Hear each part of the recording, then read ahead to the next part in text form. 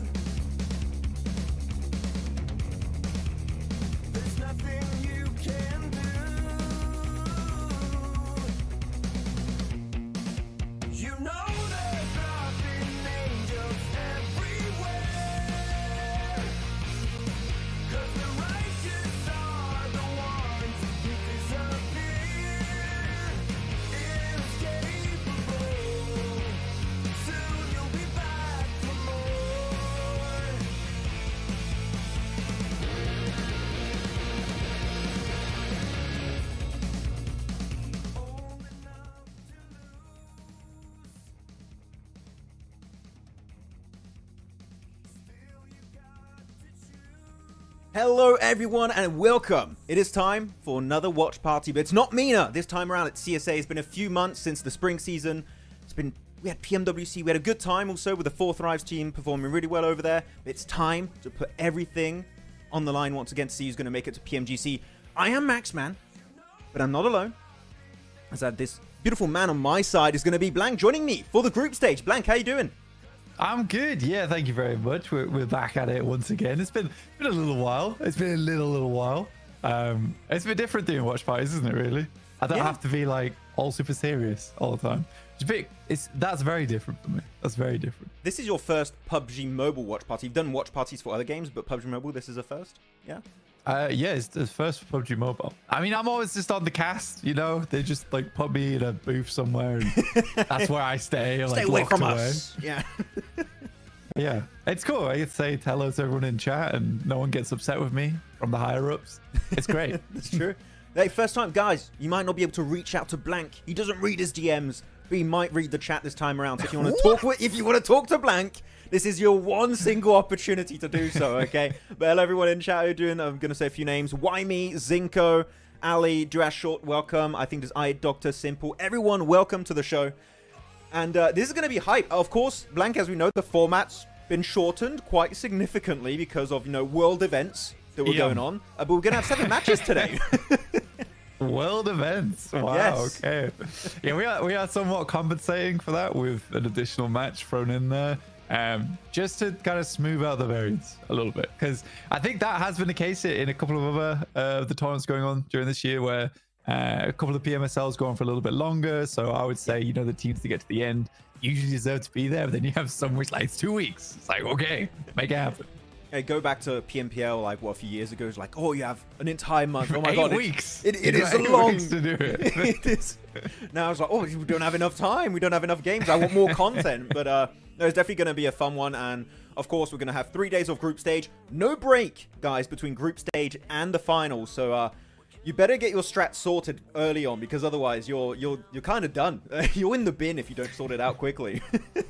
Yeah, it's an issue. It's definitely an issue. I think that with the new, I think it was the weekend. SCA was doing like the weekend smash ruling, right? If I'm not mistaken. That was crazy to watch. That was a little bit insane. So you really had to kind of tuck it all in at that moment, make it happen. Stream's lagging, Max. Yeah, people are saying stream is lagging. I don't have any drops on my side, so I don't think it's me. Is the audio fine? I will ping, guys. Give me a second. Give me a second. First day things, okay? It's first day blues. Yes, okay? exactly. It happens. I'm going to say stream is laggy. Sending it to production. Can we look into this? You see, what happens is Maxman sends out a stream, it goes to a PC, and then that PC confirms the stream, sends it out to a satellite, and then that satellite confirms Maxman's face once again. It's all facial recognition. Yes. It comes back down again. Maxman has to put his thumb on a tracker. That confirms this Maxman once again. And then that goes to another PC on the other side of the world. And then the stream comes out to you. So it's going to be a little bit laggy sometimes. We apologize. All right, we'll get it sorted. First day, we'll get it sorted. If I don't look at the camera, it doesn't know it's me, and it stops working. So that I need to keep contact with the camera the entire time. I'm going to also put us in the box so we can also see the graphics dial popping up on screen. $45K for first place, which is going to be nice. But what matters, of course, is PMGC slot, which actually, for this region, you have, how many is it? 1, 2, 3, 4, 5, 6. You have 6 teams that can make it. 3 through regional points and 3 through this tournament entirely. Which actually, Blanket, we were looking at it yesterday. Some teams could qualify. They're not playing this tournament to PMGC, which is always interesting how that works. Yeah, I'd say interesting, 100%. I'm getting people in chat asking who we support. I gotta support Inner Circle. I'm sorry. It's got Phallic on the team. I apologize. I have to support him. Also, T24 seems pretty good from what I watched during spring. Yes. What was it? I think it was like pull up my notes here. Yeah, T20 50 elims. That was surprising. He tied with Doc during spring, which is not easy. Oh yeah, not easy. With a man but 67 elims to the GOAT. Fella, come on. Yeah, I mean, actually, I wanted to ask you, because you're talking about teams now. This being your first time on CSA. Do you favor some like teams and players in particular? Are you biased towards anyone in this lobby? That's what I'm saying. Inner circle, obviously. Yeah, just Inner Circle is the one. That is your team you're going to. That's the one. Okay. Nah, I guess HORAA as well. HORAA Esports. I think they're a fun team. I think they're kind of wild card though at times. I think you look at them some games, you're like, what is this team doing? But then other times you're like, oh, okay, this team's really good. So, yeah. I don't know how to feel about HORAA sometimes. Kind of a struggle for me. Well, to be completely transparent, Sky unfortunately was not able to travel to Abu Dhabi, so he's playing remotely with his team, which is going to be a little bit unfortunate. I mean, so far, one of the top teams in MENA currently is a team that's playing like entirely from home. They're not even at the venue, so it works out for some people. Yeah, they're like 4 dudes just in the room together. Yes, like, exactly. Yeah. Oh my god! I mean, fair play to them. I hope they do well. We didn't feel like traveling. Actually, we have the group section. We can talk about the. Oh, okay, wait, it's gone. Cool thing about watch parties, guys, I can go back if I want. So, I'm my own boss. You see the rewind. The rewind is happening, guys. By the way, hello to a few more people in chat. There's NEPX in chat. Hello, Barrett Gamer, hello. Non-existent. Everyone in chat, how you're doing? Yeah. Yeah, look, I'll put it this way, guys. Max is super confident about his hairline. Me, not so much. All right, I'm going for the full frontal today. All right. Oh, yeah. Actually, chill. you're gonna have to get used to this, Blank. You're gonna get roasted. No, I on this watch party, people know we're reading. They're trying to get our attention. They'll do it. They'll do whatever it takes. It's a good read. It's a good read from him. I'll give him that. But looking at the groups, then, I think a lot of people are looking at Group D. Blank. Okay. The rewind is happening. Like you got HORAA, APG, IC, which top 3 from last season. I feel bad for 3-1-3. They're gonna have a bad time, I think. Yeah, I think so too. I mean, a lot of those players. Let's be honest, though, it's not. They don't deserve to be in that group. It was cruel to put them in that group in Group D. But you know, maybe they can get something done in there. I doubt it, though. Yeah, I'll be real. I'll doubt it. I doubt it. Actually, you know what, chat? First question of the day, of many. Which is the group of death? If you say Group D, then you're good. If you're not paying attention. I think that's going to be the issue. Let's go through the rosters real quick, but we'll see that happen. They might know something that we don't. Okay, but yeah, Group E. We got NEPX, Registered VIRTUS.PRO, Go Team. Go Team's got some interesting backstory to him that we won't really go. Can we go into it? Is this acceptable to go into it here? You may go into it. Hell yeah, send it. Can I go into the cheating scandal back in the day? I don't know if you guys watched way back when, but there's when GOAT last played, they got disqualified because their team was like looking over a little ridge, but they were just perfectly tracking heads. And it was a thinker. It was a real thinker back then. But the players are completely different, by the way. Just like it's just the name GOAT. The name, it's okay. The different teams, different players. All right, no hate to them. But if they're really, really good, okay, I will be keeping a close eye.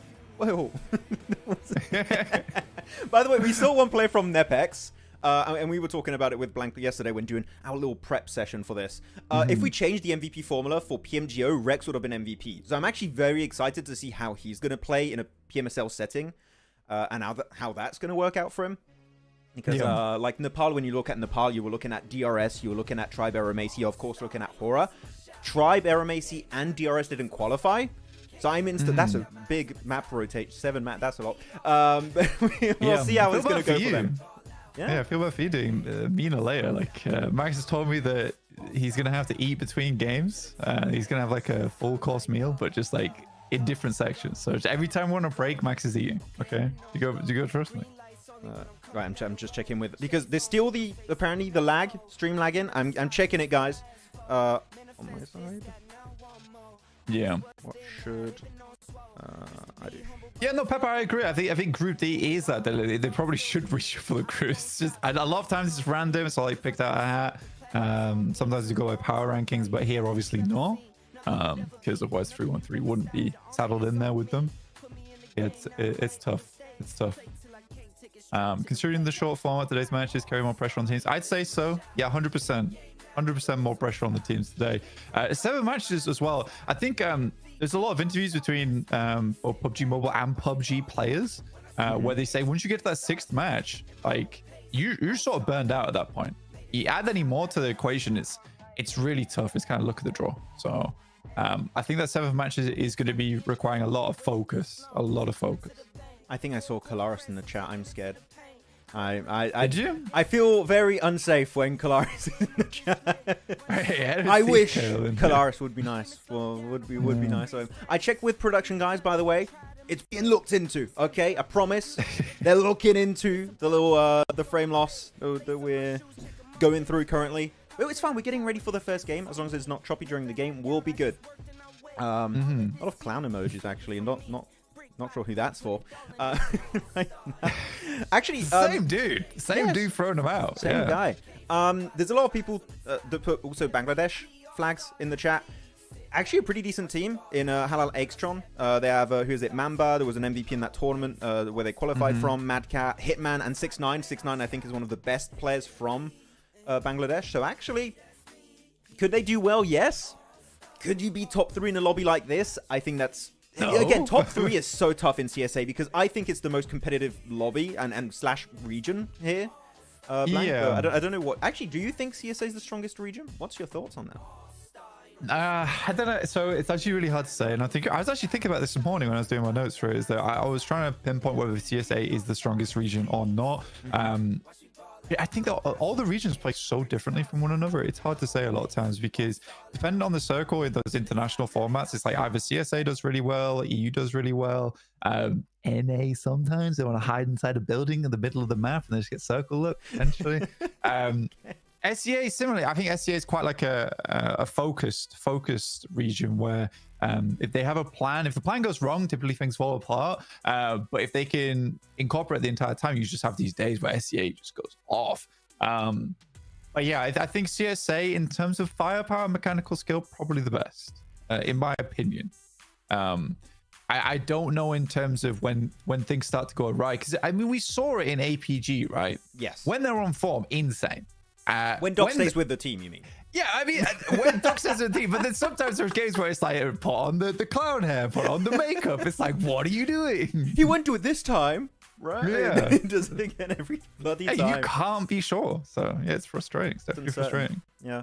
I mean, the thing is, this guy could be MVP again, and a team could be in 16th place. You never know with Doc how things are going to be going. But yeah. In chat, someone talking about hairline already. Thank you. Appreciate that. It's very cool. Expected comment. Be original. If you're going to roast me, guys, all blank, be original with it. We'll appreciate it. And yeah, again, the frame loss is being looked into just for the people that are still asking in the chat. But it seems like I might have to restart the feed. No way. Okay. You're like reading through the troubleshooting notes right now with the IT guy. Yes. Guys, I have to restart the feed and send it back to production. The game has not started yet. We're not missing anything. So we're restarting. 3, 2,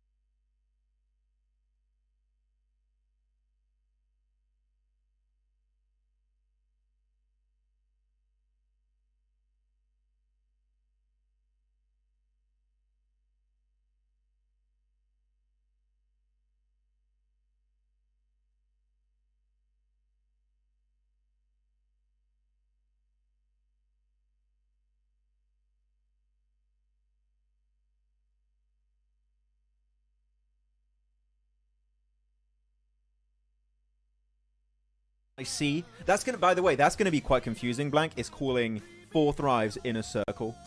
I'm not there yet. Yeah, yeah, I know. It's tough because you're like, it sounds bad, but it's like Inner Circle sounds like an up and coming team. It is not 4 thrives. That makes sense. Does that make sense? Yeah, I mean, Inner Circle is an org, right? So yeah. In that sense, I they're get it. sort of unknown. But yeah, no, I mean, 4 thrives were fantastic last time. But yeah, just under a different banner this time around. So it's nice to see. Again, I think for 4 thrives, it was cool. I think, was it VIRTUS.PRO that missed out by 1 point? Am I mistaken? Qadsiah? Yes, that's the one. Qadsiah. Sorry. Yeah. Yeah, 1 point, 137 and 136. And again, I think you were telling me about how they just found a random elim in a building to make that happen. Yeah. Yeah. So again, I mean, sometimes you have a little bit of luck here and there, but again, I think that IQ is a pretty smart player. I said it in the past. All right, he comes with the name. So maybe you hunt him down. Heard him breathing in there, maybe. Well, stream is still lagging. Oh my god. Okay. Oh, Guys, no. we'll get into it. Audio. Okay, so audio is fine, so you guys can hear us fine, apparently. But yeah, okay. Close your eyes. No. Close your eyes, guys. Guys, just close your eyes and listen. This is a podcast, actually. Is this a podcast? You'll No, hear it's the a shooting. You know what they call this? Is a pod party. Pod party, dude. Look, guys, I'm gonna put the in-game overlay. Look at this trophy, isn't it? Cool. And it's gonna be choppy. I guess. No, I shouldn't show that. It's still gonna be... Get the choppy trophy on the board. Let's Choppy do it. trophy? Okay, choppy trophy, Yeah. guys. Look at this cool trophy. I mean, it's probably already annoying, like looking at our faces. It's probably doubly annoying looking at us just freezing and stuttering all over the place. Yeah, so That is true, yeah, yeah. the choppy trophy on board. It's a nice trophy. to be honest with you. I mean, you know Doc is gonna have maybe 4 of these if he wins this season. Insane team. You know, I have a question for chat. Is that I'm gonna get fired for this as well, by the way. But it's not something you want to hear at the start of a stream. But I have a question for chat. It's like, you know, this trophy. I think this trophy is nice. I don't really like the super sparkly trophies though. Like, you know, when there's like they put all the crystals in and stuff. I'm not a big fan of them. I think this has a crystal. Like, don't get me wrong. It's more gold though. There's more gold in there. Epoxy resin, actually. No, I don't know. Oh, yes, sorry. No, I actually really like this trophy. What's the best trophy? I think PMGO trophy is the best trophy, actually. But you know what? I think the game's starting. Cool. And by that, I mean it is starting. It may be choppy, though. And we're still looking into it, guys. We'll see how quickly we get things sorted out. Here we go. Yeah. Game number 1, PMSL CSA, full 2025 season. Group stage. And it's going to be hype. And we got also the group rotations happening every time. And for this game, the group that's not playing is the group with GOAT team, meaning we're not going to have NEPX, Regicide, VIRTUS.PRO, and GOAT team. They're on break. They're not here. So we kind of like got all the good teams then. But hey, sorry. I mean we have like a lot of the good teams in there. You just said, oh, we got all the bad teams out for the first game. Why you do that to Regicide? Like, they got VIRTUS.PRO. Yeah, I don't know. VIRTUS.PRO is like kind of not so much on my list anymore. It You used to shouldn't be on watch parties. You're too... We've unleashed blank, guys. This guy's harsh. Dude. Sorry. Yeah, I can get some forehead hair to Max. I could do it. Oh, Colaris. Like a little transplant. No, it's not from Colaris. Oh, no, he put something. If you combine Blank's and Max's haircut, it'd be one complete haircut.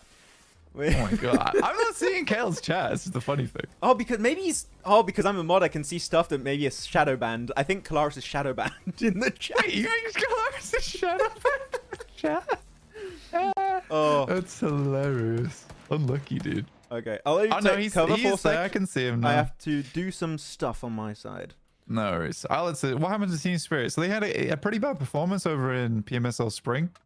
I think they came 13th and they just missed out. And then they didn't go through the open qualifiers either. I did do a lot of research behind this because I was kind of upset about it too because they're all really good players on that team.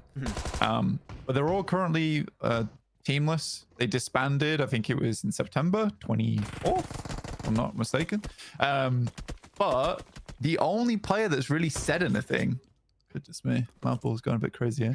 The only player that said anything is Nomi. He said he's actively looking for orgs, potentially in a different region though. He almost got picked up by S2G. I don't know if you saw that. I didn't. No, Yeah. I didn't see that. He got asked by the owner of S2G in game. Like he sent him a bunch of gifts in game, and he's like, "Hey, do you want to play for S2G?" He's like, "Yeah," but unfortunately, because of the PMSL rules, you can't change player between qualification and the actual PMSL, so it was too late. Maybe next year, but that was fun that they might have picked up Nomi. Yeah, but I mean, S2G's already got bullets. They needed more brains, so I think Sol K was a fine pick for them. True. You know what? Because otherwise you would have Nomi as a sub, which no. You don't pick up Nomi you for the wouldn't sub. Nomi, dude. That'd be cruel. That'd be cruel. He's great. Then again, he would outshine like half your roster. So that's also a problem. But yeah, I think that they just needed. I think all the players that they picked up on S2G have not been bad. But they needed. Sol K kind of fills like a similar role to Silas. I think Silas is better though mechanically. Like gameplay wise, like like gameplay wise, I think Silas is better. He's definitely not the best on that team, but he's the one that has a lot of the focus for them, right? The plan. But I think that's what S2G needs. And Sol K might not be the perfect fit, but he does fit, if that makes sense. Yeah. No, I think he does definitely fit right into that. I'm just sorry. We're busy talking. That's fine. I'm trying to cover for you right now. And you're like, no, I need to. I'm multitasking like crazy right now. I know, guys, it's a little bit choppy still. We're looking into it to make it fixed for this game. By the way, as we're seeing this hot drop happening right now between MadBulls and MongolZ, it's super cool to see actually the biggest Mongolian org in esports enter PUBG Mobile. I think it was a long time coming because Mongol has been really strong since like when IHG won PMGC. And it's really cool to see orgs invest in that scene in MongolZ. I think that's great. Of course, this is like a pretty new name compared to like your APGs or your Skyforce. But I'm excited to see how much the Mongolian region is going to keep growing after like this initial pickup. Yo, it's PMNC for Mongolia. That's like even more new teams into the scene, which is really nice. I mean, they keep producing like really good players, so why not like invest more into that region? So I've been happy. I've been happy with it. I mean, the Mongols coming in, like you say, a huge organization. Nice nade as well on top of the bat from Desert. Yeah, I'm glad to see them here. What I won't be glad to see though is if we have like a 4 Mongol team sweep in PMGC. Because then other regions are going to get ignored. So if they could like not do amazingly well, maybe one team does really well, that's okay with me. But let's not have all 4 of them up there. No, we want a bit more variety, please. It would be cool. Like, just put us a Pakistani team, you know, a Nepali team, not just all Mongol at the top. Maybe a Bangladesh team would be nice. But the fact that Mongolia dominated so much that year, well, it reminds me of when China was on top, you know, with Nova during that time. There was just all Chinese top teams. Actually, they fell off so hard, actually. Yeah. I don't know how much you watched recently, but the AR weapon meta has actually shifted away from M4, which I know I never thought I would say those words. The M4 meta has changed, but now you're seeing a lot of people playing with the ASM Abakan, which it's very strong in MENA, and I think in the hands of CSA players, it's going to be incredibly strong. It's not great long range, but mid to short range, the rate of fire is higher than the M4, and the double bullet burst at long range is super strong. So actually, AR meta is shifting, which I love to see. Oh, well, they had to do something. They absolutely had to do something. Because M4 could have just dominated everywhere. I mean, I think M4 is probably still quite good on Miramar, for instance. But yeah, I remember like Erangel, where a lot of the fights are closer range just due to the scenery. It kind of makes sense to get a weapon like that, a bit more damage. It's when Beryl became like insane on PUBG, like same type of deal, just a laser beam realistically. And if you've got that with the ASM, like go for it. Yeah, I just like more weapon variety. Shotguns are still really good. We might get the mortar coming soon also. I don't the weapon. Actually, chat, would you guys like the mortar to come to esports? Maybe not in its current state. Maybe a slight nerf would be nice to have. Because the aim system's kind of powerful. But okay, so they're fully pushing on MongolZ. It seems that it's a one player. Yeah, easy. I mean, I think they do lose one player for it. Fair enough. It's good to see Lemon back in the mix though. Used to be one of the most incredible like standout players, but since fell off a little bit, I would say. I think people put massive stock in that guy. Personally, I think the pressure got to him more than anything. I think just being another name within the system is probably much easier for Lemon. I mean, Lemon was forged in the fires of Hot Drops in Miramar. Yeah. That's where he was screaming up there. I'm going to restart the stream, by the way. I was told to send it somewhere else. So we're going to stop for like a few seconds.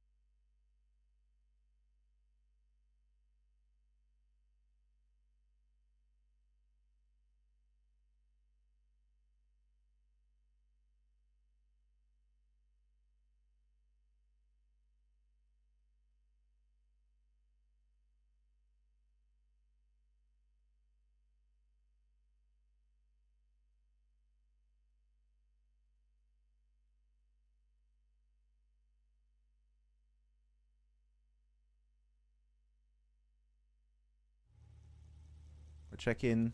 We should be live again. We'll see. That's a hope. That's a hope. We're hoping. Yeah. Are we back for you guys? Yeah, let us know if the stream is back on. I'd love to know. Type of 1 Yes. for yes. Type of 2 for no. Type of 3 for this is hella laggy. Help. I don't think it's back yet. It should be. Yes now. Yes Very now. bad. Very bad. Very good or very bad? Do we still have the choppy frames? What's going on? Yes, we are back. We are back. Cool. All right, quickly. 1 for good stream, 2 for laggy. Go, go, go, go, go, go, go, Go, guys. go, go. Chat, we need you. Help, help. One is good good. stream. No Good. lag. 3. 3, 2. I'm getting that's 2 1s. All right. Currently, good streams winning.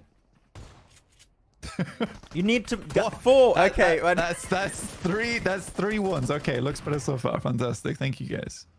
Appreciate that. Very choppy still. Average at best. This guy's leaving Yelp reviews on here. That's crazy. Guys, Doc is too powerful. Okay, it's his fault. Blame Doc. Oh, It's on him. Damn. He's docking already. He's in a production room. He's cutting the cables. Okay. It's his fault. Damn. 222. Sorry, guys. Okay, It's still. like we're kind of struggling. Max is doing a lot of the production on his side at the moment, but mainly he just sends stuff out and then it's out of his hands at that point. So we're trying to contact the guys who are sending the stream to you, try and fix it.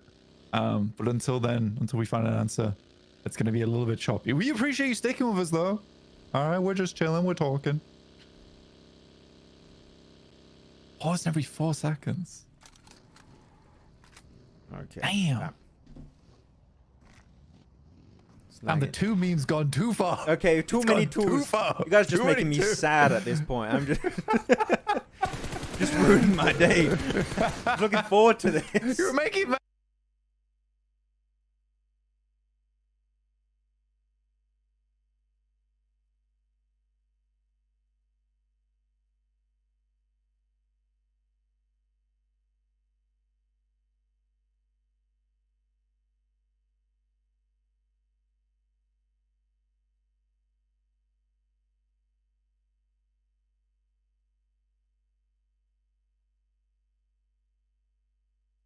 That's a big brain move. Yeah. That's why they pay the big bucks, man.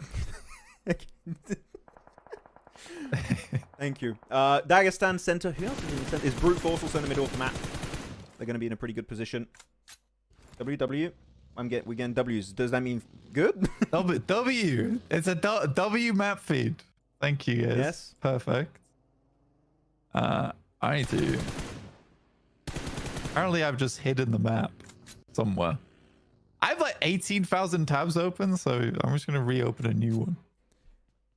That works. Whatever works for you. Actually, Thank wait. you, dude. HORAA's got Height Dami playing. I didn't see if Sky was actually on because, again, Sky is not at the venue itself. So, and they do have a sub in Height Dami, so I guess that might be the game plan, which is Height Dami to play, which would be unfortunate because Sky was the literal top performer for HORAA in spring season. So that would be a big loss for HORAA, actually, if that happens. Yeah. I hope not. Oh, the nades. Okay, no, I think Sky's forces a little bit of trouble here. I mean, decent elims, honestly, 5 elims. I mean, if they can potentially find Hitman here, he is just creeping up on him in the hovercraft. This is awkward. This is awkward to watch. I don't enjoy watching it. He's gonna get him stuck in there. You're just blocking his escape route. We're gonna die to the blue together. He's gonna cut him off. He's cutting him off.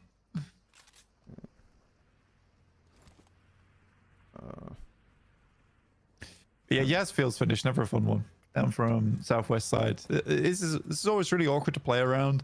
By the way, I actually have a fairly decent spot to play on that side though. I'm okay with. You definitely play this one. Yeah. I'm checking with production again. Right. Oh good, oh good. Dagestan probably have the best spot though. It just sort of depends whether Brute Force can backfill them. But if I was Dagestan, I'm pretty happy with this position. They are playing right now 4 players alive. I thought I only saw 3, so 4 players. This is really good for Dagestan. It's potentially a Dagestan win, actually. Yeah, we are trying to fix it. We are trying to fix it ASAP. Yeah. Okay. Yeah, it's happening. Maxman's got like 8 phones out right now. He is ringing people on the other side of the world. All right.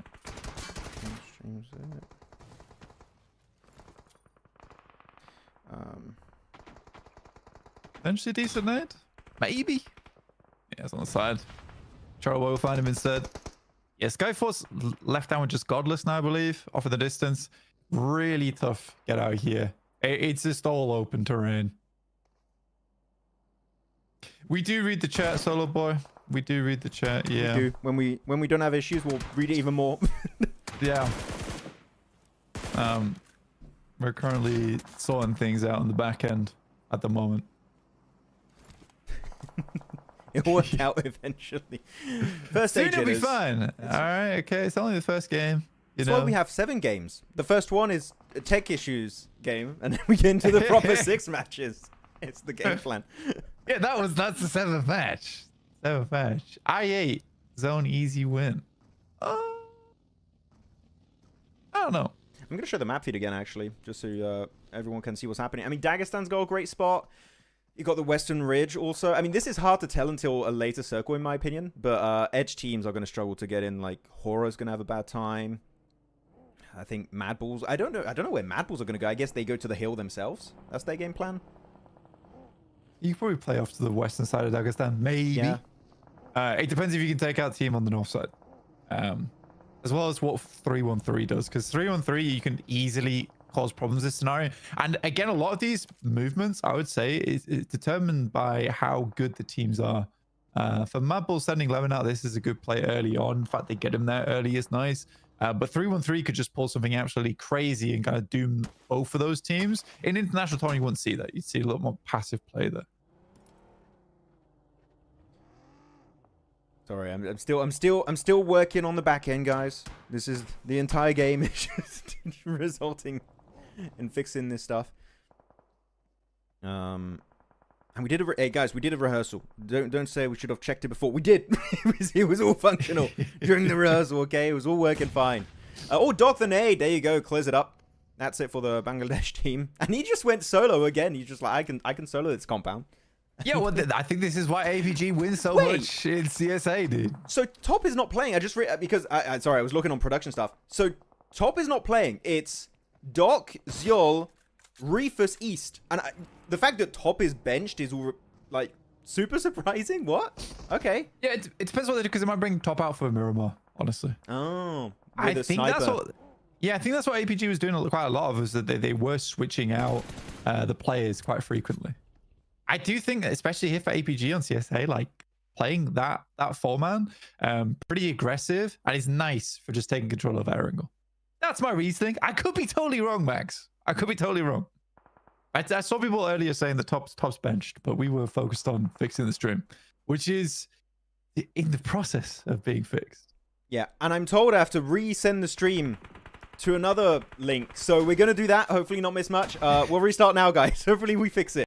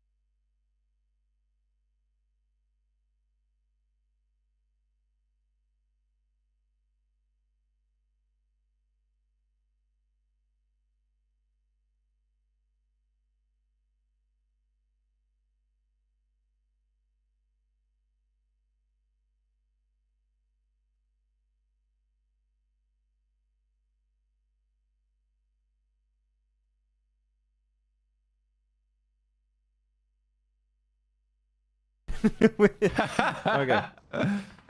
What is this solution? Is it a secret solution?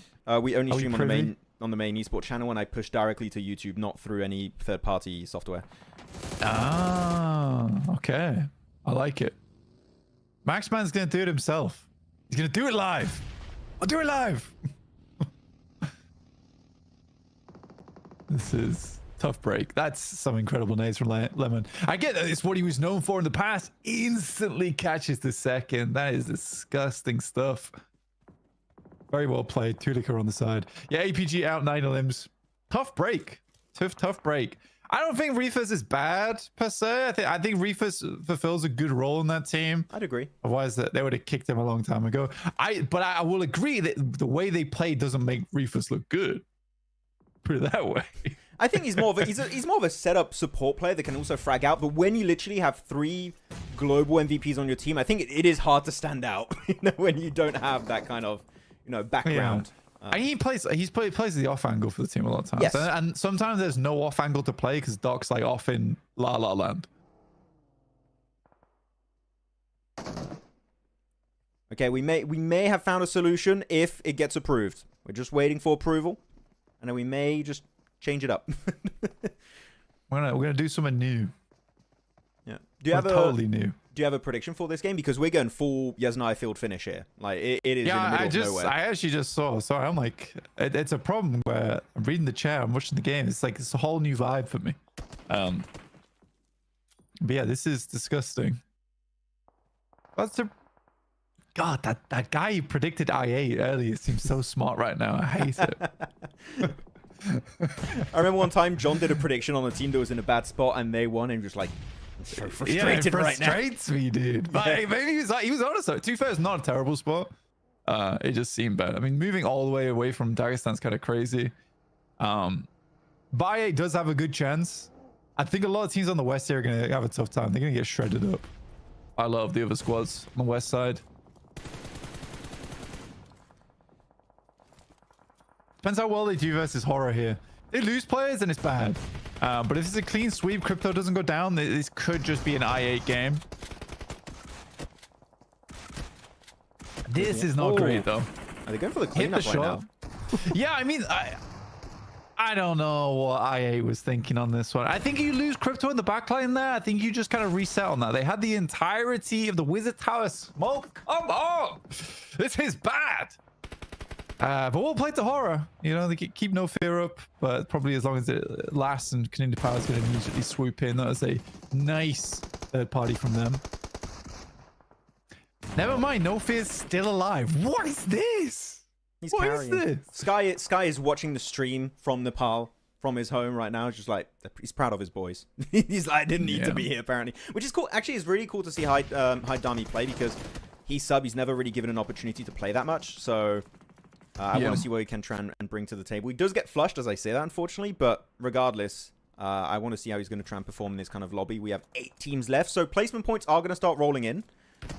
But it's still so high in terms of elims at the top. You got 9, what is that? 9 elims, 8 elims, 6 elims, 5 elims. It's very top heavy already. Yeah. No way. This Sammy guy is absolute Chad in the chat, by the way. He's like, he's trying to hold the chat back for us. I respect it. Well played, man. I appreciate you, dude.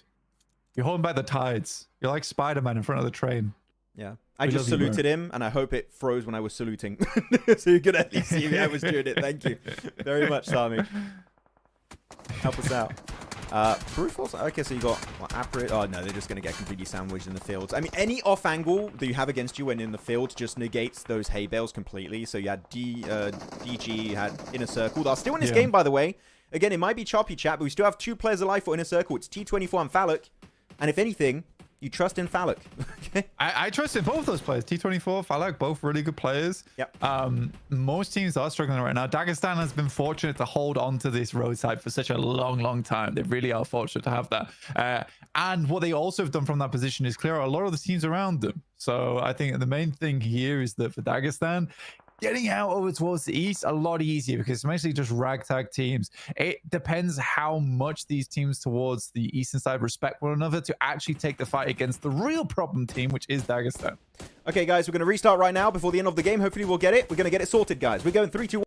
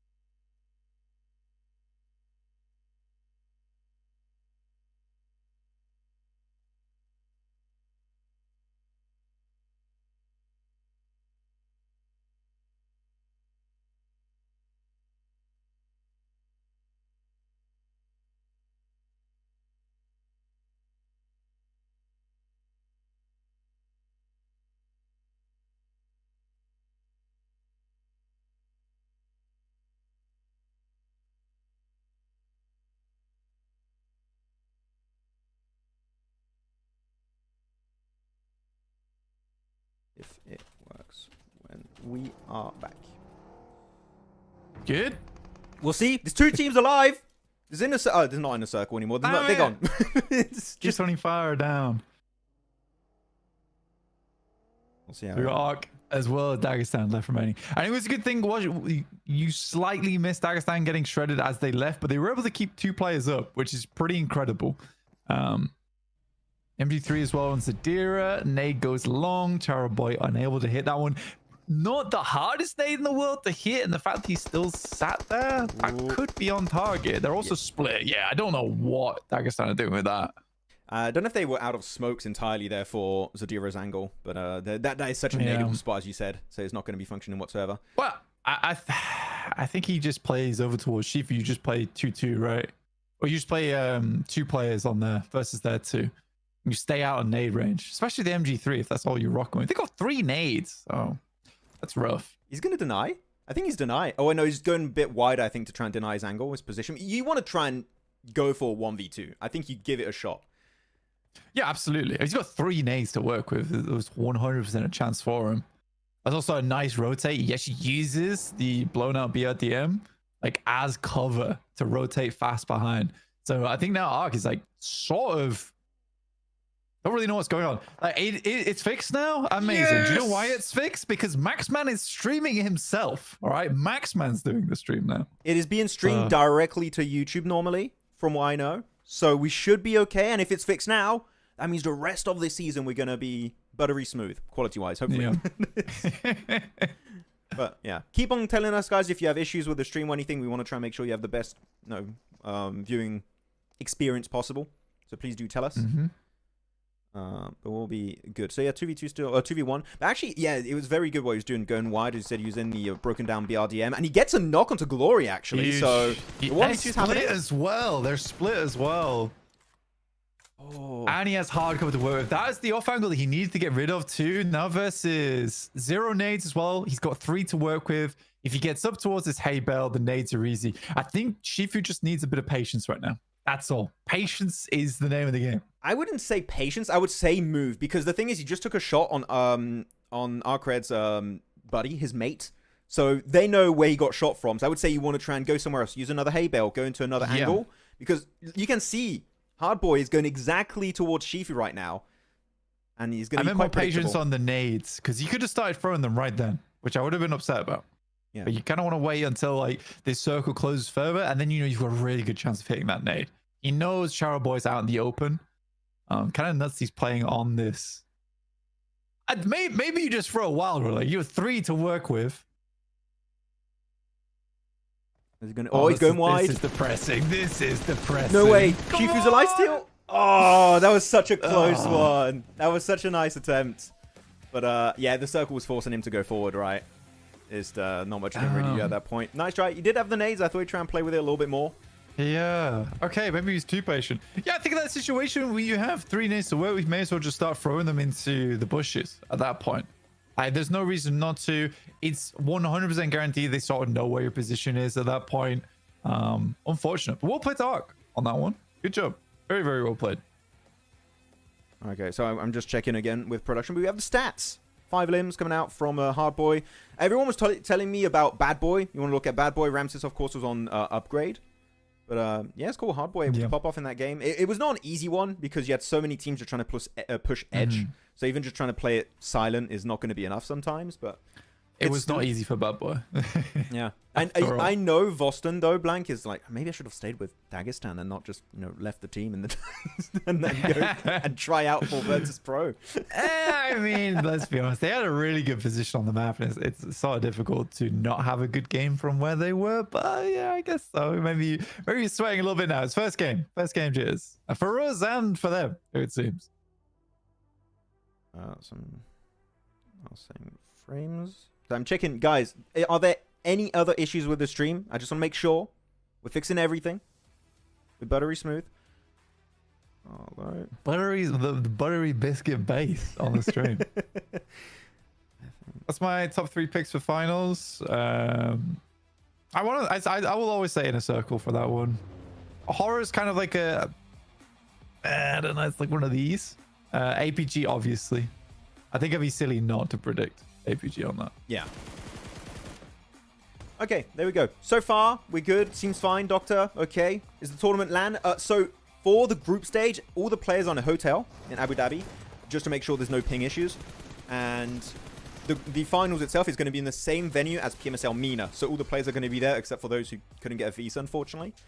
Otherwise, everyone is going to be in a LAN event. We're going to have a proper setup here for the PMSL CSA finals, which is hype. It's always fun to have a LAN event. And I think some players in this lobby, Blank, perform way better when in a LAN environment. It's just having your mate next to you and stuff. It's cool. It's nice. Yeah, that's why that team refused to move and mean it. They just wanted to play all together inside that small room. Have the optimal amount of team synergy. Yeah, I don't know. I feel like 3 nades there, you just start throwing out the nades. Sooner rather than later. I don't really know why you waited so long to do it. Yeah, like you just go down with 3 nades. You could just use it. You never know. Maybe it hits, or even if it doesn't hit, it forces Hardboy away, and he just shows his location, and then you make it pretty much even Steven at that point. You can maybe win that fight. Exactly, because in that situation, there's no cover. So typically when you throw grenades out, the idea is that you shift between the covers so you completely block all the damage, because it's LOS based, right? But there was no LOS to go behind. So like you said, he would have had to have moved. Please no, do not say the stream is laggy. No. It cannot be. Is it quality? Why is it, guys? Make sure you put the stream in. I'm pushing the stream out in 1080p 60 FPS, so make sure in your YouTube settings it's good. Looking at the player stats, hey, look at that. It's going to be no fear. Yeah, 818 damage. I mean, he played really well. I feel like IA had a really good chance to take the Wizard title. It was 4 versus 3. They had the smokes. They had the nades to work with. I think they almost smoked themselves out of that situation. Yeah, I was a little bit upset with the way that went down. Just blocking out their own vision. And Reefer's up there too, actually, for APG. So we're hyping up the entire team, all the global MVPs on the team. And like Reefer's like, I can do that too. And he gets 4 limbs, 5 damage, 500 damage. So actually really good conversion ratio on his side. And they still got, what was it, 90 limbs total? Blank, I think it was, before they got eliminated. Yeah, APG 90 limbs. Yeah, there you go. You can see there, 0 placement points. Those just playing absolutely out of their minds. Balls the wall a little bit. But yeah, I mean, fair enough to APG to come out swinging. Again, I just find that kind of playstyle a little bit unsustainable over 7 matches. I think even 5 matches is like one of the best amount of matches for the day. 7 matches gets tiresome. Yeah, 7 matches at the end, you're going to start to get a bit sloppy with the rotates. You start to get a bit tired. The thing is, it's cool when you're a team that has a playstyle that's not forced and you can just roll with the punches the entire day. Yeah. Then you'll be able to do good in these longer formats on a particular day. But yeah, 18 points ARCRED, Dagestan 14, then down to 12. But it's very low at the bottom. You got 2 0-pointers, 3 1-pointers. Keeping in mind also that 4 Yonkos are playing remotely. That is also something to keep in mind. But otherwise, yeah, as we said earlier, it was very top-heavy elimination-wise. You add up the placement points, it's even more top-heavy at the very start of the tournament. And that's just 1 game. So we'll see if the top teams can keep getting the wins. Ooh. Yeah, I think it's definitely going to change over 3 days. Absolutely. I think No Fear didn't wipe KP by himself. I think it was shots coming from the side as well on that one. It did look like it, and it kind of looked cool, and he held his own. I don't think he wiped him by himself. Who is it? Wait, who? Pepper Port saying that Blank is already better at reading comments than I am. I'm multitasking, Pepper Port, okay? I am doing multiple things. I am trying to fix it. But yes, Blank is carrying right now, okay? I'm doing some reading on the side, some light reading, okay? It's nice. It's nice. The thing is, it's nice to be able to interact with chat a little bit more. It's a watch party. And again, I think there are a lot of people... I mean, I could cast like it normally. But it's all a watch party. It's a bit more chilled out. Again, I wouldn't put Max through that. I'd be shouting in his ears the whole time. I mean, we can cast. If the moment is appropriate and we're like, okay, this is a pretty hype finish, we can go in casting mode. If you guys request it. We've done it a few times last season. People were like, cast it. Do the Raw. And we did the Raw. And we did cast a few games every once in a while. Fair enough.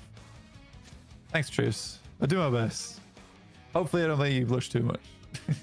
Only thing left to fix stream is Blank's hair. Hey man, look, I woke up this way. I was like, it's not doing anything. All right, I could get it to stay up. Usually it's up. Maybe tomorrow. Maybe tomorrow. This is like a typical day for Blank. Wakes up, PUBG Mobile, back to sleep. That's it. No shower, nothing. What the hell? There's at least 1 shower going on, I promise. Between games, maybe. Let me quickly have a sip of my non-distinct brown liquid. What about the Hydro homies? Do you remember? Hasty. I don't remember them. Stop. We don't talk about that. That's Hey, you want to fix my hair? Come around. I'm down for anyone cut this. Okay. Okay. Someone come around, cut my hair. I'll take it. All right. But you gonna pick me up on that? or Calaris. I'm excited to hear them cast for the first time ever. Yeah, I've never casted. Last time I casted it was with an Irish gingerman. So it was very interesting. Yeah. It was not Streams are Calaris. wild right now. Yeah. Wait a sec. I've got the stream like on max volume. Oh. Holy. There was some serious singing going on. Okay, but you know what? By the way, I saw some people talking about the fact that we don't have Rondo because of the whole format change. Because we have groups and it's a 3-day group stage to qualify for the finals. If you added a Rondo per day, every team, every group would play a different amount of Rondo, which wouldn't make it fair. So you have the same amount of Erangels and Miramars played by group, which makes it even at the end. But that's why there's no Rondo. We will have Rondo in the finals, which I'm very hyped to see, Blank, because I think Rondo's quite cool. Emergency, no, not the emergency, the recalls. I know some people are a bit unsure what to think about it, but the map itself, I think for competitive is great. When is the next match? Take a beat, bro. Okay, look on the screen. 3 minutes 30 is the number. It is. Okay. We have a. Sometimes we need to step back and just think about a little bit of context. That's all. All right. A little bit of context in the situation. We're waiting for the game. I wasn't showing it. I was on our Oh, you're face not cams. sure? Now I seem like the bad guy. I seem like the bad guy. As you said it, I went to the scene. Okay, so people could see. There's a 3-minute timer. Okay. But we're on desk. It's our two faces. Bro. I'm sorry, bro. I'm sorry. No, I'm not saying sorry to you. Say sorry to the chat. Oh, this is a great watch party, guys. W in the chat for the watch party. This is flawless. This is a flawless stream. Yeah. Hello. Was it actually a no fear 1v4 on Konina Power? Was it? I felt like I was watching that. And I thought there were shots coming from the side. If it was actually 1v4, that's hype. Blank. We were kind of not watching it because we were fixing other things. I am production. Oh, you can rewind. We can rewind and check it out. If it was That's a 1v4, crazy. are you guys lying or not? Where was it? The 1v4. It was the start of this fight. Okay, let's go back and see it. Because we have a break. So we're going to do a full-on replay of what could be a 1v4. So here was Jiggle that got the first one. So 0 eliminations so far for all of HORAA. This is IA coming in, right? Yes. You want to watch Konina Power, right? Surely. They're gonna. That was a third party from them, right? Yeah. Yeah. They came in afterwards. Konina Power is currently at 4 players, correct? All right. So far, you guys are doing sick. You have the amount of players, right? Okay. So this is not. That was not a 1v4. He just gets a 2-piece on IA. Now Yeah, the so 1v4 begins now. This is the 1v4 now. Okay. All right. What's he cooking up? So they gave already multiple 1v1s, which that's a mistake from Konina right away. Yeah. So that was good. Boostman is down. Eugene left up. 3 players still alive. Yeah, we must have missed this. That's a terrible nade.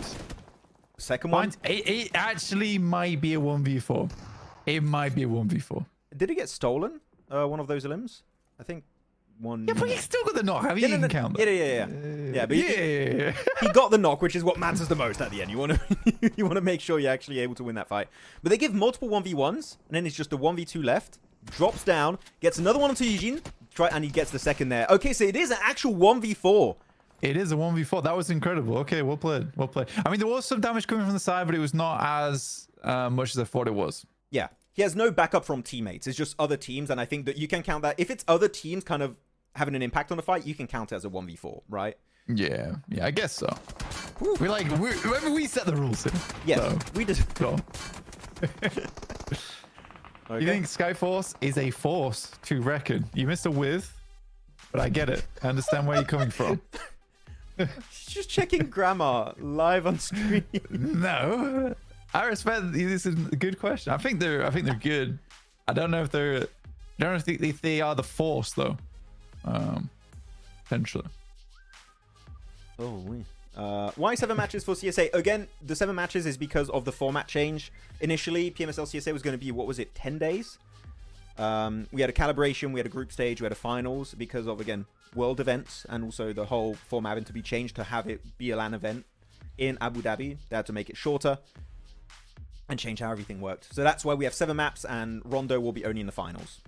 Just to make it very clear. It's a little bit all over the place right now, but we're getting through it. And to be honest, we sorting everything out in the first 30 minutes whilst trying to commentate and do the watch partying. I'm not sure what to call it, but you call it the pod pie. Yeah, the pod. The pod pie. Maybe don't call it. We're on the pod pie right now. We're pre-podding. It's good. By the way, just to inform everyone, I was told tomorrow, because again, first day jitters happens, but tomorrow we are going to be having the feed pushed to 4K. So we'll have better quality feed. So if there's anything choppy now, we'll have to work with that today. And tomorrow we'll be in full 4K 60 frame goodness. Okay? It's going to be Huge. Going to be good. Gonna be good. Hello. I think it's no biter or no bitter. I'm not sure. Oh, I like how no biter sounds, but I think that's because I'm British. Best moment I've cast until now. Do you remember the Miramar Max PMGC 2024 Eastern Island? The best game of all time. Yeah, I do remember the best game of all time. Yes. And I got to cast that, so that's easily my best moment of all time to cast. I remember your reaction to when you saw that circle on the East Island. Like, if John realizes first, he's like, oh, oh, and you go like, oh, you just start popping off out of nowhere. With Yeah, John. I was like talking about something on the screen, and then John's like pointing at the map, like aggressively, like, whoa, okay. Yeah, sick. Amazing. Yeah, guys, we are joined on the watch party by Blank, who covered the best PUBG Mobile esport game of all time. Okay, that's true. What a guest. What can I say? What can I say? Really? What would you know after you've done that? Like, where do you go from there? After you've covered the best game of all time? I actually don't know. It is rough because I don't really know what else would be extremely cool to cast as a final game. I don't think there's really anything that tops it, honestly. No, except you getting scared by the t-shirt launchers during the PMGC finals in Istanbul. Man, he was having a great time, guys. You have no idea. It's so funny because I get to talk about this stuff now as well. But essentially, during the Turkish, because was it PMGC? Yes, I believe it was PMGC. Yes, 2023. It was IHC, so it was 2023. Yeah, before London. Yeah, 2023. Basically, when I was casting, there was a guy with a t-shirt launcher behind me who's hyping up the crowd. It was cool. It was cool. But he kept coming like right up to my ears here. I'd have my mic on.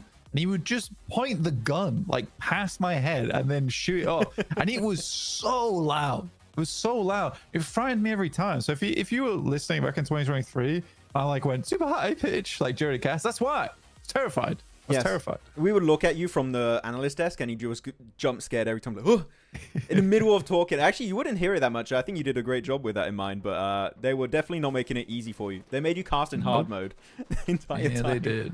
Yeah, they did. Okay, winner chicken dinner prediction? No. Guys, so typically we do for the watch parties, we do prediction with the chat around circle 5, maybe 6, depending on how it goes. Because the issues are fixed, unless, no, touch some wood. Now we can start doing the predictions again. Now we're in normal watch party territory, okay? So we're getting into it. Things aren't bad. Why, I have to predict someone right now. You want to do that? No, I'm asking, do I have to? Like, No. This is your show. No, later. When we get in the like phase 5 or 6, then we predict. And then we see who wins it. Okay, I see. Sub circle at least, anyway. So, not always horrible. He's going to go Parton. No, he's not going to go Parton. Well, Yeah, I hope like he doesn't go Partona. I'd be upset about that. I don't mind Partona too much. I think it's a fun ending. This skin is diabolical, by the way. the Buzz Lightyear skin. It's horrid. Actually horrid. I think that's also, it's so untactical. I mean, you know what? If you had it on Sanok or Erangel, I would forgive it. Amazing. But the color match with the ground is just not. It's not it. It's not it. By the way, looking at the groups. So this time around, Group D is not playing. So we're not going to have 3-1-3, HORAA, Alpha Gaming, or Inner Circle. So the group of death guys is not here. They're not playing this game. I love how you like drop 3-1-3 as the first team you call out there. Like, I did in order. Important. Yeah. I was reading a list. They were at the top of the list. Okay, want it in Yeah, importance fair enough. level? Okay. Alpha Gaming, Inner Circle, HORAA 313. Oh, yeah, fair enough. Yeah? Okay. Oh my god, actually, it's such a good point, Darth Ray. The Ryzen Bush or Miramar was insane. You were casting that Forgotten too, about right? Yeah, it's Cassidol. You just... Okay, guys. Yeah, no, that was insane. God, that's a good memory to bring back up. MadBulls again in a hot drop. Seems like they enjoy doing that. I don't personally. I hate hot dropping. And Miramar as well. Like, there's so much space to take. This is a kind of a weird place to be hot dropping Puerto Paradiso, because usually Puerto Paradiso is fairly that's one of those areas in the map where I think most teams know that I'm going to go here, you go to Impala. Because like, if one of these teams loses this fight and they have to leave, like, where do they go? Yeah. Like, it's a rough place to be, and I think most of the teams will agree beforehand. If you would hot drop, you would hot drop typically a central position because it favors your rotations, not an absolute edge of the map city. Puerto Paradiso, as you said, is kind of an oddity to hot drop and be willing to die for. I don't know. They're committed to it, it seems. But it's day one. We had this a few times during CSN Spring. I'm sure some of the viewers remember that too. We had some hot drops. I think one was between ARCRED and Yasnai Poliana with HORAA. And they fixed it after, I think, the first day. Because HORAA got clutched up twice in a 1v3 or 1v4. It was really bad. So they had to resolve it. But I think day one, I can forgive it. Day two, not really. Because, again, it's only a 6-day tournament, right? So you do this hot drop 2 days in a row and you fail the hot drop 2 days in a row, chances are you might be in bottom 4. And you just might be out of the finals entirely. And a lot of coaches speak about this beforehand as well. Like, they'll talk to each other and say, hey, we're going to drop here. Please don't drop on us. I beg you so much, please. A bit pathetic at times, but it's got to be done. It's got to be done if you want to win tournaments. So I think it's very weird. Like you said, a 6-day tournament. It's almost insane to be hot dropping on Miramar. I don't like this. I have a question for chat. I don't think you'll know this one because this was an old NA drama. There was scrims back in the day, like early PUBG Mobile Esport, and some teams got kicked out of scrims because they were hot dropping too much. Yeah, I remember that. Yeah, you remember? I'm not going to say the names, but that was an interesting drama because it was an actual strat, and some teams got kicked out of the scrims. Was it like Tempo Storm or something? Who's doing it? I said I was not going to say names, but yeah, if you want to say names, then it was Tempo Storm. It was I mean, I spoke to them about it. I think it was completely reasonable from their side. They're like, we want to practice this during scrims. Then again, also a little bit. I think you do it once or twice. I think they were doing it like a lot. Yes, it's like, we can't actually play proper scrims here. So yeah, it's kind of unfortunate. I'm going to hide our camera so you guys can see all the map feed. What's going on there? Mortar is allowed? No, Ronin official. The Mortar is not allowed. The Mortar, if the Mortar comes to esports, it wouldn't come anytime before PMGC. And even then, I think it still needs a bit of rebalancing. So I don't think we're going to have the Mortar. I don't think we'll have it this year, is my prediction. I hope never. Also, I was not hating on Monica. Monica was very nice. You started saying names, man. You drew your attention to it. I'm not saying... You dug yourself a hole there.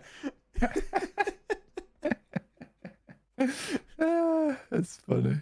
Still trying to be politically correct on the watch party. Guys. You and me now. Okay, guys. Watch parties I think are cancelled after today. We're fully done. Okay, I'm gonna show the map feed real quick, just out of interest. Los Leones in circle. Northern rotate. Okay, so far we shouldn't really lose anyone except for the Puerto Paradiso hot drop. I think they're heavily committed to it because they're all split from one another. It's going to be hard to regroup. I don't think it's possible actually for them to regroup. One player's stuck on the roof. It's a mess. let's say what it is. It's not great. I think the Puerto Paradiso is going to be. It's so difficult to get out of as well, honestly. So we'll see what happens. I mean, Arc in front of them as well at the moment. A lot of these teams over towards the northeast side, it's not a terrible way to get down either. You can also slip past over El Pozzo down to Monte Nuevo, which are both free right now, which I find a little bit surprising. Wait, yeah, I never enjoy this circle, by the way, Max. Oh, on like West Los Leones? It depends on where it goes. I wait for phase 2 before I start saying if I like it or not. Well, that's exactly what I'm saying, though. I think it's funny because a lot of times when I'm casting, obviously I've got to give predictions of what's happening here. But this circle in particular always stumps me a little bit It's so fair to everyone, but also it has a lot of moving parts to it where you sort of have to wait for phase 2 figure things out.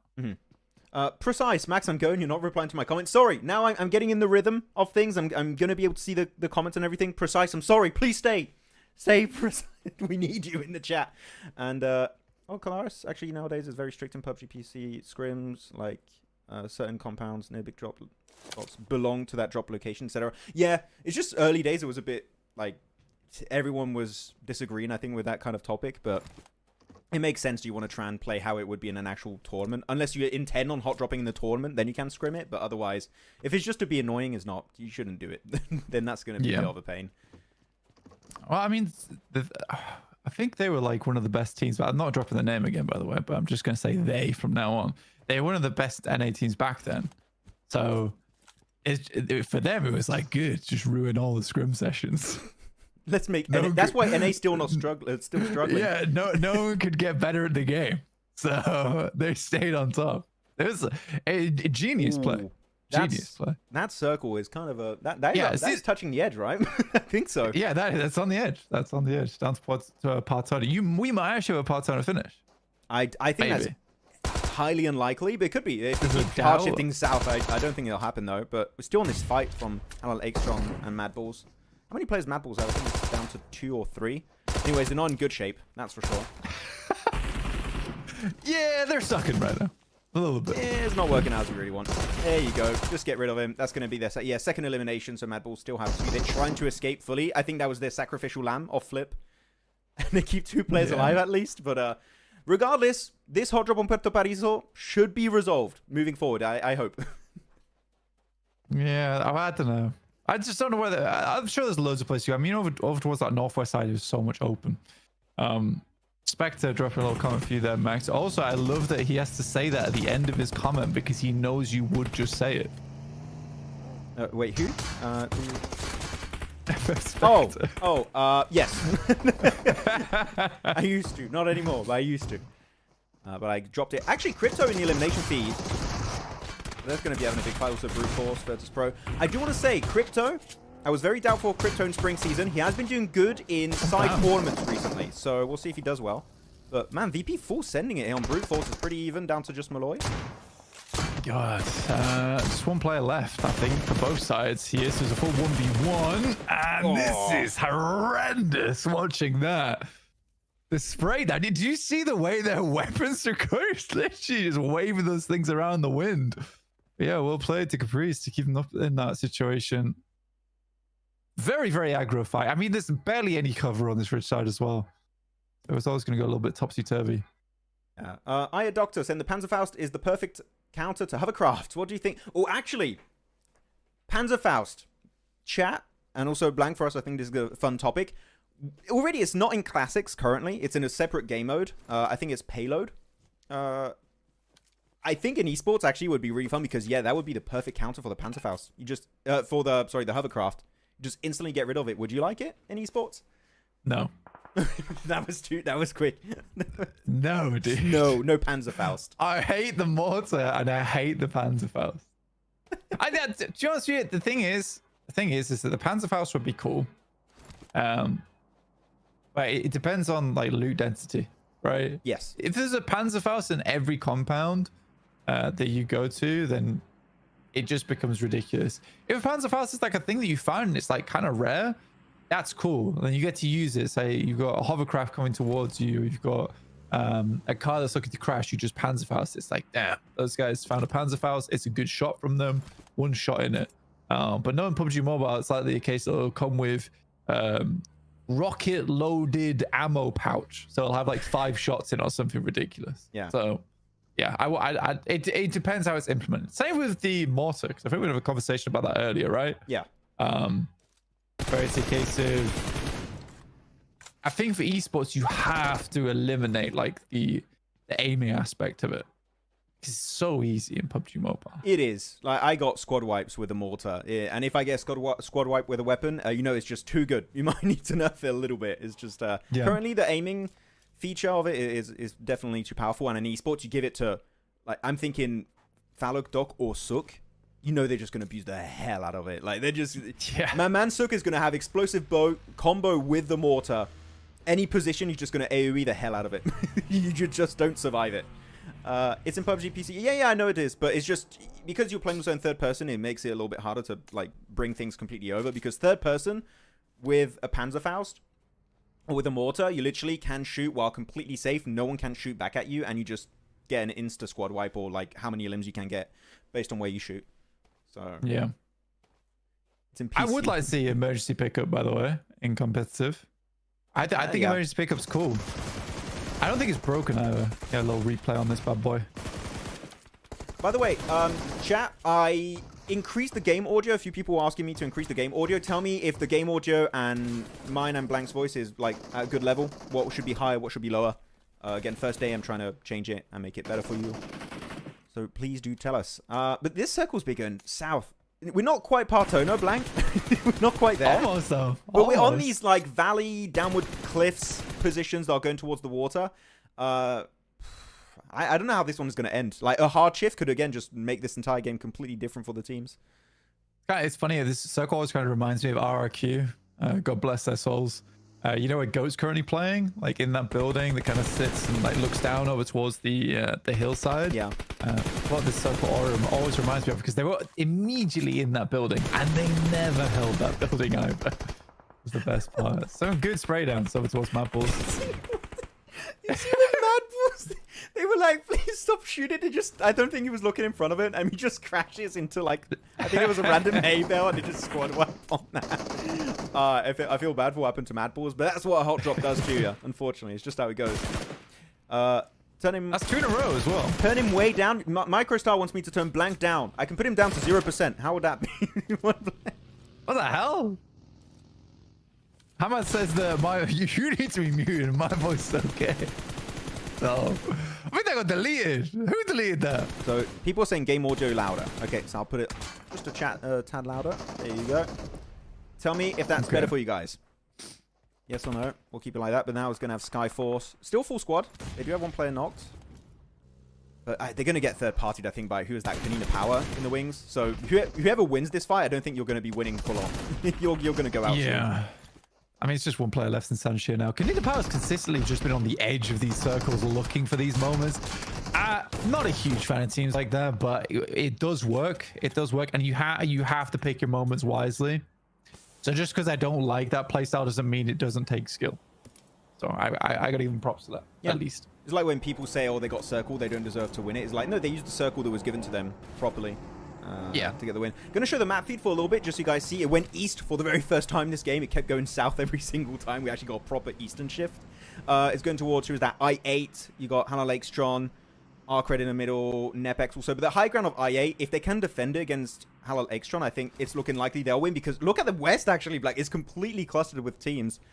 I think we're not going to have a Western winning team from what I'm currently looking at. It's too many players. Yeah, potentially.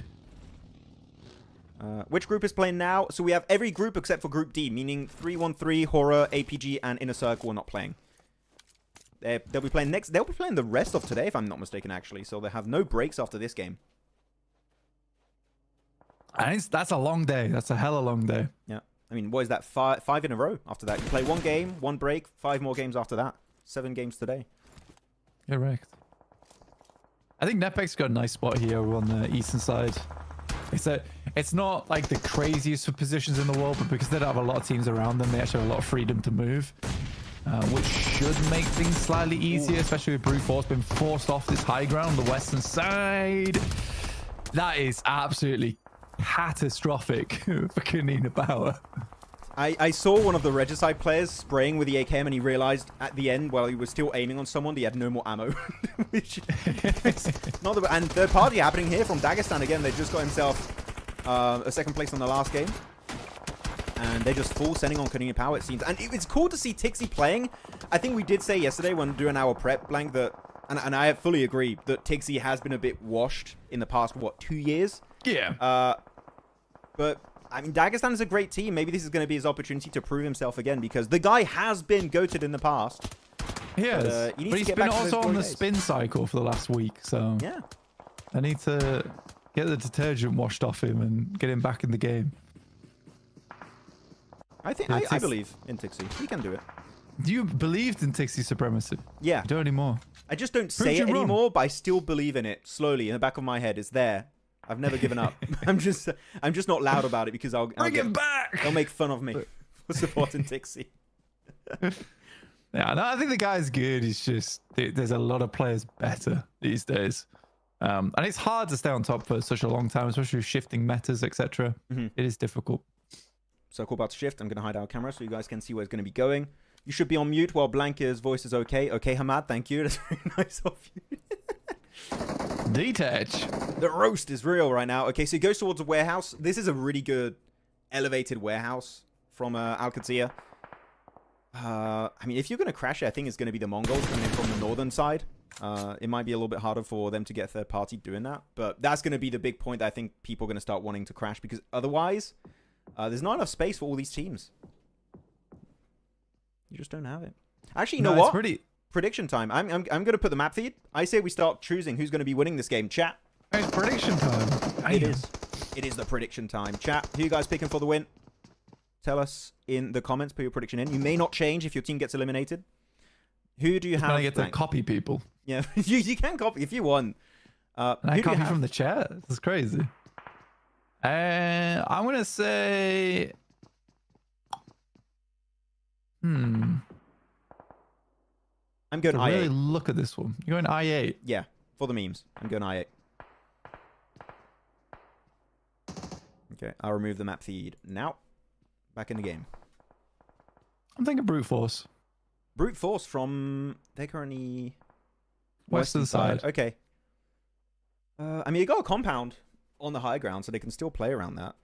It's not the best position in the world. I think it's just more how they play. Either they play south or they play north. At least they're scouting, right? South is not terrible. They know where everyone is located from that position. So Yeah. based on the circle, I think they'll be able to make a pretty good decision. So I get it. I respect the... It's kind of similar to what I'm doing with I8 pick, to be honest. So, we have a lot of predictions. Okay, so what's everyone saying? I could see I8, MongolZ, No, NEPX. Max, don't pick them. By the way, I saw you, Anas. Hello, Anas. I hope you're doing good, Mohammed. Welcome. Sorry, I'm trying to read all the chat and multitasking, but we got the issues resolved, so I'm able to read chat a bit more. But so it seemed like chat is not quite locked on one particular team. It's quite even. It's a hard circle to predict, honestly. I don't envy anyone having to predict this because there's loads of locations here which are winnable spots. There's loads of locations that look good and then become difficult as the game progresses. So it's hard. I'm not confident in my brute force pick. I'm happy to say that, but I have seen teams win from that position before. Yeah. I've seen teams win from there, but not with a lot of elims typically. They try and take it quite slow. They don't get involved in too many fights if they can avoid it. But it's definitely, you can win from that angle. And I'm kind of surprised I picked I8 because you would have asked me in spring, I would not pick I8. But I'm actually more hopeful for I8, which I don't know why I have that feeling. Maybe because Jason's not here and he's not talking bad about crypto. Maybe that's why. If you guys were here in 2024, you know why I'm saying that. Why though? He had a bone to pick with him. No, sorry. I'm talking about brute force. I'm getting upset. Okay. I don't know why they scouted that so aggressively over towards Dagestan. I mean, now they've also ruined the day for Dagestan because they forced them to take shots. So Mongols are now shooting at them. Maybe I just never, ever predict brute force again. They've betrayed me. It's done for the rest of the season. It took one game, one bad game, and he's done with the brute force prediction. It's over for them right now. Max, do the anti-prediction thing. What do you mean the anti? What's the? If I try and do an anti-prediction thing, it doesn't work. It doesn't function that way. And someone commented, Tixie is better than the whole of I8. What's your view? Not now. No, not now. No. If you told me like 2021 Tixie, I would say yes, but not currently. So everyone got on a limb except for Casanova. By the way, Casanova. I don't know if you remember a player called Choco Blank. He renamed to Casanova. Oh, did he? I remember Choco, yeah. Yeah, I think it was Choco, guys. Chat, just make sure to confirm, but I'm pretty confident saying that was Casanova rename. Yeah. But brute force. So actually they sent on this compound from Qadsiah. So Qadsiah willing to share, it seems they want to give away the warehouse, which I think that's a good plan. You can take it. You can hold on to the compound part. One team holds the warehouse. Kind of coexist together, symbiotic relationship style, and then you just fight each other when the circle moves away. I think that's a good plan from Qadsiah. Yeah, potentially. I think for Qadsiah, it's like it's not a bad position to place yourself in rather than getting yourself locked down inside a warehouse. You see so many teams do that where they'll just sit inside a warehouse. I think this is very proactive. This is what you need to do. Make it happen. But I think Brute Force have no idea that Qadsiah is willing to coexist together. They're expecting a fight, so they're kind of scared, don't want to take the warehouse itself. So they're gonna hold a dip for now, it seems. Again, MongolZ pushing in onto NEPX. Yeah, the edge fights are just gonna happen all over the place. Everyone's gonna start losing players down to 10 teams. It's a nice wrap from Brute Force, actually. Surprised they're able to make that one happen. They're right on the south side of that warehouse now. Dagestan moving over towards the top. You can imagine Caprice knows exactly where Dagestan currently is. It's on the northern edge, but he is just one man against the many. It's Choto. Yeah, I remember it was a rename. I don't remember the old name, but yeah, chat is on something. There you go. Thank you. I knew I was on something. Yeah, chat knows. Chat has. You can ask them. They know everything. They'll remember every single game. They make me feel bad because I'm like an analyst on this, and I forget some games sometimes, and they just like no, they remember. Chat is kind of cracked at that. Okay. Hey man, only you've got the curse though. Just me. Yeah, unfortunately. People call me Maisie from Timu. He's the curse master in India. Then that's my new name now. There's a curse master from everywhere. What's the guy from China called? Like I think there's like a Z. Yeah. I haven't one. Zhengxia. Yeah. He's great. That's the guy. So, okay, Dagestan move in. It's actually surprising Zadira was able to get that warehouse for free. I wonder if he's going to just get the entire team to join in on the warehouse, but it seems like they just want to fight Brute Force. On the west. I'm not sure what these guys are doing over there. Northeast side. It's like a bunch of damage done from nades. Slightly early on the nade push, though, in my opinion. Mm-hmm. Unless you're getting a knock there and you're trying to just completely gain control over it, doesn't really make sense to throw those nades there because it's 2 nades invested for basically nothing. And I don't think you are pushing that 3v3 without Dagestan getting involved. So that's I think, waste of 2 nades from Brute Force. Yeah, if this fight breaks out, you're just going to get third party, maybe even fourth party by MongolZ on the east. So you're just opening an absolutely insane situation up north. I think you want to avoid it as much as possible. I'm going to show the circle for a quick second for everyone in the chat because it moved towards ARCRED and IA and also a portion of, who is that, GOAT team on the west.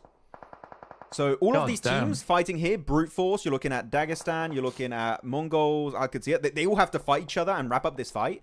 So they can't avoid it. The earlier you take the fight, the better, because then you can start to transition. But even then, Blank, I just don't think you survive. I don't think any of these teams make it to top 3. On the north? Yes. Yeah, it's be tough. I mean, getting across that road's really hard. The only thing that they can do for Brute Force is they know that their western side is open, but it's a question of dealing with Dagestan first, isn't it, really? Mm-hmm. It's however this works. So Brute Force really only has one avenue, which is either to go, well, 2, I suppose. You head east through both those teams with MongolZ over there as well, or you head west through Dagestan. I think it's a tough proposition for them. Dagestan could move first, though, and set themselves look down towards where currently GOAT's playing, try and take over where Fall Yonkos are. I don't know if that's a good decision either, but for ARCRED, yeah, this is easy one. And actually moving away, I kind of like this play from Qadsiah, but 3 players in 1 car, you're just asking to get squad wiped. There you go. I kind of respect the attempt. They fully committed to it, but the way it was done, 3 in 1 car. If John was here, I'm sure he would absolutely despise that push, but that was not going to happen in a million years. Yeah, I hate that push. Yeah. I mean, at least like hug the blue. Oh. So either you run people down or you get the shots on the side. It seemed. Yeah, I didn't see much utility used, which is surprising for quick. Yeah, no smokes, no nothing. I was hella confused. Capri's now gonna clutch it back up once again. What? Nasty nade! What the hell? From over the road. That was like, how long of a nade was that? That was crazy. Ryan the Dip perfectly executes it. Yeah. That's the end for Brute Force. Now it's just MongolZ versus the last player of Dagestan. It's Shifu. He's in the blue. I think he just denied. So MongolZ actually still keeping 3 players alive, 7 elims for one of the players.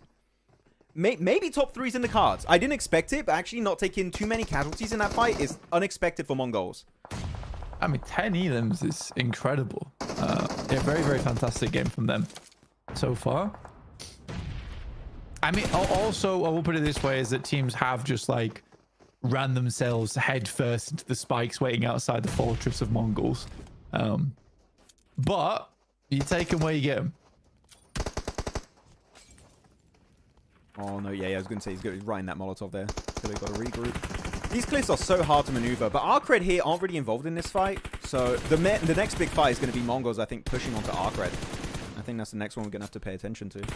Chat, if you want to put a new prediction now, if your predictions got eliminated, you know what? We'll allow it. You can do a new one. As IH just farming, also got 8 eliminations. This is another game. The elims are so top heavy. You got 11 for one team, 7, 8 for I8 currently. So it seems like Inner Circle's got a bit of a Pakistani rivalry happening here. There's not just the best team in Pakistan. They might have another team competing for them. Yeah, it's a hella squeeze from IA, honestly. The fact they were able to, like, interject between all of that on that roadside while still keeping their sightlines clear of ARCRED. Incredible. Really, really incredible. So well played to IA there. Oh, good smoke road. Good smoke screen. Yeah, good smoke screen from MongolZ. Going to try and move across that. But we don't really have much else to play around with this ridge behind for ASI8. Crash I building. cannot believe they get that many players in. I mean, 2 players in the building is pretty miraculous from the MongolZ. Now one, and actually this is giving so much time for I8 to just go for the full reset. MongolZ down to just 1. What is it? Fearless with the UMP. Hello? That's going to be the squad wipe. ARCRED down to just 2 players. I8 should push this. They get the res. You insta push this. You wrap up the game now. This is your winning condition. They're slow. They're slow on it, though. They're really slow on it. I mean, I think there's maybe nades coming their way. I think they just want to take space and take ground, but I don't think that's the right choice. I think you're 100% correct in saying that they should push. It's too late now, though. As you said, they were too slow. That window of opportunity is gone. But look at Huzaifa off angle. They have no idea Huzaifa's there, right? Like, he's been sneaking up there for the longest time. He's going to get behind the hay bales. The circle, where does the circle end? I think right next to Bad Boys building for ARCRED. Yeah, this is the only issue, right? Is that now you have a situation where the circle might just favor ARCRED. Yeah. Wait, actually, Which this is why is they had be, to get Huzaifa. this will be a back-to-back win, right? For ARCRED? Yeah. Ramses, hard boy, but yeah. So? Yeah, it will be back-to-back. Like, your first 2 Oh, games yeah, of yeah, CSA yeah, would be yeah. won by the same team. I kind of forgot because we had all the production issues earlier. But, yeah, this would be back-to-back win. Okay, running back. Oh, what was that? No smokes. That was bad. I still think in that situation, you just have to crawl back. I mean, you give away 1 player's position, you know where he's running to, which means that now you have a rough information of where the other players are. Whoa! What was that? What? Bad Boy jumps out the window and gets knocked with a nade, like, mid-jump. That is a crazy way to play with a utility, and it's working! They obliterated IA. They're down to just, what, 2 players? Down to 1 player! ARCRED, they were surrounded. The off angle is going to be enough, though, to secure the win. But that was way too close than it should have been, Blank. Normally, that should have been an I8 win from the get-go of that fight. That's insane. If ARCRED had 4 players alive, that might have just been a back-to-back for them. But yeah, I think Huzaifa makes a big mistake there. I think his initial crawl out towards the hay bales, great. He realizes it's no longer that big of a position. He needs to move back towards his team. You have to crawl back. You can't reveal that because immediately that allowed Bad Boy to know that all the angles are on that side. This is the building I need to get get out of sight lines. So yeah, bad play, but it works out. But Huzaifa makes it very difficult for the team. Yeah, I think the idea was there, but I think maybe there was a lack of communication and what they wanted to do, and they just didn't fully commit to the initial game plan. They tried to change it, and then when you do a mistake like that, you saw what they were able to do with a nade mid-jump out of the window, and it just connects. Then it really turns the tides instantly. So still, I think I8 did a really good game until that fumble at the end. But yeah, I8 here to play. Everyone doing well on the team. Huzaifa, even Crypto doing some moves. So, and it's still group stage. There's still room for them to improve. And Jason, I know, is watching this possibly, and he's like, it's not 2024 anymore. You can't talk smack about the I8 anymore. It's not possible. It really isn't. I mean, they're a good team. Again, a lot of times, Crypto's been hyped up to hell. But the thing is, he's not a bad player. I think Crypto is a good player. It's just unfortunate that he was hyped up to such insane levels that people expected so much from that guy. But he's a strong player indeed. Strong player indeed. Yeah, it's popping off. He's on fire. Going back to the desk real quick, and we're going to be waiting for the leaderboards. After that, we'll take a break, as we typically do after 2 games played. Music is back on. Here we go. But yeah, so really good start from a few regions here already. I mean, you're looking at already ARCRED, which is their home region, is Uzbekistan. Replacement for the likes of Upgrade, and with a 7-2-1. So yeah, really good start from Uzbekistan, which really, I would say, one of the weaker regions going into CSA, because they have, like, again, you have Mongolia, you have Pakistan, you have Nepal. You're not really looking at too many of the teams from Uzbekistan. Like, these guys can actually shred it, but so far, ARCRED have done so. Yeah, I mean, Uzbekistan, I mean, when we watched PMGO as well this year, I mean, Uzbekistan had like some really good teams overall. I think even me and you were both surprised at PMGO, like the ability from some of the Uzbekistani teams. I thought there would be like maybe 1 good team from Uzbekistan, but I was surprised to see 3. And I think that's a huge thing to take note of. So I think, yeah, definitely excited to see more from ARCRED going forward. Almost the back-to-back, and maybe do another. Again, they went through the fire there to get to that position. Yeah. And then ASI8, I think they had like a pretty free game, honestly, overall. If you look where they came from, it's like, how did they gain all that space? And I'd be curious to watch that back tomorrow. I think it's purely because of the terrain. There was a cliff south of them, and no one could really contest from that angle, so that they were never going to get pincered. They were never going to get in that situation where they're completely surrounded. So that in that sense, they used the terrain exactly as they should. And Crypto, what is good? This is a new year, new Crypto. No, it's too early. It's too early. Stop that. Okay, Crypto is a good player. Let's not overhype him. That's when he starts doing badly. Okay. We gotta let him cook. Crypto, you're bad. Stop. What are these stats? This is horrible. He's not bad. Okay. If I say let him cook. If I say he's bad, he's gonna keep getting good results like this. Hopefully, maybe hiding cam to look at the stats, and it's every single player here. Except for one of MongolZ, which is hopeless. 8 limbs, almost 1,000 damage. Makes sense. Got Huzaifa 4, Crypto 3, Iron 4, Casanova 3. So everyone on absolute fire for this team. Sure, Huzaifa, as you said, maybe a little bit of a fumble towards the end, but he shows up in terms of stats, so I can't complain too much. It's a super subtle mistake he makes, though. So you can't be too angry with him, but it is a mistake that does lose games in internationals. I mean, he absolutely revealed where the rest of the team was playing, for sure. Which allows him to go for it. But yeah, again, chat, Crypto's not the best. Crypto's good. Right, we're not overhyping him this season. We're gonna let him cook. He's gonna go to international. He's gonna do well there. He's just gonna do well. He's not gonna do amazing. He's gonna do well. Okay, let him cook. Early on, let's not drag him down. It's too early. Okay, we'll do it maybe in the finals. We'll see how it goes. Casting mode, blank and max. Maybe if we get a very interesting game, maybe we'll activate casting mode. We should give a joker to chat, and if they all vote for one game to be casting mode, like they'll get. Which game do you guys want the casting mode on? Tell us. But yeah, 24 points, I8, MongolZ 16. We're not seeing any of the big names, but that's normal. Again, they're not here in this group. And we just seen match rankings twice. Yeah, I think we just showed match rankings twice. We're waiting for leaderboards, and then we'll have to go to a little break, as we said. And now leaderboards. Yeah, it's a small one. Hey, there you go. 30 points, 25. And it drops off quite quickly, actually, after you get down to Dagestan. Then you get 17, 15, 12. Yeah, so typically what's going to happen. Especially Erangel into Miramar, it's like 2 very different maps as well, so 2 very different types of teams win. It's rare that you can go from Erangel for like ARCRED to get like a win, and then go to Miramar and get a 2nd place. So yeah, they sucked up a lot of the points there. But I8, over 2 matches, 25 points, they've done good. It's good. That's all I need. Yeah, plus 10 for MongolZ, able to jump the ranks quite a bit. Someone said in chat, who was it? Dabama, do you miss PEC, the Peacekeeper? Oh, that tournament in China was a global. Yeah, that was a really fun tournament. Now we have the Hong Kong Invitational. I feel like I kind of prefer the Hong Kong Invitational, because now that PMWI became PMWC as non-invitational, I still like having one invitational a year. I feel like it's still a fun format. You get all the most popular teams and players out there. So, yeah, Hong Kong. What do you think about that? Do you like the Hong Kong Invitational format, or? Yeah, I mean, it's good. It's fun. Again, it's like playstyle's so different though. It's like when I watch it, it's like it sometimes like takes me out of like when I go to the nationals, like, whoa, why are they making this weird play or doing these weird things that way? It's just kind of just Chinese gameplay. So Yeah. yeah, it's tough. It's tough. Okay, but with that said, guys, we want casting. Maybe you'll get casting, okay? If you're nice, you'll get casting mode. We'll see. With that said, myself and Blank, we're going to head on over to a short break. Again, we're going to try and see everything in the background is all good and smooth to go for our third game of the day. So, guys, we'll see you guys in about 10 minutes time for our third match on Erangel. See you soon. Bye.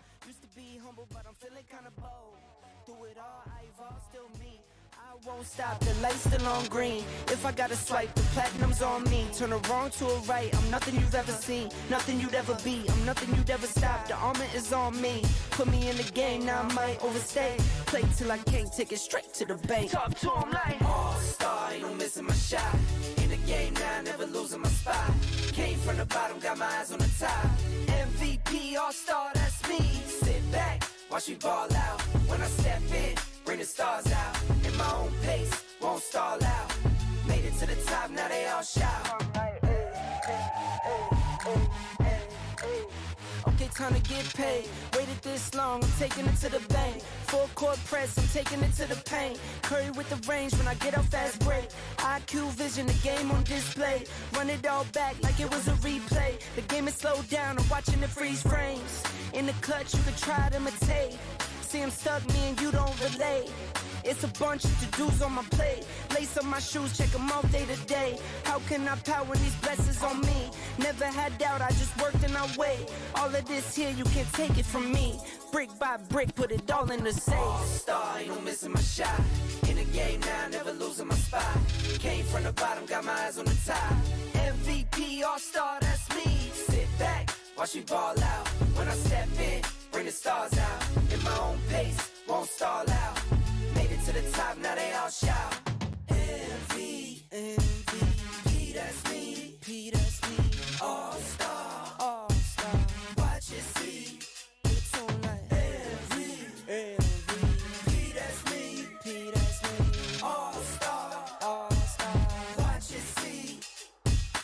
All-star, ain't no missing my shot. In the game now, never losing my spot. Came from the bottom, got my eyes on the top. MVP, all-star, that's me. Sit back, watch me ball out. When I step in, bring the stars out. In my own pace, won't stall out. Made it to the top, now they all shout.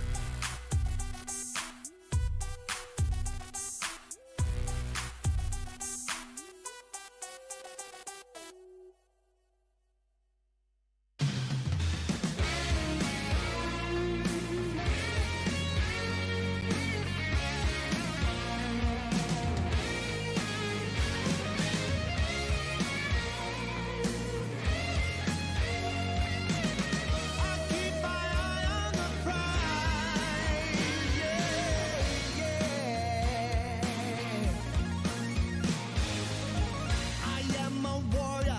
I fight till the end. I'll be the last man standing. I ain't no quitter. I'll never give in. When others fall, I will stand tall.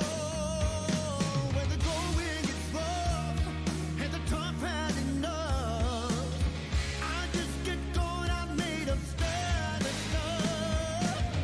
I am a fighter with my eye on the prize. There ain't no stopping me now. I keep my eye on the prize. I fight till I die. No retreat and no surrender. Ain't no way I can fail. No, I'll prevail. Gonna fight till the end with my eye on the prize.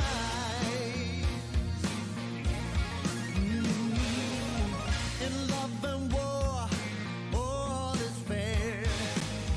No pain, no gain, no place for losers. Go get a baby, now I'm going for you. Yeah, you're the prize that caught my eye. I'm a soldier of love with a heart of fire and blood. I want it all, that's all I'm thinking of. I am a warrior, I'm fighting for love. Hey, you're the prize I'm dreaming of. I keep my eye on the prize. I fight till I die. No retreat and no surrender. Ain't no way I can fail. I know I'll prevail. Gonna fight till the end with my eye on the prize.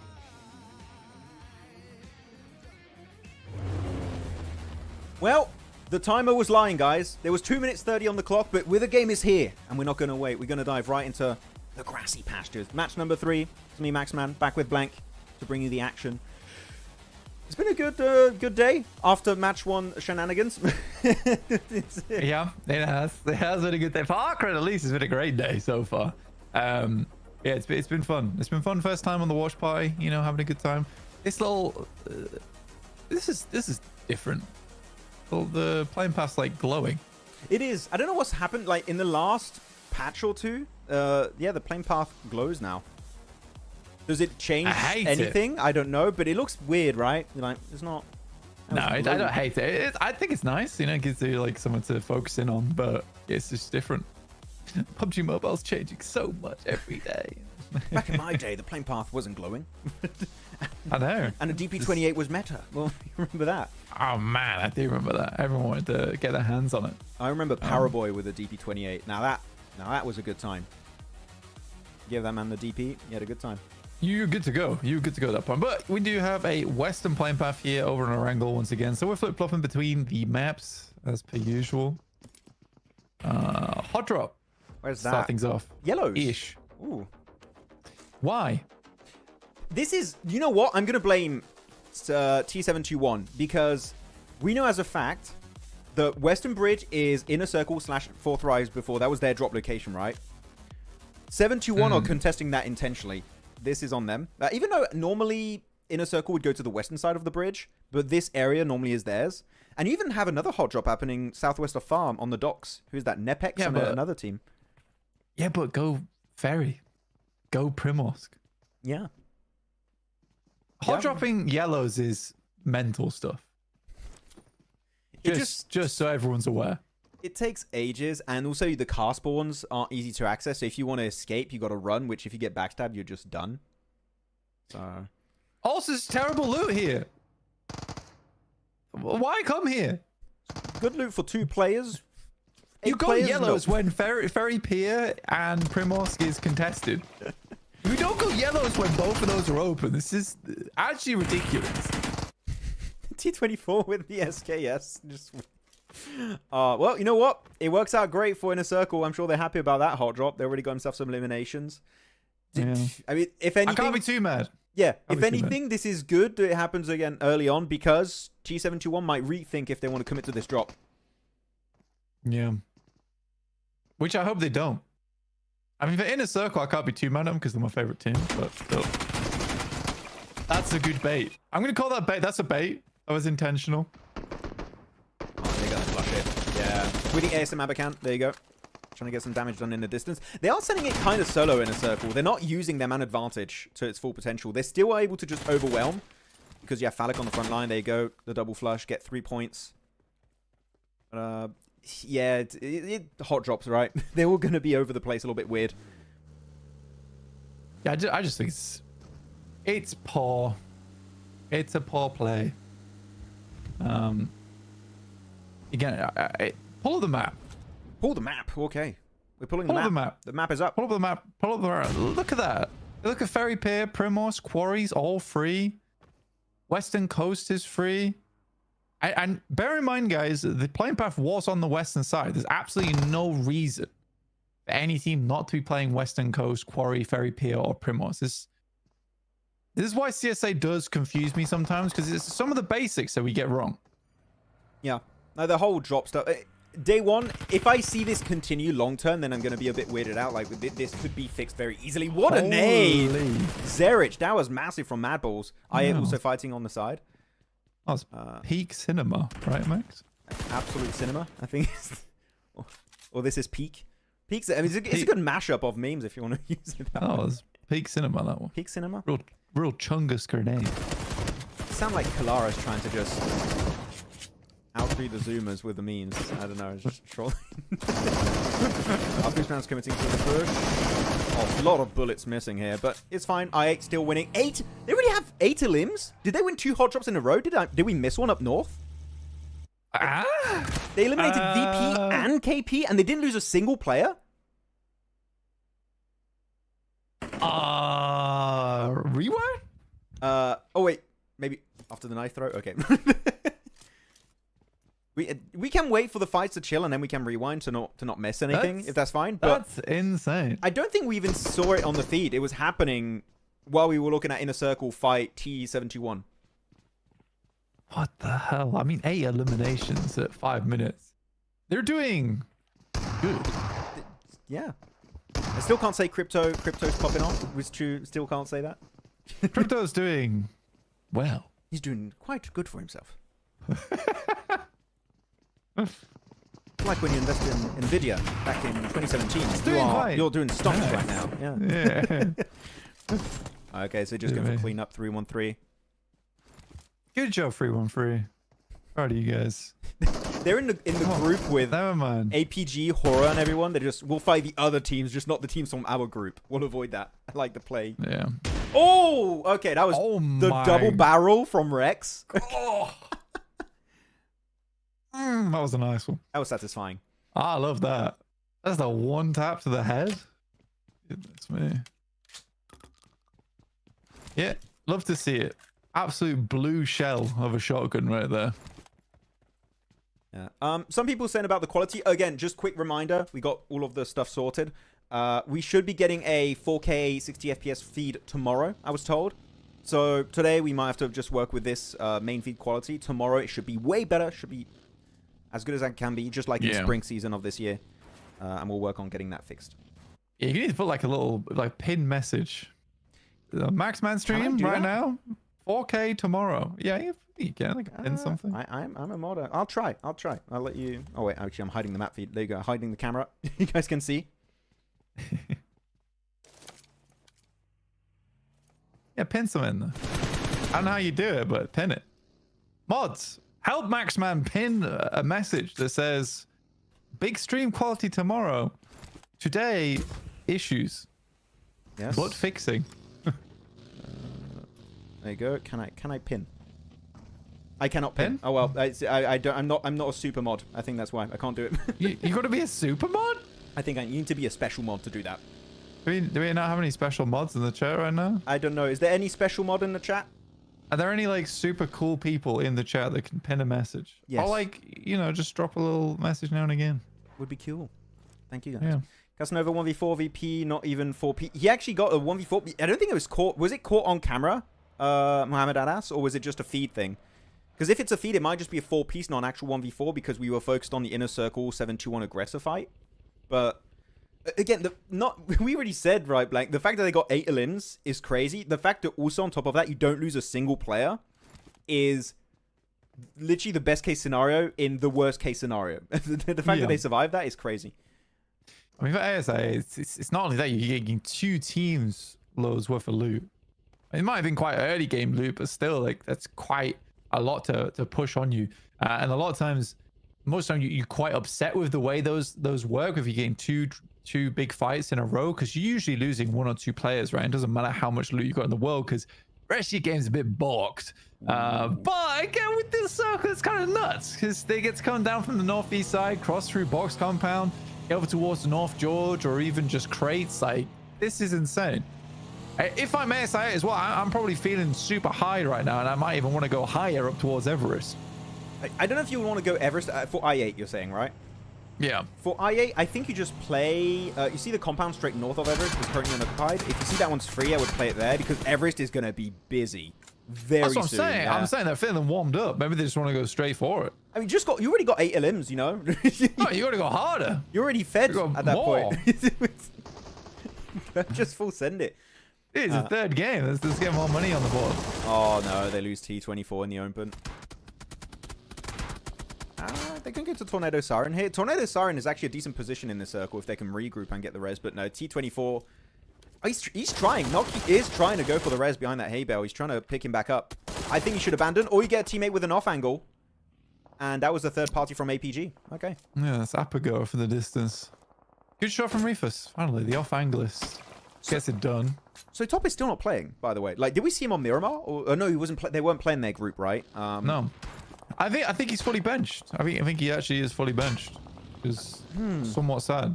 Chat, how are we feeling about Top being benched on APG? Meaning right now we do have Ziol, Refus, East, and Doc playing. Top is on the bench. What, chat, what's going on? Does anyone have insider information? What's happening? This is such a weird decision. He was the MVP of last season too, Blank. Like, you have last year's season's MVP benched. Game 1. He's being egoed by his own team, which is real unfortunate, honestly. Wild. Cannot believe it. And East is getting knocked now too. I don't know what's happening. It was during the inner circle fight, says Muhammad Anas. Casanova was fighting VP. Other 3 were fighting KP same time. Hope this helps. Okay, cool. Thank you. But if that's an actual, we'll see if we can replay it later on in this game when we get at the end, maybe during the break, see what was happening. But this is a mad start to an Erangel game. I'll tell you that much. Yeah, you're right, Abdul. Like, why are we gatekeeping the GOAT right now? It's not cool. It's totally not cool. What, gatekeeping Top? Yeah, the GOAT. We won't give you Top. We picked up Top on the team so you guys wouldn't look at him. I think they're testing out East. I feel like East is fairly tested as a player. But yeah, I don't know. Let's pay a bunch of money for East and we'll test him, see if it was worth it. You know, let's not do try out. So true. He is resting so he can perform in PMGC. They've got him like in a hyperbolic time chamber somewhere. Wait, you said he's resting for he's hibernating. Why is he? They got him a hyperbolic time chamber. They just got target practice in there. That's all he's doing. Wake me up when it's PMGC. Oh, he's gonna get the res. He's bleeding out fast. Oh, he gets it. Okay, that's no. He cancels. No, you gotta go for the res. Commit. No. He's actually at 1 HP. He's sticking it. Oh my god. Is he gonna get it? That's crazy. Yeah, he should do. And we didn't see him in the elim feed. That means he's brought back because otherwise he would have insta-bled out. Oh, he gets knocked again. Ah, let T24 play. What a fool. What a fool.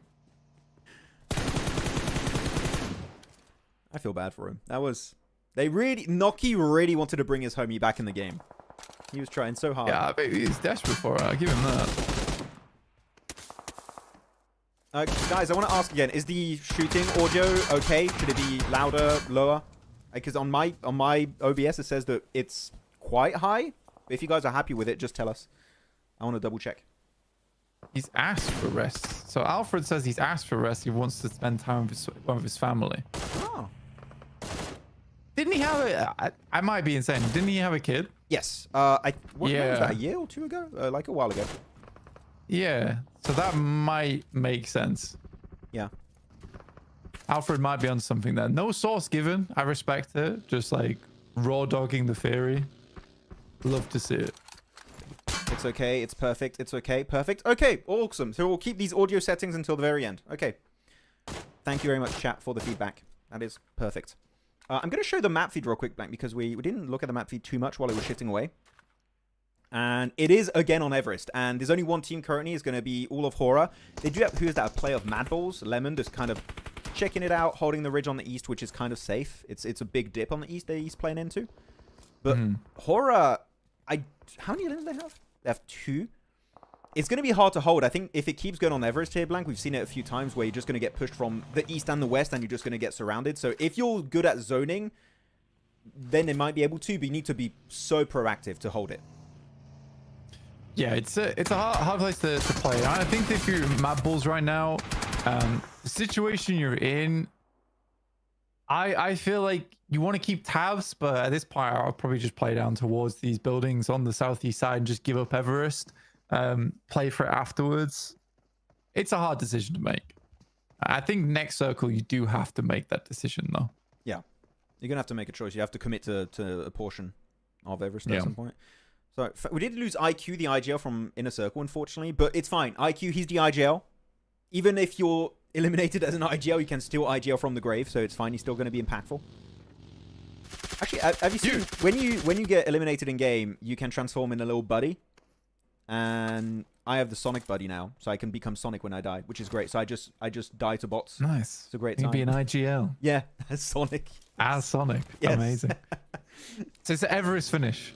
Fully. I mean, look, man. All I'm saying is, I should have taken my advice and tried to go for Everest. They're really silly, actually, to take that compound. Which team you said? I8? Yeah. Yeah, I think they should have taken Everest much earlier. You know, just because I said it, I kind of knew this was going to Everest. I felt it. He knew. Observation hacky activated. He knew. He peeked in the future. I actually don't mind that too much. From I8 going into crates? Yeah. I mean, it's 4 Yonkos in there, but they are split right now, I believe. They are. If you can take out those 2 players, have control of all of this, you can take shots over towards players trying to play on the northern side of Everest. You have to clean up fast. You have to clean up fast. So, I don't know how much you watched of the spring season, Blank, but I8 was so passive in spring. Like, genuinely, this feels like a new team. The way they're playing, they're so aggressive, they're controlling. I don't know what they've been doing in between spring and fall season, but this looks like a different team. It plays like a different squad entirely. And as you said, for Yonko were a little bit spread. They did regroup a little bit, so that's going to make it a bit tougher for I8 to take the fight. Yeah. Thing is, though, is that was always the case with Pakistan teams, is they had actually some fantastic players, but there wasn't enough aggression. And 4 Thrives showed other Pakistani teams that you could absolutely do that. Now in a circle, of course, but I think that a lot of other Pakistani teams have taken inspiration from that. And I know a lot of them know each other as well, so there's a lot of talks go on. Pretty tight-knit community. So we'll see. We'll see if I8 can keep this up, because again, here, this is where I don't want them to dilly-dally too much. They want to move in. After they got into the fight here, Qadsiah on Dagestan. The fight from Miramar happens here once more. What was that? That's a big push. That was instant. I was going to say, that angle from pre-pod is so risky behind that tree. I get that it could be impactful, but you only have tree as cover. It's not going to be enough. The nade is huge. That's a good cleanup from Dagestan. They still, how many players? 2 players alive. They have Shifu, Zadira. Yeah. We saw it earlier. Shifu's all you need. They kind of just did walk at him, though. Walked it into the building. I feel like Magnum got absolutely taken off guard there. 2 players just wandered in through the front door. He wasn't even watching it. They didn't even ring the doorbell, so fair enough to him. Yeah. But yeah, it's starting to slow down there over towards I8 side of things versus 4 Yonkos. Still not fully regrouped either. It's still 3 players versus 4. But again, the more time you spend here, like messing around versus 4 Yonkos, the less time you have clearing out space on the northern side of Everest. We'll see what happens with that. It's a quick one. It's a quick fight. I mean, as you said, they had to if you want to start carving some space out also on the southern side, but they're going to try to do the same up north because circle's going to be shifting in, what is that, 20 seconds almost? I am scared about one thing for HORAA. One issue when you play these big hilltop positions is if you spray too much, you're going to run out of resources. They've been spraying for a while now against Regicide, and they can't loot the crates of Regicide even if they do get the squad wipe. So I'm wondering, are they just going to play it a bit slower, just hold on to their resources? Look at that. He's only got, what is that, 2 clips left on the M4 for Sleepy? And he's like the long-range player for HORAA. So I would say maybe you want to hold on to those bullets a little bit more because you're going to need them for the finish. If you're HORAA right now, the thing you should be looking at is down towards your southwest, right? Where Regicide's currently playing. You can see him on screen right now. Thank you very much, production. But that's where you need to start looking, because this is now one of the most influential spots.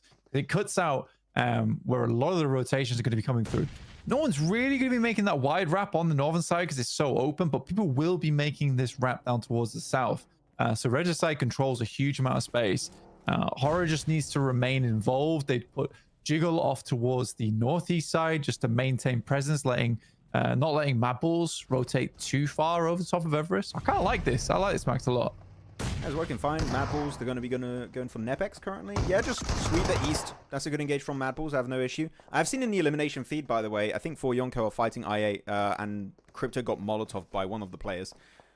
Someone said, stream not yet perfect, Max. I'm missing my sandwich and coffee. I'm sorry, Jigging. I don't know how that's on me, but I'm sorry you're missing out on your sandwich and coffee.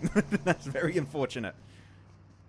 No, he said the stream's not perfect because he doesn't have a sandwich and coffee. Oh, because I thought he was saying because the stream is not perfect. I was like, that doesn't make sense, but I was like, still sorry, I guess.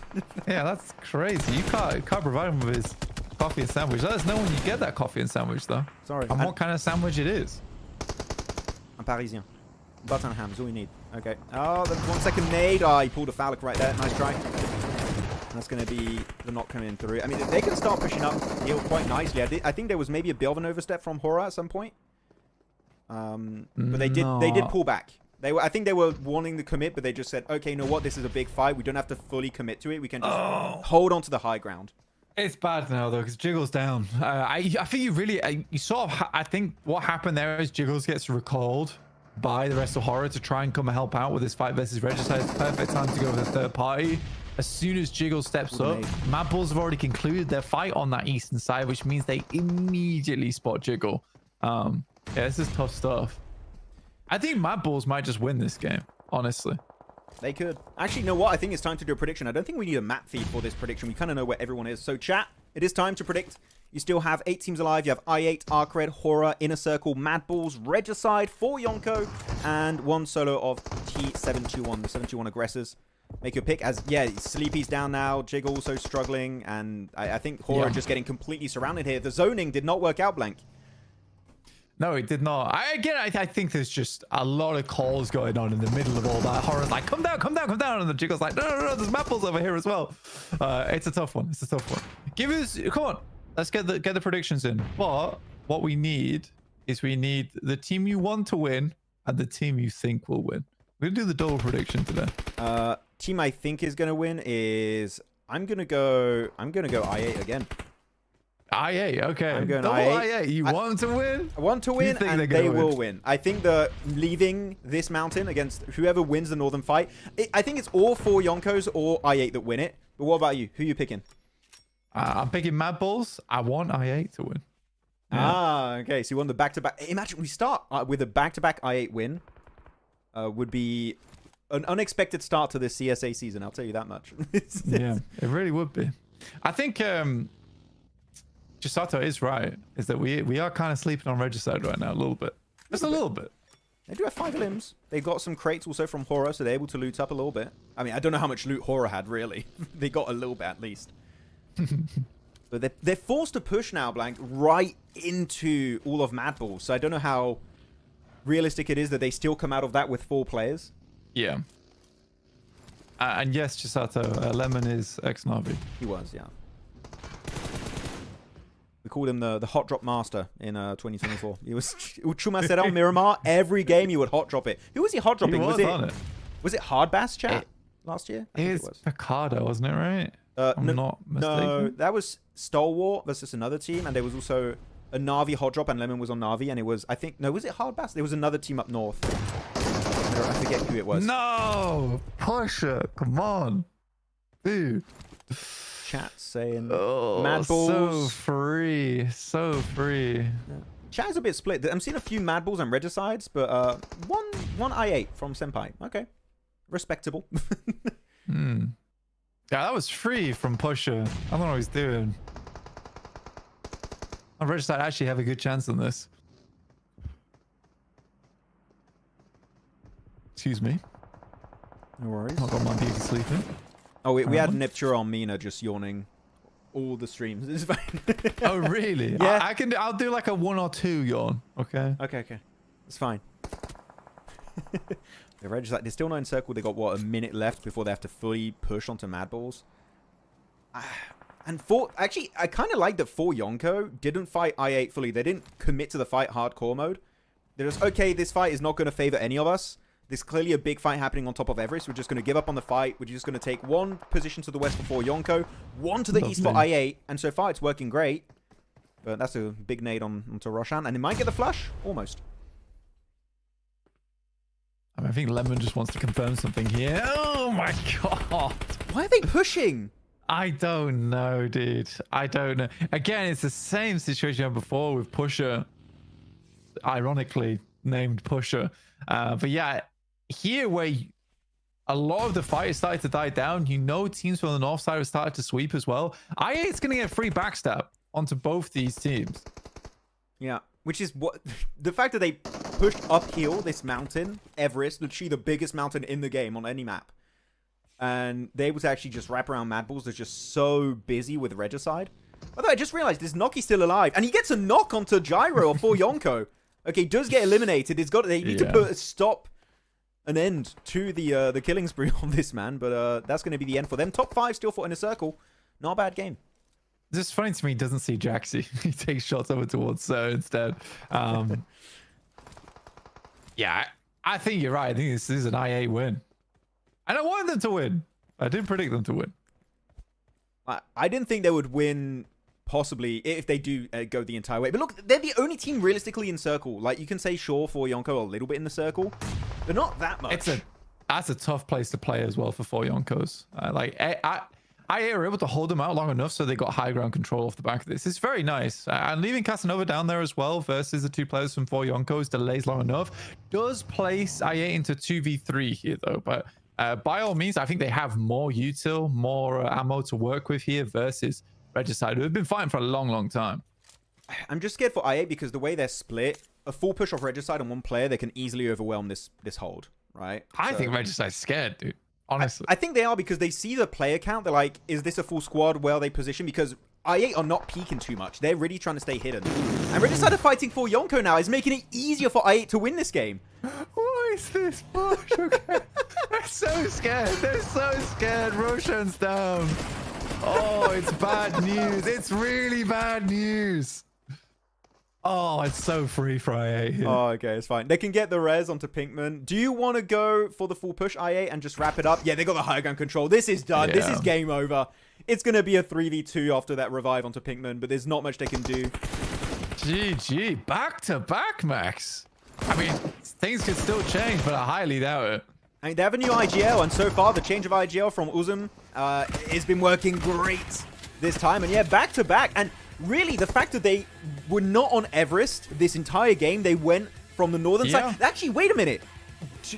Back-to-back hot drop fights, 8 eliminations, circle 1, don't use a single player, have this symbiotic fight into crates with 4 Yonko, realize this is not worth it, push the high ground, take the entire mountain of Everest away from MadBulls, Regicide, and at the end 4 Yonko. I mean, literally, that was such a good game, Black. I'm thinking of making a video on this game alone. That was a wild one. It is incredible. It's actually incredible. But, okay, before we get ahead of ourselves, chat, what I need to know, Crypto was doing, how well was he doing? He was doing good, right? He was doing good. It's good. Just did good this game. It was a good game from Crypto. Good game. Just a good game. He's not fragging like top frag. It was Iron this time, whose I forgot 1. Yeah, exactly. Crypto was just doing good. So Crypto's just there. He's just doing good. We don't talk about Crypto.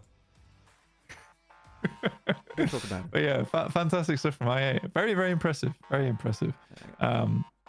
Slight delay on their fight versus 4 Yonkos, but it works out.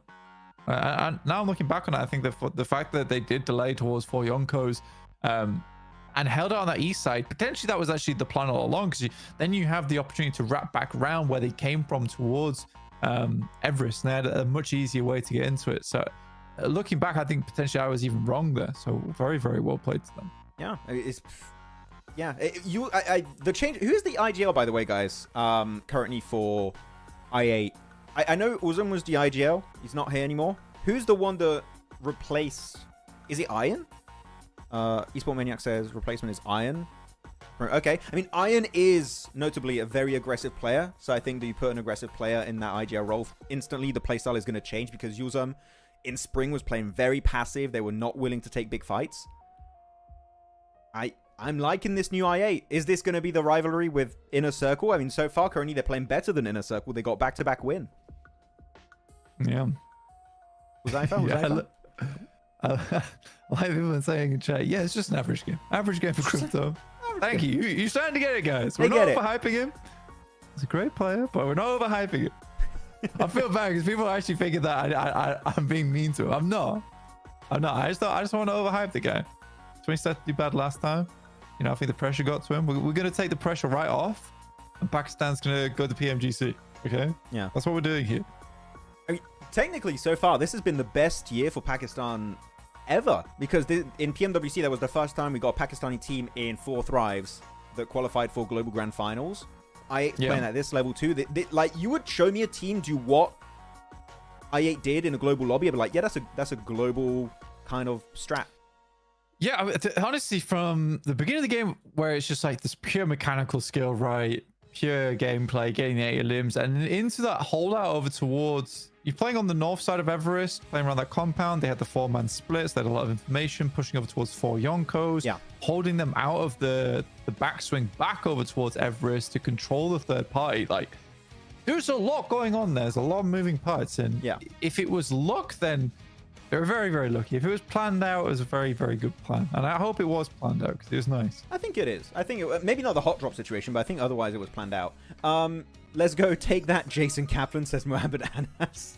And Huzaifa's the IGL then. Okay, so Huzaifa also, I said he's like, I think he is the best rookie from like last year, now this year also, from Pakistan. And he's known also as a very aggressive player, just like Iron. So actually, that also does make sense then if Huzaifa is the IGL, that they are going for these more aggro-focused moves around the map to just take fights when they can. And the thing is, they were just not fighting without reason. The fights they were taking, they always had kind of a terrain advantage, especially on that finish on the eastern side. Then the circle's pushing an our way. You don't have to peek. We play it slow, and we'll strike when the time is right, and that rewards them with a win. Yeah, I mean, it's very, very important the way they played it. And it's nice, you know, Esport Maniacs in chat is one positive thing from Pakistani teams. They play Ultimate Royal together. And I hope that's the case, because it sort of goes back to what I was saying earlier in that game as well, is that it's a very tight-knit community over there. So there's a lot of skills being shared across all the teams. So the rising tide lifts all ships kind of deal. Yeah, it's nice to see. It's nice to see. We should play some Ultimate Royale blank sometimes. It will be fun. Yeah, I'll fail. Yeah, but at PMGC, I'll kind of know where I'm going. We got the leaderboards here coming up. So 50 points already. 2 wins for IA out of the 3 matches played. 20 placement points, 30 eliminations in 3 matches is a wild ratio. Actually, that means that they got 2 chicken dinners, and their other game was a 0 placement game. But because the sample size is so small, I can't even like say, oh, they got 1 really bad game. Like, it doesn't matter. When you get 2 wins back to back, it's fine. It makes up for it. I mean, it's ridiculous, right? We're almost above. We're above a 15-point average right now. You realize that, right? That's crazy. Absolutely, a 10 elim average game.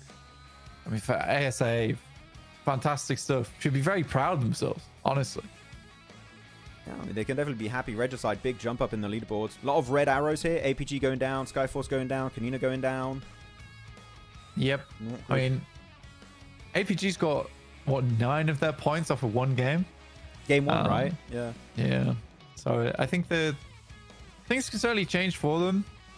It's just the point sponge at the top has been real right now, and so it's hard to kind of lift yourself out of this second page. Need more games in them. That's why we got 7 matches today. Okay. Wait. I'm just checking stuff on my side. We're all good. I'm not seeing that keyboard warrior who said Tixie is better than the whole of IA. I mean, currently, I think no solo player would do better than what IA is doing and bringing to the table this tournament. They're kind of popping off.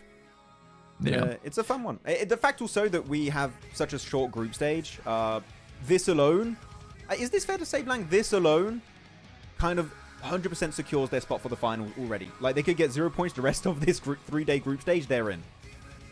I don't know. I think maybe a little bit more. Maybe a little bit more.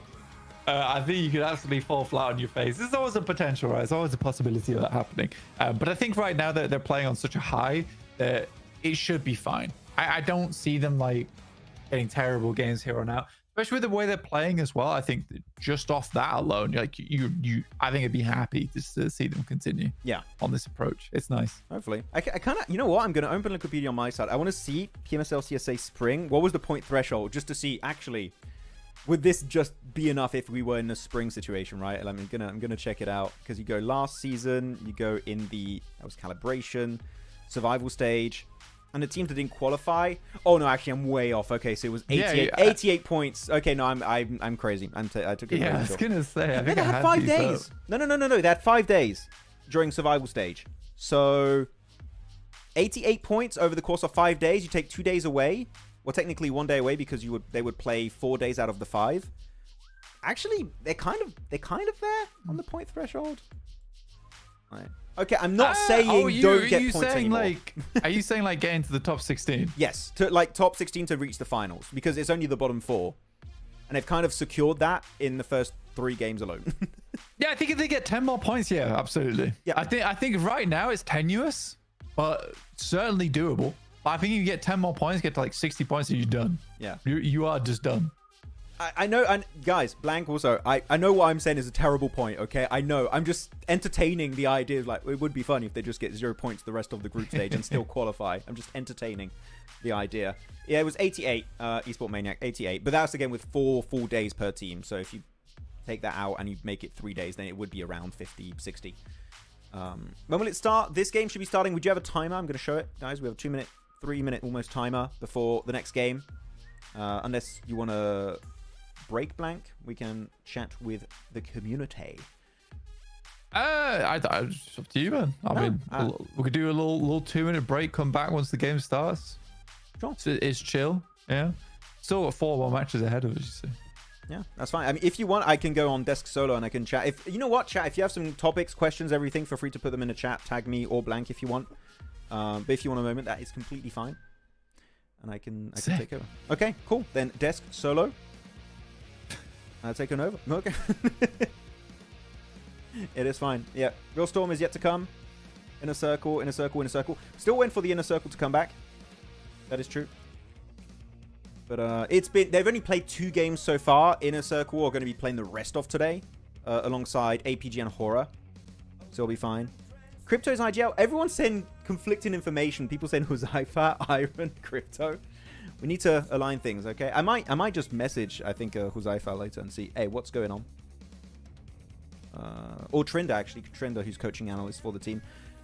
4th Thrives, Inner Circle, Real Storm, yet to come. I mean, Pakistan so far can look good. We know Inner Circle can be on fire. So far, i8's definitely been doing that. So Huzaifa is IGL. So it's 100% Huzaifa, Doctor. I mean, if I would trust anyone, it's the i8 Doctor. I think you know what you're talking about.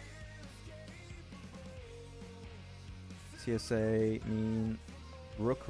I mean, Rook aren't playing, if you're talking about Rook. The only team from Bangladesh, Rohit, is AXETRON. Unfortunately, Rook did not qualify. Same for, who was it, A1? Didn't qualify.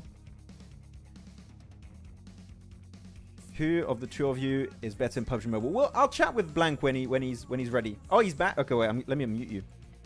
Okay, he's here. Okay, he's back. I just went to quick lube break. Who's the best in PUBG Mobile out of us 2? Obviously me. Okay. Okay. Yeah. No, I'd probably Maxman. Probably Max on a moon. I mean, I'm okay. I think I do pretty well in my games. Well, we have good games when we play. We play a lot more when we go to LANs usually. Like we get in someone's hotel room and we just start gaming out like You know, well, How about mines? Ultimate Royale didn't exist back then, but more classics, and we get good games. Yeah, well, I think my main issue is like, I think I kept running into bots like quite often. Yes. And then as soon as you jump out of the bots phase, like you start running into real lobbies. Even though I was still getting like the 20 kill games, stuff like that, which is always fun to go for. But yeah, you're definitely better than me. Yeah, that's right, Doctor. It's got to be done. I'm not going to point fingers here. Don't say names, Blank, again. We're not sort of... Don't do it again. When we do play, usually we get a lot of bot lobbies because one particular talent is very low rank. And has to download the updates right as we say we're going to play. I'm not going to say who. So, well... That's insane call out, by the way. Look at them! Look at who won the games today. Look, it's games for ARCRED and 2 i8s. Whoa, so cool. What's HORAA? What does HORAA mean? HORAA means really sarcastically in Nepalese, is what I was told. Really sarcastically. Yeah, it's like really, like you should like. Shall we look it up? That's what I was told translation. By all the HORAA fans. Trust, but verify, you know. Okay. Maxman, I love your casting. Hey, thank you, Hisham. Thank you very much. I appreciate that. It's very nice of you to say. It's all a few nice comments for me and Blank. We appreciate it, guys. Thank you very much. You're all nice people. Why didn't Inner Circle play the second match? Because we have a group rotation. This is group stage, and you're going to have some teams, 4 teams per match during the group stage that are out, and they won't play the game. So that's why. So if your favorite team is not playing, you don't see them, they're probably just out for that particular game. It's like, apparently look. Like you want to get the attention of someone, so you say look. I don't know. Do you have any Nepalese? Nepalese? Nepalese? Any Nepalese in the chat? Tell us. Nepalese speakers in the chat who can confirm this for us. Not Nepalese. Which country is that? That's like some kind of really posh British man trying to say Nepalese. Yes, Nepalese language is very nice. But someone confirms. Edwin confirms. Correct. Can confirm. Really? Yeah, that's it. Doctor also. I remember. Yeah. I remember when we were at the Esports World Cup. I don't think you came with us, Blank. It was me, Seven, and Reflection. We went to a restaurant in Riyadh in Saudi Arabia, and our server there was actually Nepalese from Nepal, and he was like, "Oh, you guys here for the Esports World Cup?" And we like showed the team and everything. I don't think he knew HORAA, and he was trying to teach us a few words that I completely forgot. But such a nice guy. Yeah, sorry. When you said our server was Nepalese, I was like, "Oh, you're playing on the Nepalese servers?" Or something. You remember? Yeah. No, like in the restaurant server. I'm so esports pilled. It's problematic.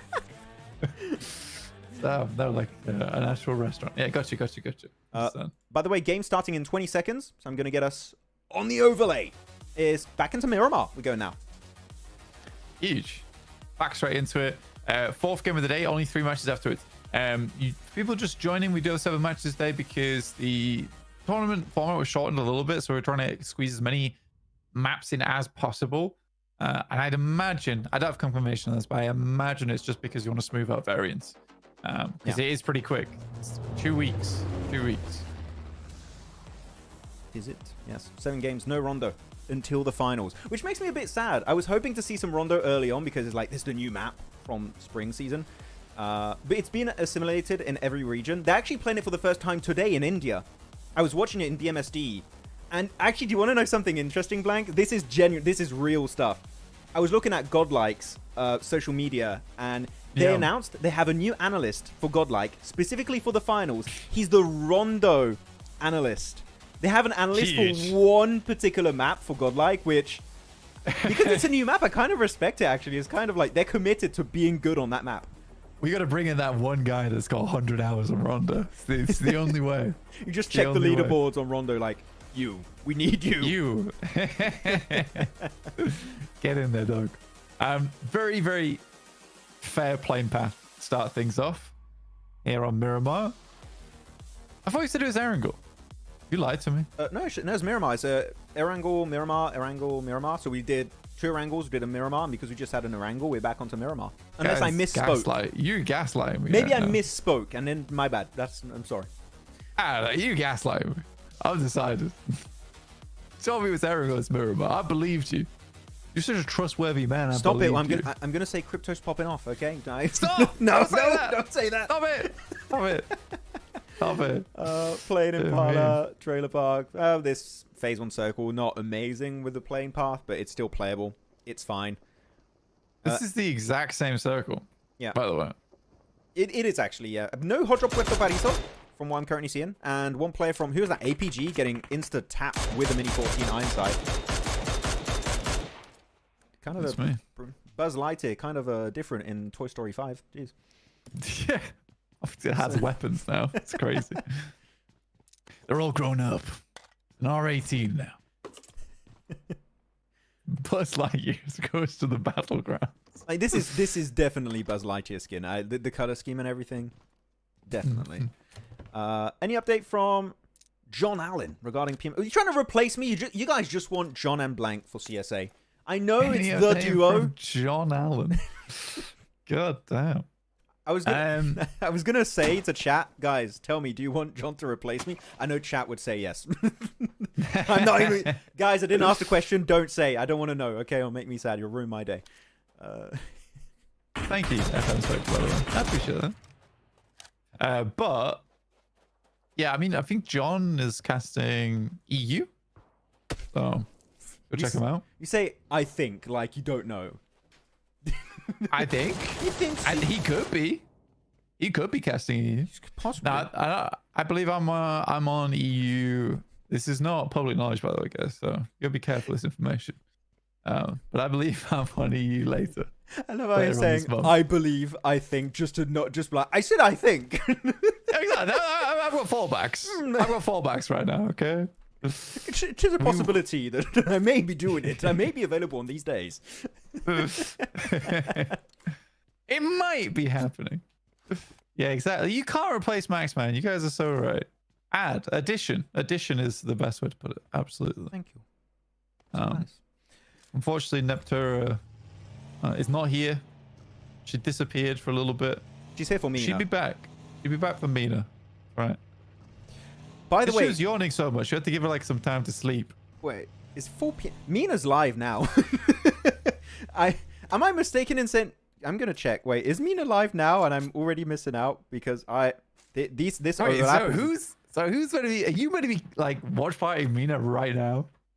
No, I'm not. I'm not leaving. Don't worry. I'm staying. You're here. leaving me on my own. It is live. PMSL Mina is live right now. I'm missing out because normally, just so you guys know, PMSL CSA would end and I would have to instantly pivot into streaming PMSL Mina.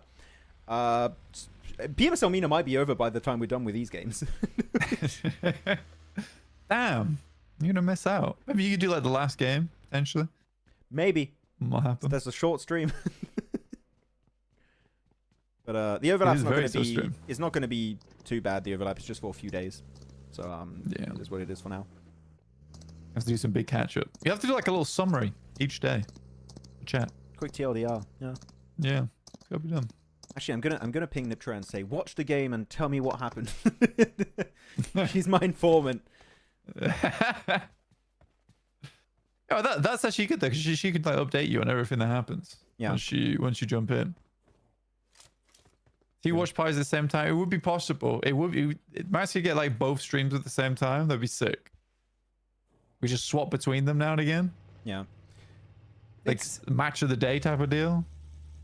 It is unfortunate. It's just the entire rescheduling made it a little bit tougher to organize things. But I genuinely though, I do want to say big props to the PUBG Mobile Esports team, because going from what the world situation that was happening, having to stop the LAN event happening in Nepal, and then they tried to make it happen online, but there was the ping was clearly going to be too high because of where all the teams were. And they found a very quick solution, which is to make it happen in Abu Dhabi in the same venue as PMSL Mina. I think they made the best out of the situation. I think this is the best case. This is the best outcome we could have gotten because we won't have a ping issue, which is nice. Yeah, absolutely. It's BMIC is ending like 2 days, right? BMSD, yeah. The BMIC is the India, Korea, Japan event. happening. Yeah. But BMSD, that's the one I'm talking about. Yes. September 18th to October 12th. So that one's currently on. I have not watched much of that, so I don't know if anyone can use their knowledge of watching all the esports. Let me know how that one's going at the moment. I don't know if Godlike's still doing decently. They're actually decent. Yeah, they're all doing really good. Over there, like the team Solar doing good, Orangutan, K9. It's very entertaining to watch. And it seems like they have leveled up quite a bit from the spring, from earlier this year. So, am I saying India's going to win PMGC? No, calm down. But I'm saying that they seem more prepared for what a global lobby could be, thrown their way. Damn, aggressor getting demolished here. Unfortunate for IC. I think that they've been having some rough starts to a lot of these games so far. Again, getting rocked up on like that is somewhat your bad.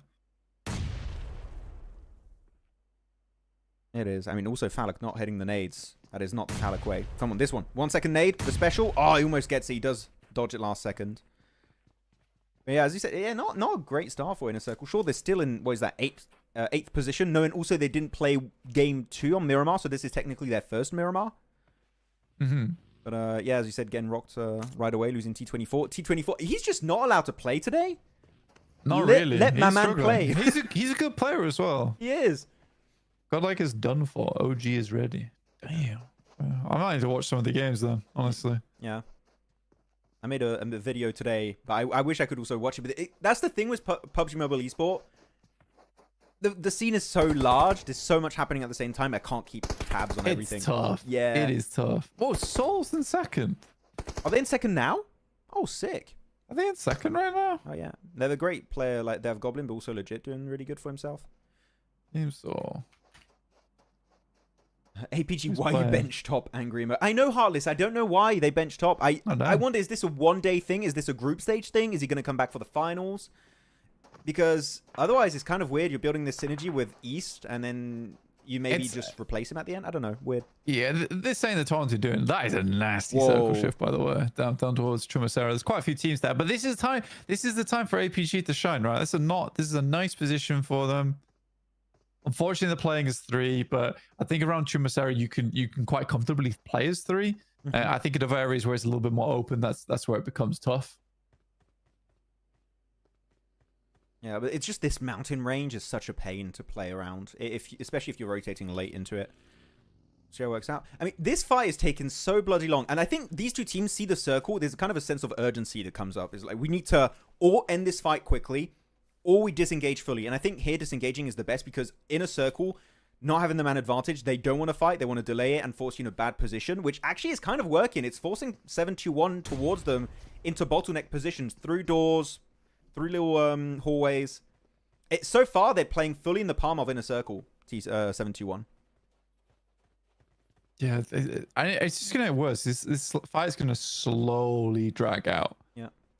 It depends if there's third parties coming in, because 313 could take shots over the top, but how confident I am in them actually getting a clean sweep over towards T721 is a different story entirely. I even think 3-2-1 shouldn't try and third party this. Like, actually, I mean, push. If they want from a distance and maybe get a knock, why not? Actually pushing it, I think, would be a bit of a mistake. You're going to lose a lot of time. You have 1:30 before it goes far west. So you want to be a little bit careful and a bit quick about it. Fowler peeks around with the S12K. Doesn't even go down to that one. That was a good push. Instantly going for the med kit. That's my boy right there. Good peek. Oh, route from the window. Can he get the double? IQ! What are you doing? What are you doing? Even the IGL can just pop off. Explain yourselves on that one. Oh my Aggressor goodness. literally saw him touch heel down onto that walkway. But it happened exactly as you said, right? They were playing fully in the palm of Inner Circle. They were just trying to force them in this really bad entry point, and then Falak and IQ just shred it completely. And they're gonna, are they going to do the same? I just like IQ was invisible or something. I don't know. It's silly. I mean, they have more nades here, but they're all getting placed terribly. They're doing it. Could be a nice Molotov from the side. Still no damage. I hate this building. Nading this building is such a pain. You never... Oh, going right through the Molotov. Okay, IQ, you're on the blue too. It's phase 1. You can tank it. He's got first aid. It should be fine. I'm scared. Just all the util. Just all the util in the world. Okay. Look behind. He doesn't know he's there. Yeah, Phallic, he does it again. He just waits. And it just fall right in that trap.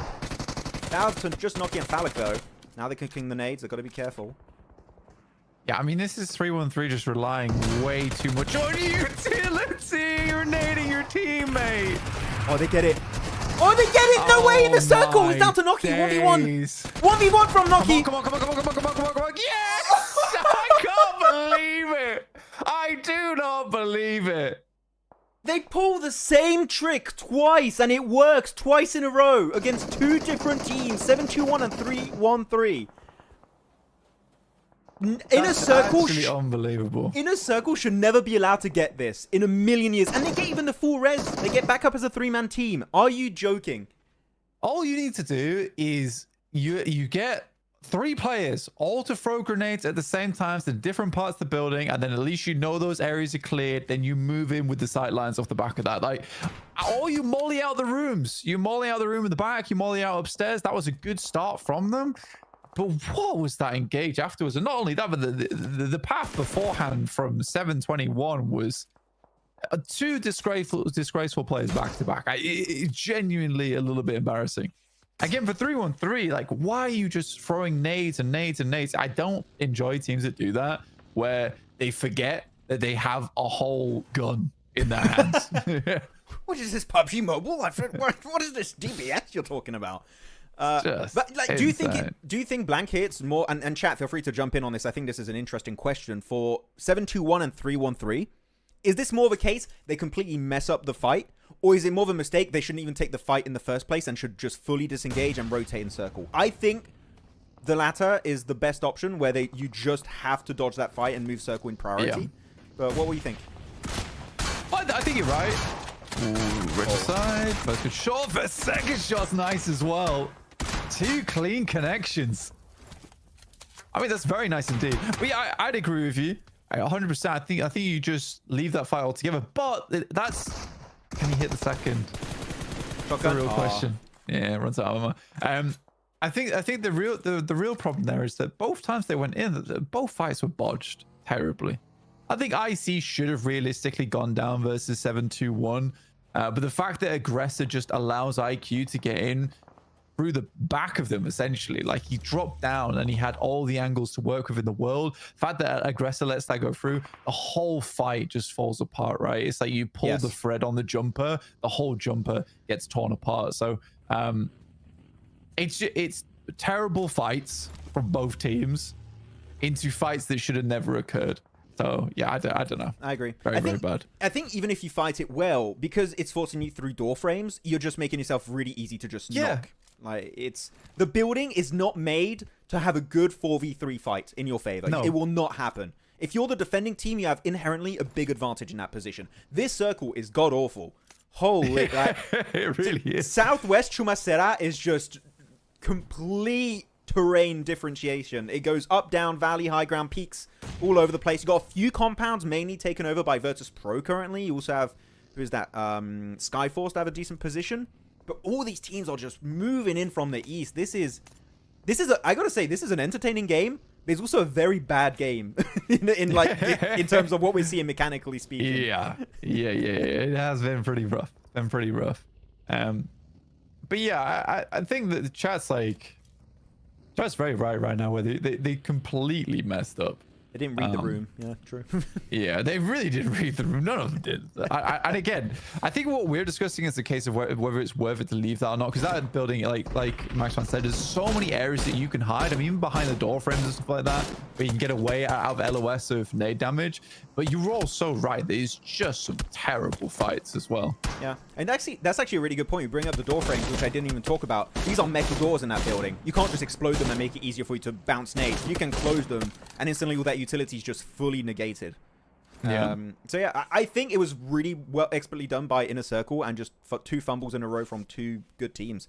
We talked about it a lot. You know, I think that fight, we could do an entire podcast, I think, about that one particular engagement, but which is fun. It's cool to see that subverted the expectation in that fight. I mean, last thing I'll say is that I enjoyed this. Is that Truce says 313's decision was somewhat understandable, which it was. They had a lot of utility. T721 messed up real bad. And I'm like, yeah, that makes sense. And only for Shahid Ali underneath just be like, both chokers, and they're both equally right. This is fun. Who is IGL for I8? YouTube synthetic. It is Huzaifa, from what I'm hearing from the chat. I'll have to double check this information, but Huzaifa apparently is the IGL in replacement of Uzum, which is so far has been pretty damn successful. It's been working great. And actually, when you look at purely region-wise, and I know the sample size is very small, it's just 4 games, but Pakistan is standing out. Like, Regicide had some decent fights. Inner Circle just popped off this game. I8 got 2 wins back-to-back, Honor Angle and Miramar, which are the main map, the only 2 maps you're having in the group stage. So Pakistan currently are bringing the heat, which always gets me very happy and excited. So we'll see if it keeps going. Yeah. What would you say is your favorite region, actually, in, like, not team, but, like, region-wise? Do you have a favorite, like, in CSA, do you have a favorite one? Favorite region? Mongolia, Pakistan, you have Nepal, you have Bangladesh, you've got also I'm the CIS teams. I'm thinking. I'm just saying the options.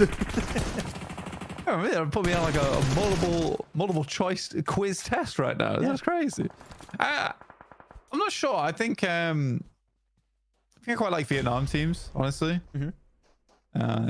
Mostly just because I enjoy the way they play. I think they're very it's very strategic heavy. Not always the best gun skill, but I appreciate a team that I can look at and understand from minute 1 where they're going with their game to minute 25. Okay. And I like that a lot. And I think in the past you have a lot of teams like that. I mean,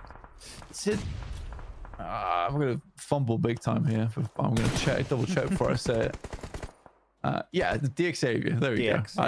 Yeah. For instance, that seems really cool. I've always enjoyed that play. Yeah, I'm DX always good. It felt, you know what? It felt very weird during PMWC to not have Dig Xavier. Usually I was like, you have a global event, Dig Xavier always make it in some way, shape, or form. Not this time. It felt that there was a void.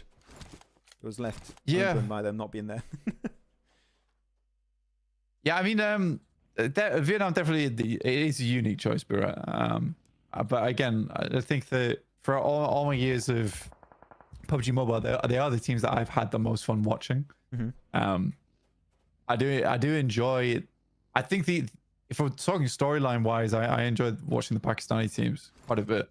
I mean, IC coming through from 4 Thrives, I8 as well. I8, you know what? Credit to that org who's just stuck by this team for such a long time and rebuilt. Well played to them. They finally have like a very, very, very strong roster that still works with a lot of the original players on side too. Bear in mind. Do we know how many times Crypto left I8 to rejoin I8 just a few months later? Is it? Yeah. Is it 3 or 4 times? It's a few times. It's definitely a few times. Just like, let's get rid of him. Let's take him back. Did you improve? No. Okay, now we'll get him back. Again, I think that's because people have overhyped in the past and teams like picked him up off the back of that. I think he just needs to remain on a roster and work his way up, because I think the nice thing now here for him is that on I8 he is surrounded by other like-minded and good players at this point who've leveled up alongside him. But I think in the past it was kind of like Crypto was the spearhead of a lot of teams. That's not the case anymore. He's just part of the weaponry that makes up I8 now. Yeah, I would agree. I think maybe also the IGLing style of Huzaifa compared to Uzum, just more of a passive IGL, maybe suits Crypto more, because he is a player that he is very aggro. He likes to fight. And I think maybe that just doesn't quite gel properly with a passive IGLing style. So maybe this just gels perfectly there, and it suits how he plays the game on a like very bare bones level. So maybe that's what's working out for him. Someone apparently has 8,000 XP in the chat. We have some top tier chatters in the comments, so thank you guys. Keep the chat active. Love to see it happen. As Konina, actually teams eliminated. We don't have Inner Circle, no Dagestan, Regicide, HORAA, MongolZ, and then bottom 3. Though most of them actually got taken out by Inner Circle, which is funny. But I think are gonna also go out soon. They're down to just a solo. Maybe they'll get the double res. Doesn't seem likely. So actually, we could see a bottom squad here do a comeback blank. It could be happening. Maxman mentioning Crypto then getting knocked. I saw that. True. I saw that. So true. I thought no one would mention it, but yeah, you caught me. Get his ass. Thank you, Tweaker. You could have stayed silent. We didn't have to talk about that at all. Yeah, this game's honestly, this game's been a bit weird. It's been all over the place just because the map geometry's absolutely garbage. Let's be honest. Yes. APG suffered. I don't think APG's been having a good day today, honestly. Everyone's agreeing that benching top is a bit of a crime, which I think it is. I don't think it's the main reason they're doing poorly today, though. I think a lot of their rotations have been pretty shoddy. But honestly, some people were saying actually that because of top underperforming during PMWC, that there's no one in the buggy. The bait almost worked out. He does get the 1v2 there, Claw. Oh man! Hey, for a second it worked. It took his full focus. He was like, "There's no one in this bloody buggy." What is that new tech? Is that new tech? I mean, actually, technically, it's not bad because the back of the buggy, you got that seat that it does. You can't see right away if there's a driver in the buggy. It's kind of a top tier strat. That's sick tech. I like that. But no, back to the topic. Back to the topic for. So yeah, people said because top underperformed during PMWC, that might be the reason why they benched him. But he did so good in spring. I don't think that's a good reason. Like, okay, riddle me this. Was it really top underperforming in PMWC, or was he just a guy with 3 leads that were just getting stretched so thin over those games? I felt like he was the only one like trying to play for objectives, and you've got 3 guys just running off in separate directions. I think he was trying his hardest to keep things under control, but again, I think APG plays like they play in CSA at international events, and they never bring things back. Like, they never play slightly safer. They never play slightly more let's say deterministic in their games. It's always just go go go go go. And I think that works here because you have more feeder teams to work with. I'm sorry to some of these squads, but yeah, it just doesn't work in an international format right now. To be honest, APG kind of is one of the feeder teams. So I mean, what rank are they in APG? 11th. So yeah, and they're definitely not going to remain in 11th. I think they're going to drop a little bit more after this game. But the reason why I feel weird about top not playing is not because also past performance. If anything, I can overlook that entirely. It's because top on the team is very clearly the best long-range player. With his Mini 14, he's not only just good at taking shots, also he gathers information if he finds a good scope. So he's a technical quote-unquote scout with the Mini at the same time and gathers information. So I think you lose that value top brings to the table by benching him. The other players like East, Zyol, Doc, and Reefus, I don't think can fill those shoes as well as top can. So that's my reasoning why I think it is a mistake to have him on the bench. To be fair, Cheyenne is right. You guys should know how APG plays on their first day tournaments. Again, it's tough. We can only really look at what we can see right now. Nate? Sorry. It's close. And it's fine. To be fair, in the past, I have kind of excused APG's first days, only for them to perform terribly on day 2. And it's like, you're constantly waiting for something to happen. I think sometimes you can build like a false narrative around that. And as the commentator, I don't want to do that. But totally from your guys' perspective, I can understand it. Okay, Konina Power. I mean, yeah, Konina Power just going to be losing everyone there. There you go, eliminated 6th place, 2 eliminations, 4 points total. Down to the last 5 teams. You know what? I think it is time for a little prediction game. Chat, put your team that you predict to get this win in the comments. You have Brute Force Solo, a duo of NEPX, trio of Skyforce, VIRTUS.PRO full squad, and a trio of Goat. Now solo, actually, yeah, for NEPX, you're right. Who are you picking here, Blank? Do you have anyone in mind? I can't pick Brute Force because it betrayed me. I think... Let's say Skyforce. Let's say Skyforce. Oh, let's wow. Go Skyforce for this one. Yeah. I'm going for VIRTUS.PRO. I think they've got a nice... I bet you are. Yeah. Yeah, I think VIRTUS.PRO's got a strong... It's a 4-man squad. Only thing is, yeah, I'm kind of wondering how... That's worrying every time he does that. I wish he would stop peeking that. You don't need to peek it anymore. But I really want it. He's gonna die at some point to VIRTUS.PRO. All you're doing is wasting resource. Oh, annoying. But I love damaging my helmet and my vest. I love it. It's my favorite thing. Agreed with your POV, Max, about top A. Thank you. Yeah, I think top with the Mini 14 is quite important. But so almost everyone is saying VIRTUS.PRO. Skyforce prediction from 4th Rise Forever. Also not a bad pick. Skyforce. So it's between Skyforce and VIRTUS.PRO very clearly between these 2 teams. Because yeah, Goat. I mean, Goat could win. What do you mean Goat's about Goat? 3. Yeah, very clearly. That forgot. 3-man team over there got no chance. I forgot. I was looking at these guys in particular. But you're right. Yeah, there is also that. Yeah, that's funny. I mean, to be fair, Skyforce right now, they've got a lot of ammo to work with. Not bad nades. I think they need to start backing up now, though. Honestly. Instead of going forward, go back. Actually, him going forward saves his life. Never mind. Take it back.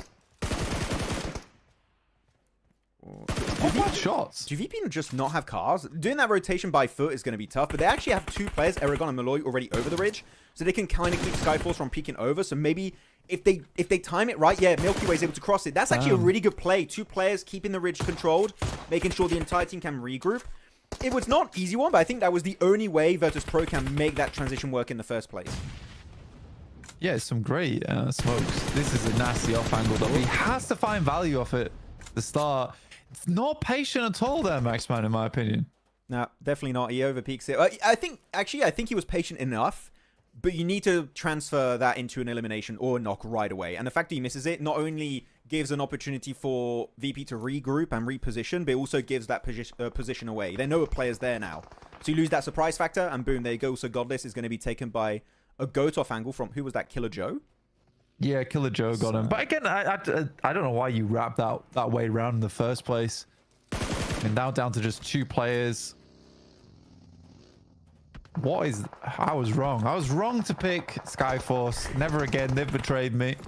Much like Brute Force, they will never be on the pick list ever again. You're just making enemies on day 1 of CSA. I am, dude. This is terrible. I genuinely do think it was patience there, by the way, from Godless. I think he waits a little bit longer for them to lie down as opposed to trying to take shots whilst he's running. Yes. Okay.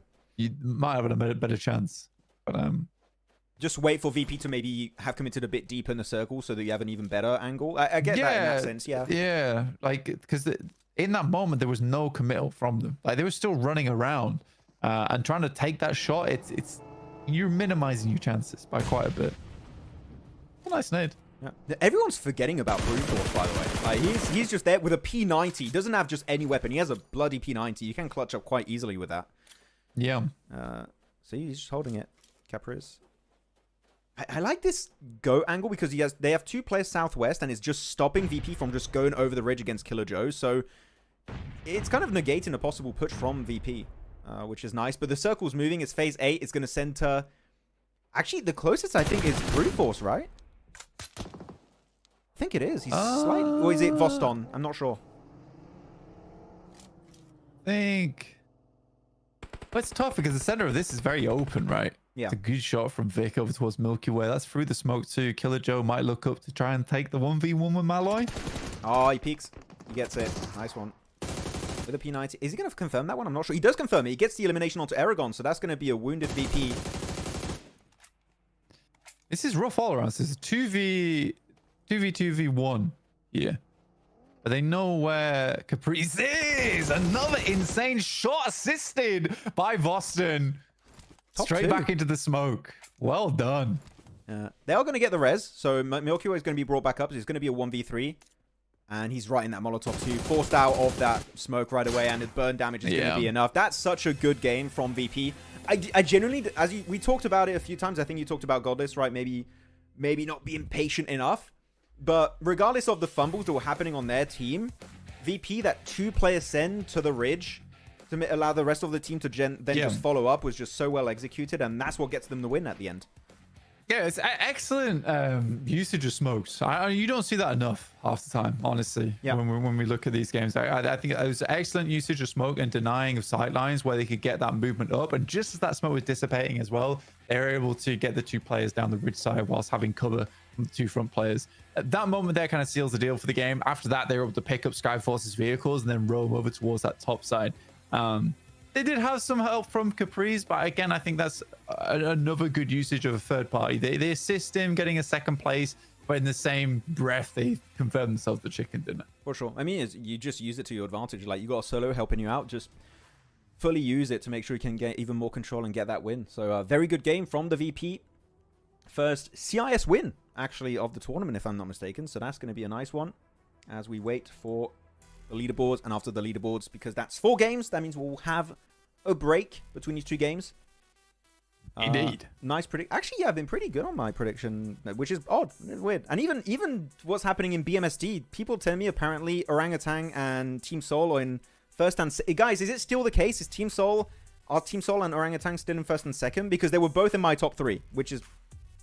I don't want to... Yeah, I think Orangutan is first and Team Soul second. Oh, wow. Yeah, I could check. Please do. That's exciting. If they can maintain that. Commentators are too goated for this. Oh, thank you, Sandri. I appreciate that. Thank you. Yeah, we'll just leave. Yeah, Orangutan first, Team Soul second. Nebula Esports is third right now.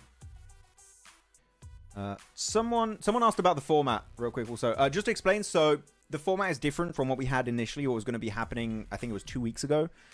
So now the tournament is shortened. It's only 6 days, no break days. You have the group stage, which is 7 matches on day 1, day 2, and I think it's 6 matches on day 3. You have 5 groups, all rotating every single game. And after those 3 days, you have the top 16 going to the finals, bottom 4 eliminated straight up. And in those finals, top 3 teams move to PMGC, and the top team from South Asia, Uzbekistan, and what was the other region? Pakistan also make it to PMGC, but they go to the group stage. If you're top 3 in the finals of this tournament, you go into the gauntlet stage. I hope that was not too much info dump, guys, but that's as short as I could explain it.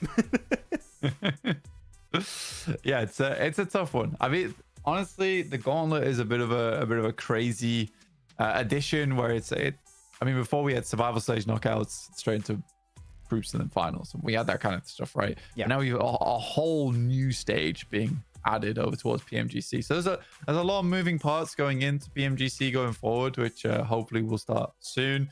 Very, very excited for that to come around. But we got to conclude the fall season first to lock in all those points.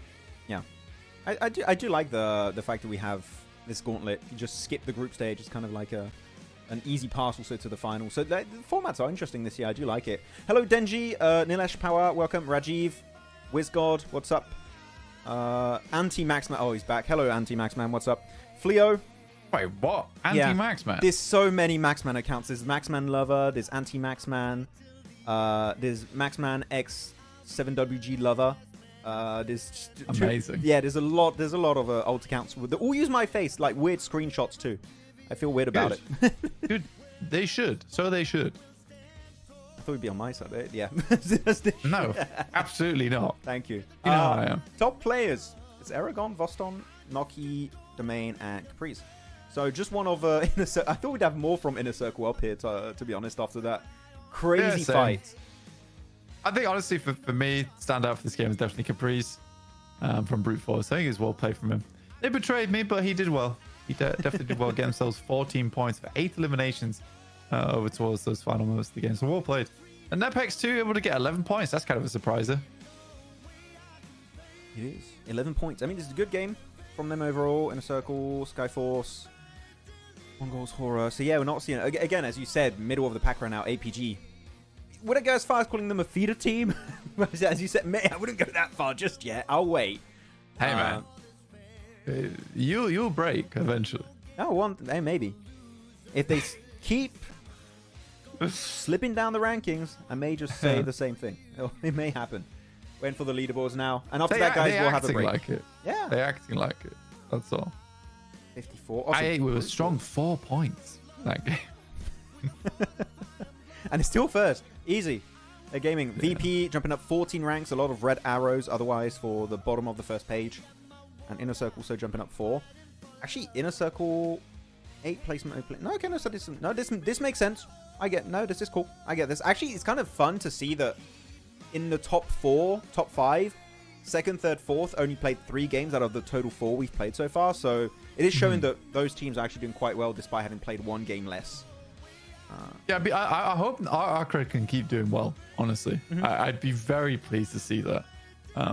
Again, it's always nice to see new blood coming into the scene, and ARCRED definitely looks like they've got chops on them. Having a good time. You forgot about the real Maxman because you're probably fake. Yeah, I mean, okay. He's also true. He's there. He exists. He does exist. This is Watchparty Maxman. Okay, I get it. Yeah, there's too many Maxman alt accounts. I don't know anymore. With that said, we do have some quick highlights, but the highlight's not moving. So I guess that is a highlight. That is a highlight. The broken highlight. Okay, with that said, guys, myself and Blind, we're going to head on over to a short break. And after that, we'll be ready for our 5th match of the day. 3 matches remaining. So yeah, we'll see you guys in a little bit. Take a break yourself too, and come back for our next match. Bye-bye.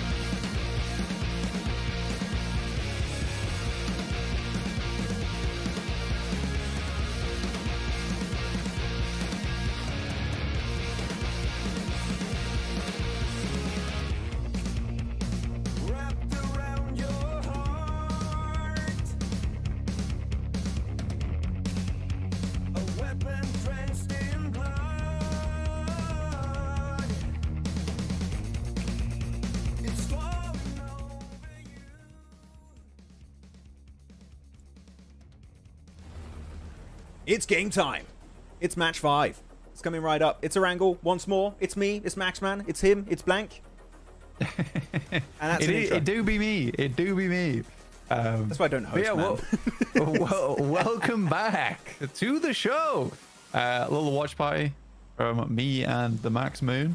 We're back at it again over on Erangel. 5th match of the day. We got 7 matches coming at you, so 2 more matches after this one, but straight back over towards Erangel.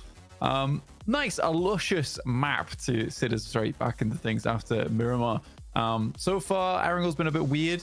I'm glad we're seeing more teams dropping out over towards the western side of the map, though, because last time we saw it was pretty empty over towards the western side, Max. It was quite empty, actually. I'm just looking. Is anyone going to try I8 again? Like, you come at me. We're ready. Actually, are they playing? Maybe I said that and maybe I spoke too soon. Wait, are they playing this game? I didn't look at this. So we're match number 5. We're not oh, I8's not playing. Okay, cool. Yes, I love that. That's perfect timing. Thank you. Well, no one's going to try them out this game, at least, and that should be a free Severny for, who is that, Qadsiah? Nice. It always happens to me. I always talk about one team, and it's the team that's not playing. Nah, dude, honestly, so when we're casting, actually, I usually have like a little sheet up that has all the teams, and then I list out which groups are on which day. I got on my phone in notes, which makes my life slightly easier. Because it's tough. It's tough otherwise. I have Wikipedia right in front of me, and I just didn't look. So I have no excuse this time around. I also tend to just let John make the mistake first as well, and then I play it off as if I always knew. That John, one's fun. You impotent fool! How dare you? How dare you? You do not check this document that clearly says they are not playing. Not playing. No, I've had, that happens quite a bit.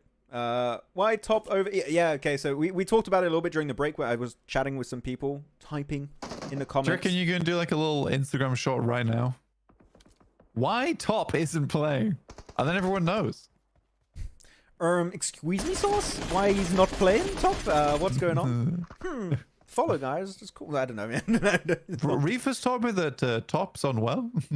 He told me top actually not. I'm being sarcastic. Sorry. I just, as everyone's clear, top is not on well. That was me making a joke. We actually don't know. There's a lot of speculation going on. He could be unwell. I don't know. He's just not here. That's all we know. That's the limit. That's the extent of our knowledge on what top is doing currently. Oh, we haven't CSA Watch Party. VJ. VJ.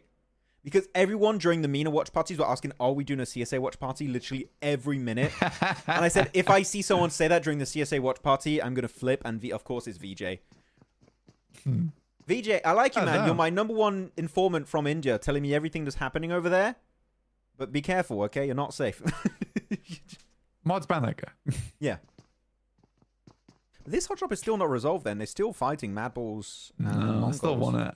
I mean, this one I can understand. I think Rozhok is a really nice place to own.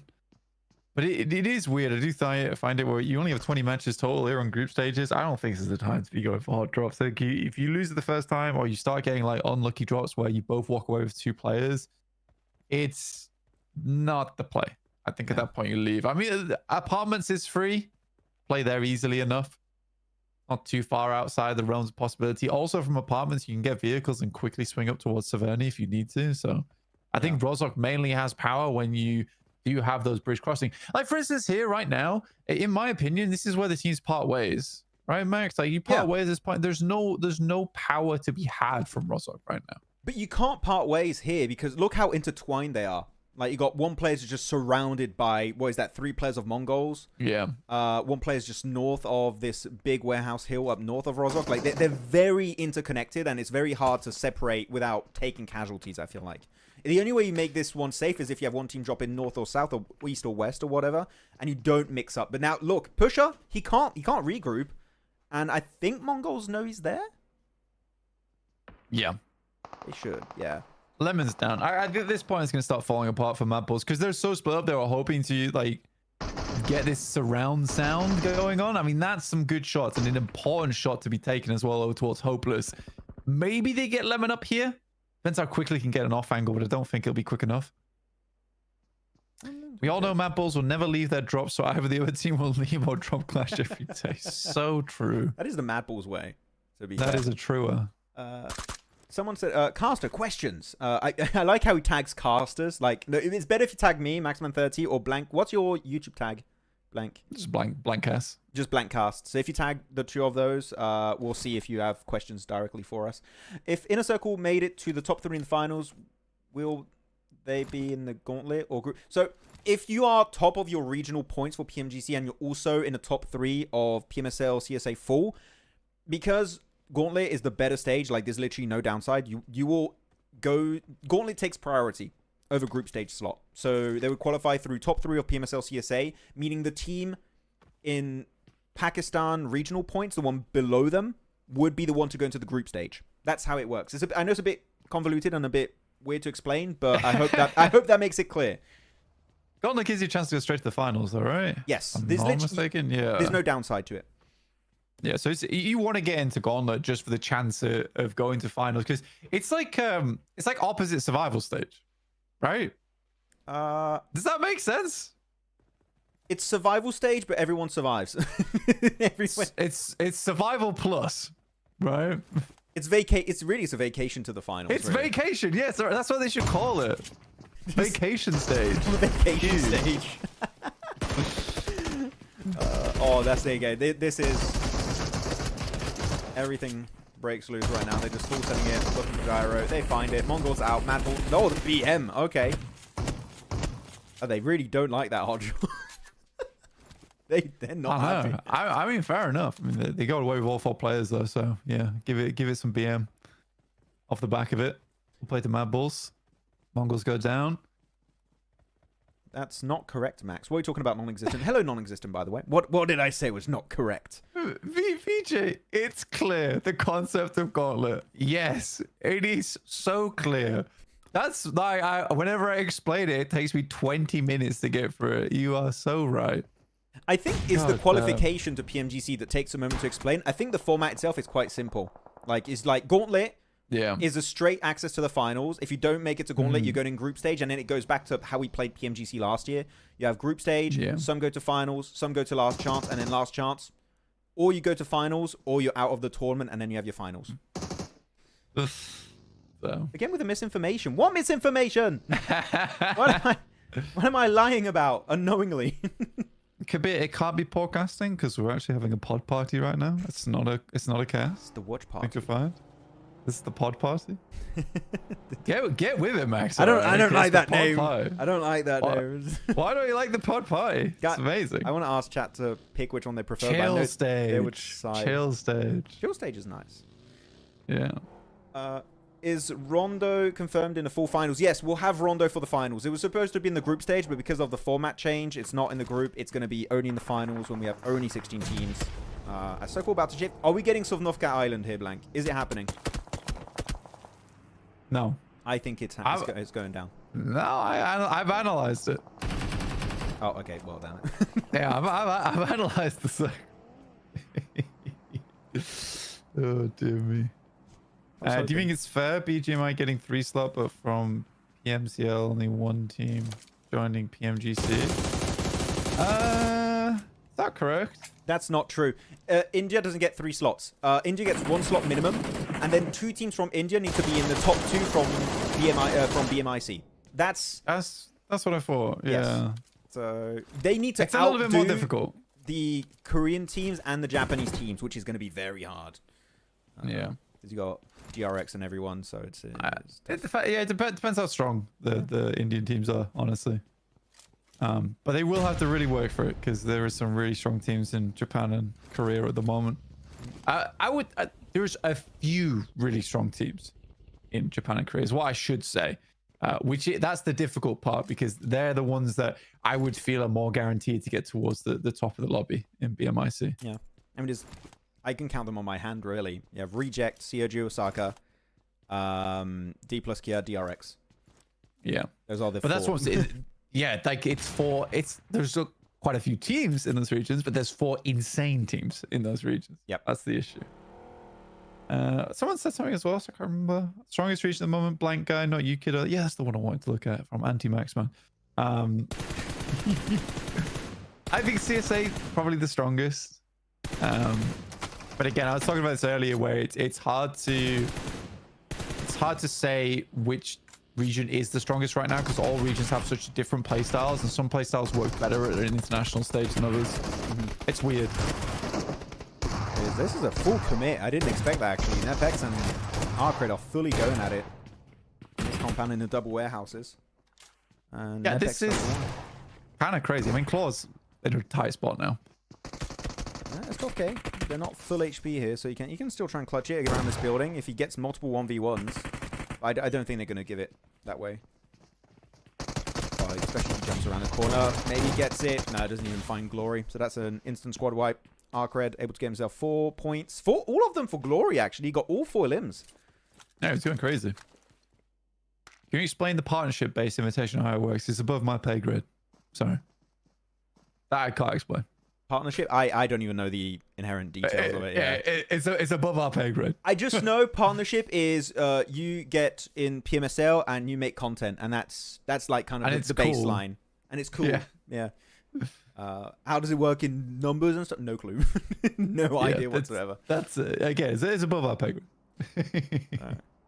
So is Phallic going to go back on this radio tower like he did in the past? This is like the Phallic or the Z-Wolf tower. It depends on next circle, right? Yeah. Because now, no. Now, not anymore, but it could have been good scouting, but the circle shifted away. Yeah, not great. Yeah, if it comes down towards the southeast, then absolutely yes. I think that's why you don't see players go up here until phase 3-ish. But now they've got to move. But they are really entrenched in with a lot of other squads right now. Yeah, they're fully surrounded and in a pretty nadeable spot too. Not sure how it was going to work.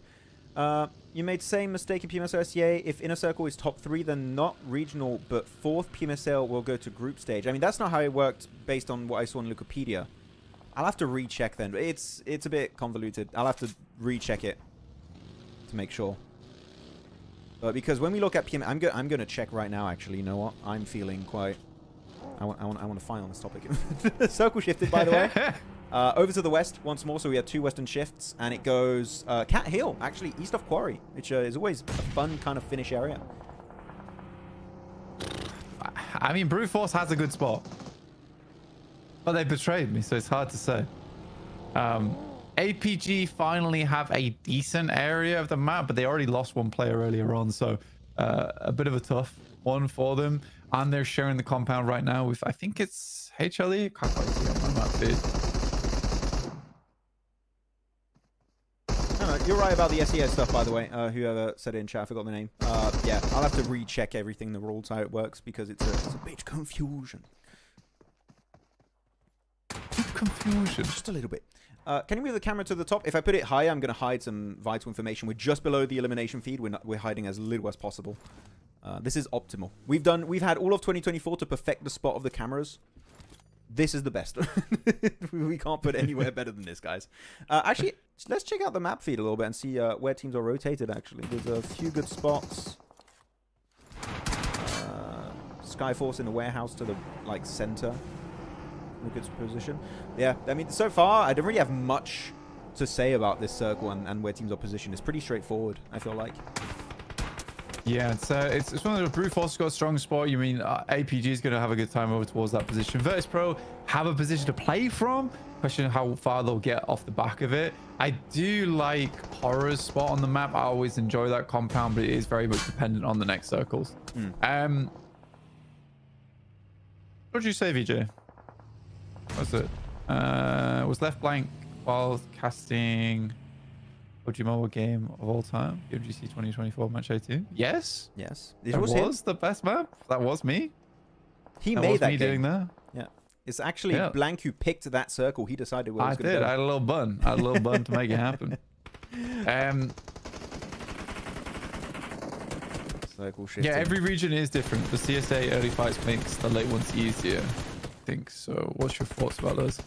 Yeah, I mean, the aggressive region, I think, again, it's weird that you say it because we were talking about earlier where I think that when CSA pops off early, they absolutely brutalize late circles. But I think sometimes their aggression can be detrimental to their play. Max OG is in. I've seen the Soul and OG stuff, by the way, guys, in chat for BMSG. I'm aware. I'm a prophet. It's fine. I understand. I'll see if it keeps going the rest of this weekend. That will be hype. Okay, Brute Force finally going to be contested on the this is West Cat Hill. There's actually a few buildings of Quarry still in play, and also some high ground of Quarry in play. I wonder if you could see, I don't know, a VIRTUS.PRO, a Go, 4 Yonkos maybe play that position. That could be fun. But yeah, MadBulls done. I don't particularly enjoy this spot. I mean, Brute Force could like play back down towards the warehouse potentially if this starts coming back over towards southwest side. They lose one player and knock. They should be able to get them back up again. Unfortunately, HORAA's now left out in the cold over on the eastern side. They get to move in. But Roger side don't have a terrible spot. They can play over towards this hillside down towards the southwest. Do you think 4 Yonkos are a strong team, Maxman?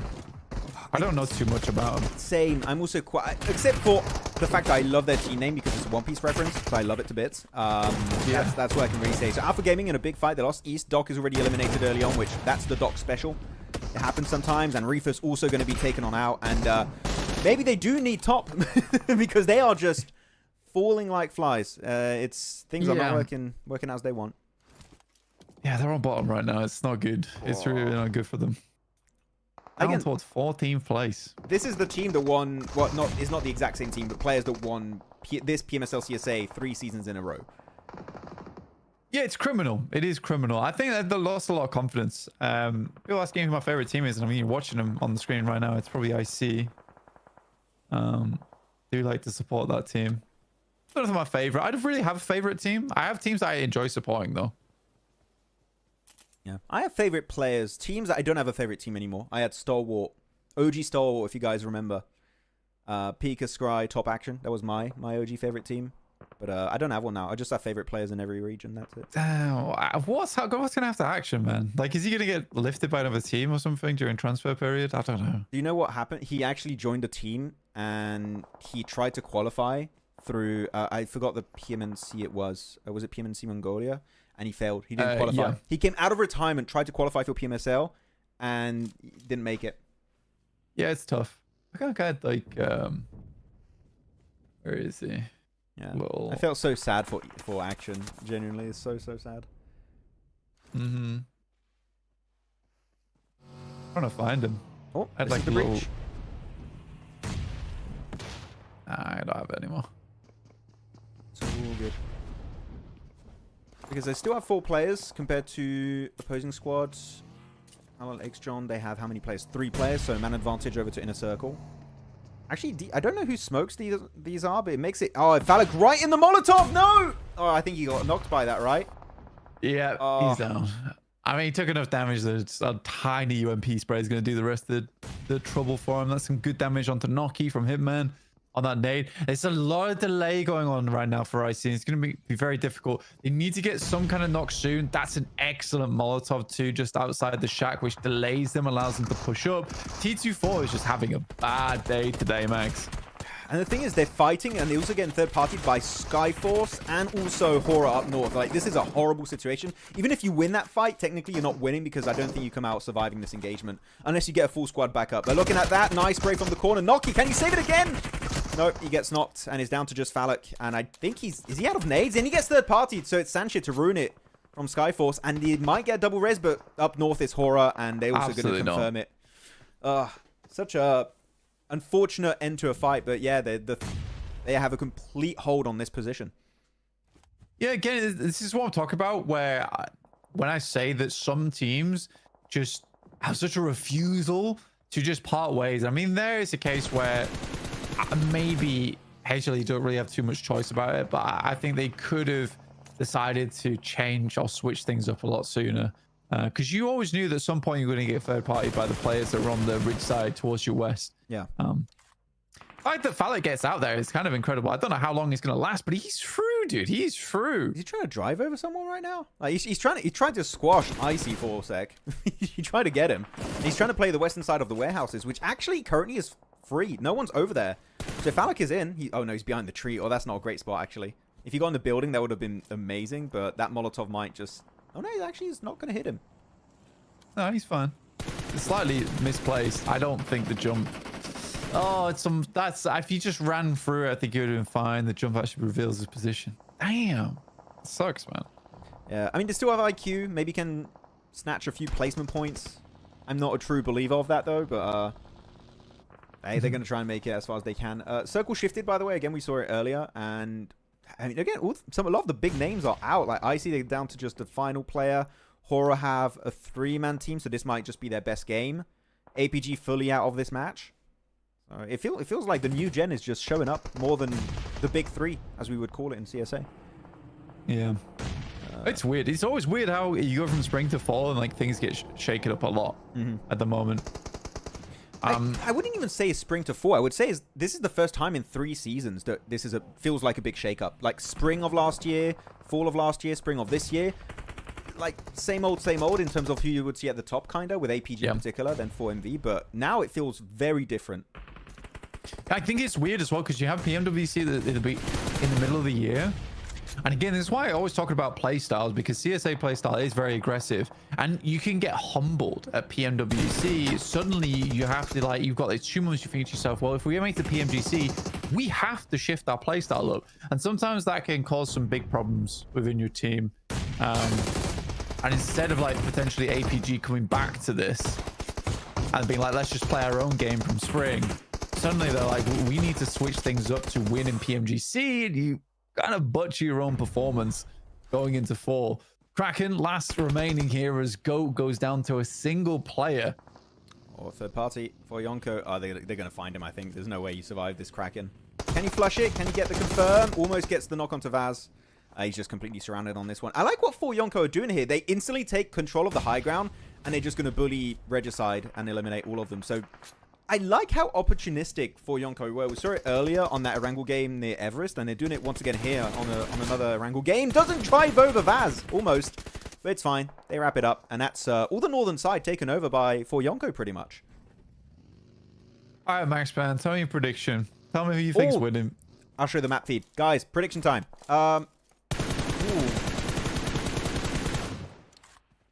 I'm going Skyforce. How about you? I'm gonna go VIRTUS.PRO. Let's do the flip flop. You're one game too late for that. And for Yonkos. Oh, you're going for. I'll leave the map up for an extra few seconds, and then we're going back in the game. And why is Sky not playing? Because he wasn't able to get a visa, and he's not currently in a hotel with the players. So I think that that's the idea, is to get High Dami to play instead of Sky, which is a big loss because Sky was the top player last season for HORAA. So that's going to hurt them quite a bit. Yeah. I think that Sleepy, No Fear, Jiggle are all really good players, but the magic comes together when Sky is in that roster, which is a little bit sad because Sky is the X factor on that team, and it's very rare that you get teams that still have a player that is the X factor for them. Typically, you have players that are all really good; they all perform fantastically well together. But yeah, I think HORAA plays very well. It's a very solid team, but they need that additional firepower from Sky to perform well. Yeah, I would agree. I think he makes the team work in a way. Yeah. And without him, it does feel like something big is missing on the squad, which is quite unfortunate. But you just got to roll with the punches sometimes. You got that missing, you just got to make up for that loss. And so far, it's been tough. But I think expecting them, while losing their top performer in the first day, to just instantly come up with a new game plan, I think that they are a team that's going to be ramping up as the tournament goes on. I think they'll make it top 16 quite easily. At least I'm hoping. I think we'll see some significant improvement as we go forward. So we'll see. No, I think so too. Yeah. I mean, if HORAA can make it to finals, that might give them a little bit more time to figure out how they're playing together with this roster. It's slightly unfortunate for them, but I definitely think they'll have a good shot in the finals if they make it there. I think so. So a lot of VIRTUS.PRO picks, a few Skyforce, Godlike, wrong region, Krish, but I appreciate the support for Godlike. Good job. HORAA, Chicken Dinner, Brute Force. Okay, so like a little bit of a mix, but mostly VIRTUS.PRO, it seems. A lot of VIRTUS.PRO predictions, which, looking at their previous position, was good. I don't think they're going to be favored by the circle, and indeed it moves heavily away from VP, away from Brute Force, away from 4Yonko. But now Skyforce are going to fight HORAA. So I think this is going to be a big third-party opportunity for Yonko. If they decide to commit on this fight, if they engage each other, I think that will be great for Yonko. Yeah, they'll be able to play off the back of that. Again, the reason I picked VIRTUS.PRO here is so they can wrap down towards that southeast side, but that's a good call coming through from Skyforce, sending a player down towards the south side to watch out for that. Very, very intelligent. It just requires them to be really quick on the ball here. HORAA now moving in from that northern side, so it's a full 2v2 whilst they're scouting that out, just in case that does happen. But yeah, I'm curious to see how VIRTUS.PRO plays. I think the smartest choice would be to try and wrap on the south side. Depends if they can find a pick or two over towards Brute Force, maybe play on the north. I'm trying to find it. You're talking about the off angle from, who's that, Riley? In the southern side? Or, yeah. I mean, Yeah. I think that could be quite helpful, actually. It stops them from peeking over the ridge.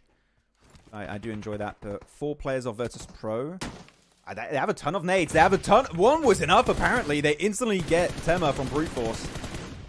Capri's trying to assist. And he does flush it, actually. Gets him, yeah. Yeah, nice. Very nice. Could have been a very different story there for VIRTUS.PRO if they kept that player up. Good tags. And Malloy goes down as well to Capri's. Looking bad for VIRTUS.PRO, in fact. Hey, I like what HORAA are working on. Oh. This is not me. I still have Blank on the call. It's working. You're still here, Blank? I'm still here, yeah. Okay. I'm just waiting for the feed to come back on. This is not me, guys. I swear. The stream working on my side. Okay, it's cool. We're back. A little... Oh, no. Ah! What's happening? Buffer! Fine. A You little were buffer saying now. Sky got his visa. Will be there tomorrow. So Oh, really? he's not there tomorrow. And that guy. For I mean, 5 minutes. if Sky is there and they make top play, we're so back. We'd be so back, okay? We'd have some good top tier players back.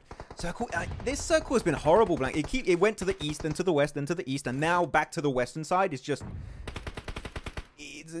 I mean, it's a circle, so of course it's unpredictable, but it's just very hard to respond to it because you set up a game plan and then it just kind of ruins your entire setup. So now HORAA, instead of playing defensive, now have to play on the offensive, have to push, but also clean the backside. So the entire game plan has to change, like right now.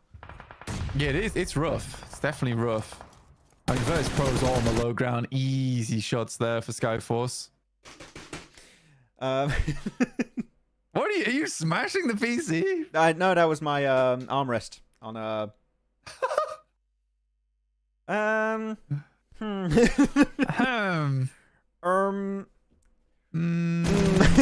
There we go. Okay, we're back. Yep, okay, we're cool. Again, guys, day 1, we're going to work in the background to make sure tomorrow... Day 2 is the real day 1, okay? Yeah, VIRTUS.PRO dead. Yeah. Oh, wait, did I see Sancho with an MG3? I did. Can I change my pick to Skyforce, actually? Actually, wait, who did I pick? I forgot who I picked. Did I pick Skyforce? You pick Skyforce. Okay, yeah. I'll maintain my pick of Skyforce then. There you go. I knew. They're dead. They're about to go down, dude. No, they get the res. They're in a horrible position. Trust. No, they win it. The MG3 trumps all. It wins everything. I do not believe. I think 4 Yonkos work with HORAA here to take out Skyforce, and then it's first and second. Obviously, VIRTUS.PRO just got really unlucky. Yeah, That's all it was. You picked VP, yeah? Do you have a new one you're going for this one to pick? Who did you say first? No, I'm just I'm confident in my VP pick. I was wrong. Okay. And that's okay. That's fine. We can't win them all. Exactly. I can't win any. Oh, I thought we could miss that. That was a really good prone play from No Fear. Wasn't enough. They lose it. So now 3 players for 4 Yonkos. Skyforce 2 down to just a single. I mean, I had no more players for HORAA. They're completely gone. So 3v2. Now the fact that there's only 1 team. Actually, Skyforce could take it back. That's a good third party there. Are you sure you don't want to change your prediction? No. Sticking to Skyforce. It's happening. I cannot not pick a player that has an MG3. It's my code. I have to stick to it. Okay. I was about to go crazy. The armrest was going to get it. It really was. Yeah. Come on. Scouting as much as possible. I just spamming it with the S12K. Not able to actually get the knock, and the MG3 spam is going to start coming out, and it's enough. No! It gets Jaxi. No, come on. They're going. I just want the circle to do the work. There's some good Molotovs, though. Some very good Molotovs. But Icy apparently just skated right over the top of them. Are they going to go for the res here? I think they are trying for the res. And the blue is pushing in, but it seems like they're going to have time. Seems crazy. Seems crazy. I think you won't have time to go for the first aid, though. That might be a little bit of an issue because, yeah, Sancho's got control of the ridge. Same with Icy. They still have nades. I'm surprised they're not just spamming the nades. This will be a prime time to use them. The nade comes out. Nice! The double knock from Sancho! My God. That's I don't massive. believe it. I don't believe it. I feel like going for the res was a mistake there. I know teams are like very much told you should always try and go for the res. Well played. Well played. I think this is unfair. This is actually unfair. In the Sancho nade we trust. That was genuinely such a good nade. I think he heard the audio cue, and the fact he got double, I think was he even didn't expect it at that point. But Sancho carrying with the nade with the MG3 and able to get himself their first win of the tournament. And actually, look at 9-0 Sancho, 3 for Icy, 1 for Riley. Unfortunately, none for Godless, but he went out. Did he really go out 36 seconds in? Oh, that's it's unfortunate. I'm sure he was enjoying watching that game. I just don't. I think that they had to press the advantage there. I don't know why they were like taking just one guy with a DBS. Where were the other players? Why weren't they up front as well? I think they win that 3v2 every time. Correct me if I'm wrong, Max, but yes. They should have won that. Yes. I'm just memeing my pick because they had an MG3. That I literally, the only reason I picked them is because they had the MG3 at the end and I committed to it. If they didn't have the MG3, I would have also gone for the other side. God damn it. Okay, well played. Well played to you. And you're 2-0 right now. We're doing good here. Okay, we've got a few replays to check out. I wonder how... I think the leaderboards might change quite a little bit here, especially because we've got an actual good game from HORAA. They make it top 3, which is, like, finally, we're seeing that happen. Mm-hmm. And I mean, we're talking about it right. Yeah. Go for it. Sorry. Oh, that's all I wanted to say. Oh, no, I was going to say, especially if people are saying that maybe Sky... I don't trust it 100%, but if what people are saying is true, that Sky did also get his visa, then there won't be much to catch up, right? They'll be already in a pretty decent middle of the pack position, I think, on the leaderboards. That'll be nice. It will be nice. But yeah, I think overall... good for them. I think they desperately need these types of games, though, if they want to make it through. And if Sky is coming in tomorrow, like you say, then if they're able to keep up like a fairly decent point scoring, which they're able to do right now without their full roster, unlike another team, which starts with A and ends in G. Great stuff. Very well done to them. But yeah, I was quite happy with that game. I think Skyforce does well from that low ground. Again, 4 Yonkos should have just grouped as 3 and just played the ridge side. They played 1v2 each time they died. So kind of unfortunate on that. But yeah, I overall pretty impressed with CSA. I'm enjoying it. It's definitely way more aggression in this region than I'm used to. I'll tell you that right now. I'm just enjoying the fact that it's not the main big teams that are just popping off. It's not your inner circles. It's not your horrors. It's not your APGs just coming in and just cleaning the floor with these teams. No, they're actually...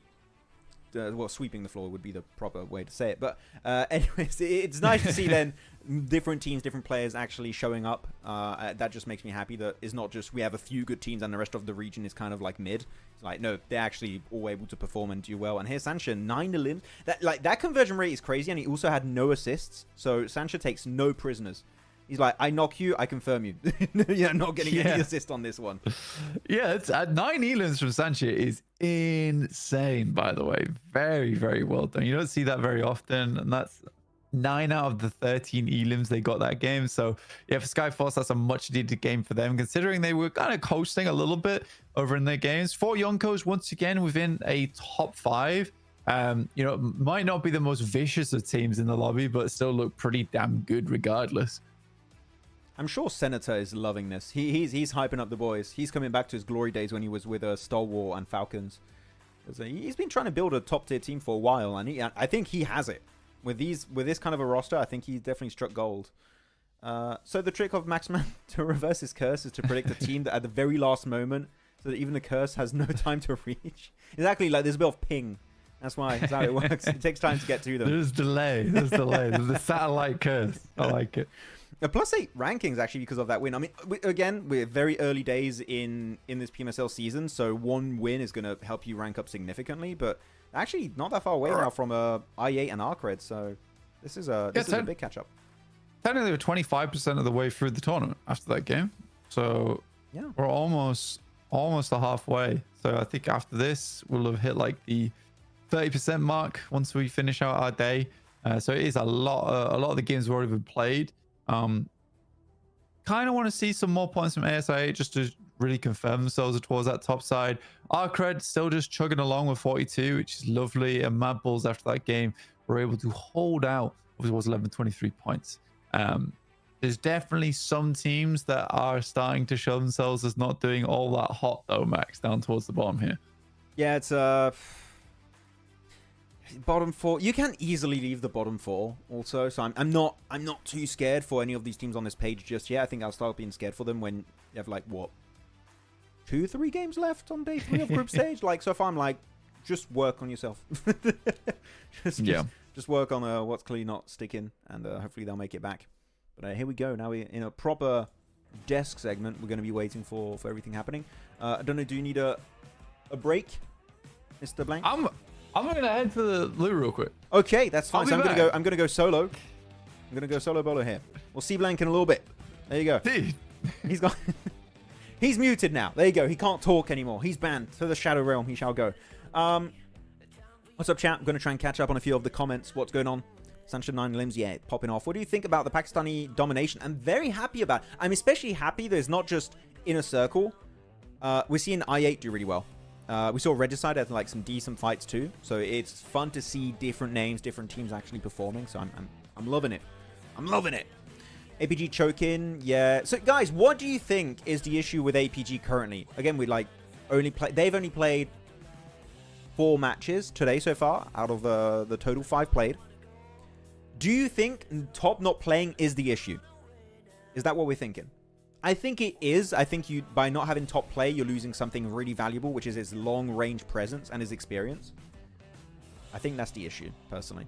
Why not Rondo? Because if you had Rondo being played, Trevor, because of the group system on the 3-day group stage, that means some teams will play more Rondos than other teams, which would make it unfair because you get a lot more points on Rondo because of the recall system. So instantly you make it's not fair whatsoever. So Rondo will be played, but in the finals.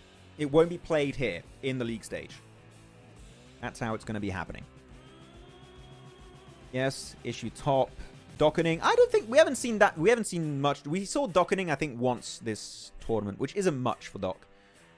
Dockening is not happening. Yeah, he went out early once, but I don't even think it was him being far from his team. It just happened.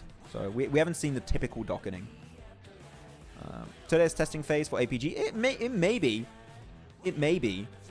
But it does scare you a little bit, like they're not as dominant as they usually are. You know, what's going on with that? APG not serious? I think APG are serious. Even actually, ooh, chat. Do you think APG might also be playing very comfortably and just very laid back? Because technically, PMGC points-wise for their region, they already qualified. It's almost impossible. Actually, no, it is possible. Teams behind them, you have Qadsiah, VIRTUS.PRO. Oh, they're not comfortable, actually. No. They're not comfortable. So no, that's not the case. I wonder. APG is taking risk by not playing top. Yeah, I think so, Trevor. I do agree. I think it is risky to have literally the MVP of Spring not play, even if he didn't do great during PMWC. It seems like an odd decision. I'm not sure why. I didn't think you see the game, but how is the synergy with East? I mean, East doesn't seem like an issue. He had some good clutches sometimes. It didn't stand out to me that East was the issue for Alpha Gaming. I'll tell you that much. How many matches each day? So today we have 7 matches. Tomorrow we have 7 matches. And on the 3rd day of the group stage, so that's going to be Sunday, we have 6 matches. Oh, Bank is back. Let me mute him. Oh, he's back. There we go. Hello, I return. He's back from the Shadow Realm. He's alive. AKA the bathroom. It's okay. We're just mainly talking about Alpha Gaming. Like, what's the issue? Is it East playing? Is it like because top is missing? Like, I think this is the main question of today. Yeah. You just stink, dude. Yeah. It's just not good. Do you agree? I mean, yeah. Like, right now, we're not seeing anything from Alpha Gaming that. Like, on a real note, I genuinely just think they're playing very poorly. I don't think there's anything. There's no. Oh, that's nice to remember that. There's no like underlying soul issue to APG. And I think people are trying to figure out what the underlying soul issue is, and there isn't one. They're just not playing great. To be completely honest with you, I don't even recall any memorable moment from APG this day so far. I'm like, you're asking me to, what's the coolest blend? Like, I don't know. Yeah. So, which is weird. Normally they go for the big flashy plays. We haven't had any of that today. So I'm hoping that changes. But again, is top going to be benched the entire group stage coming to the finals? We'll see what the game plan is. Z Wolf joining RC. He had to leave at some point. Let's be honest. Yeah. I think he was stuck on a team where he couldn't spread his wings. Next to Roya. So, yeah. I think. Unfortunately. I think he needed to go. As you said, it was going to happen. He deserves to be on a big team like Regdenkarya. And I think, and also I've heard apparently like Silas, Loxy, Wild, like that, and also Z Wolf. They're all like homies. They already play together. Like the synergy's going to be there from the get go. Yeah. So I'm quite hopeful they're gonna do well. I feel bad for Tospic though, because I feel like he was a good setup player for his teammates. Maybe not the top tier fragger that people know Z Wolf to be. Yeah. But if you look at it, Tospic, Z Wolf, one is an upgrade to another. Yeah. Unfortunately. Exactly. Unfortunately. I just feel bad when a meta where you just like, oh, screw it, we just want 4 fraggers. I liked when we used to have like supports, setup players, off-angle players. Currently, you have 4 fraggers. You're playing the meta, and it's the way forward. Yep. I mean, they can all, but the thing is that they all are interchangeable on those roles. Like Silas plays really good off-angle, he also plays great scout. Wild is a great support player in terms of always living out towards the end. Like that's his speciality. Loxy is an incredible clutch player, and now I would say Zed Wolf fills a really nice role of a long range player on that team. But you're right, they're all fraggers at the end of the day. Yeah, I think you do need it all. I think Regdenkarya is becoming like such a powerhouse of team, and S2G is like desperately trying to catch up to them. Yeah. Someone asked about head start points. I am double checking to make sure we do have head start points. 7 day 1 day 2 6 matches. I'm not seeing anything about head start points currently, but head start points and distribution. I'm not seeing anything about head start points. Has it been announced anywhere? Because of the change of format, I think some info they announced the map rotation today. Like I didn't know the map rotation until today. So I'm not sure what the game plan is. Do you know, I think this comment summarizes APG really well. APG fans will always say they are not playing serious, and then the tournament ends. Such a read. Jesus. Full flow. They're just chilling. PMGC just playing. So I just got a message, by the way, from the PUBG Mobile Esports team. Thank you, Belkan, by the way. There's no head start points. Just to confirm. No head start points. None. Someone said, I love it. Ceballos said, yes, there are head start points. No! You're lying. There's none. There's no head start points. Guys, it is officially confirmed. No head start points. I just got official confirmation from the back end. Okay? It's not going on. No head start points. Yeah, Regdenkarya is not the EUA7, by the way, because that would require them to have one player that they constantly cycle down. But actually, they have a full team. So that's a no. But I understand the analogy. Yeah. I'm just thinking about the fact that we don't have head start points, because I kind of was expecting it, but now we just got confirmation we're not having it. It kind of changes the way you play the game if you're at the top, I think, because you're not playing. If you've already created such a big lead that you know, okay, we got 80 points, we're in. You don't have that drive to keep fighting for extra head start points. So I think that's the point where you're going to see some teams experiment a lot more and just see, okay, let's limit test, see what we can do. and perfect what you want to do heading into the finals. What do you think about that? Thoughts? Yeah, thoughts. Feelings? Feelings? Just drop a thoughts in it. Yeah, I think that honestly, a lot of people talk about how experimentation, limit testing. I think that actually the more valuable thing to do as a team instead of limit testing is to do alternate rotations that you wouldn't normally take. See which teams you run into, which teams you don't run into. And that way, when you get to the finals, if you ever get in a situation where you get a really awkward circle, you have to take a rotate that you're not comfortable with, well, you've already done it. I think for the IA, like there is absolutely a reasoning tomorrow that they do something a little bit wonky, and it might, if it looks like IA is not doing great, but they're taking rotations they don't usually take, I'd still be okay with that. Yeah, I get it. So yeah, instead of limit testing, you're just adding more variety, like rotationally speaking, to what you exactly. do. Yeah, no, that's a way to do it too. I think when I say limit testing, that's kind of what I mean by I just like limit testing. I feel smart when I say that. Okay, I got limit you, testing, guys. Don't worry, just see how far they can go. But yeah. Yeah, for me, limit testing is always like, oh, I can take, let me see if I can pull out this 1v4. I'm putting someone on timeout. Oh my god! Hey, I love Scout as much as the next guy, but that's a lot of Scouts in the chat. He's retired. Okay. He is. Doesn't even play PUBG Mobile anymore. Yeah. Actually, you guys may have seen it on my Instagram. We were talking about it yesterday with Blank. Scout followed me after he announced he retired on Instagram, which is such a funny timing to do. Anyways, hot drop here, Qadsiah.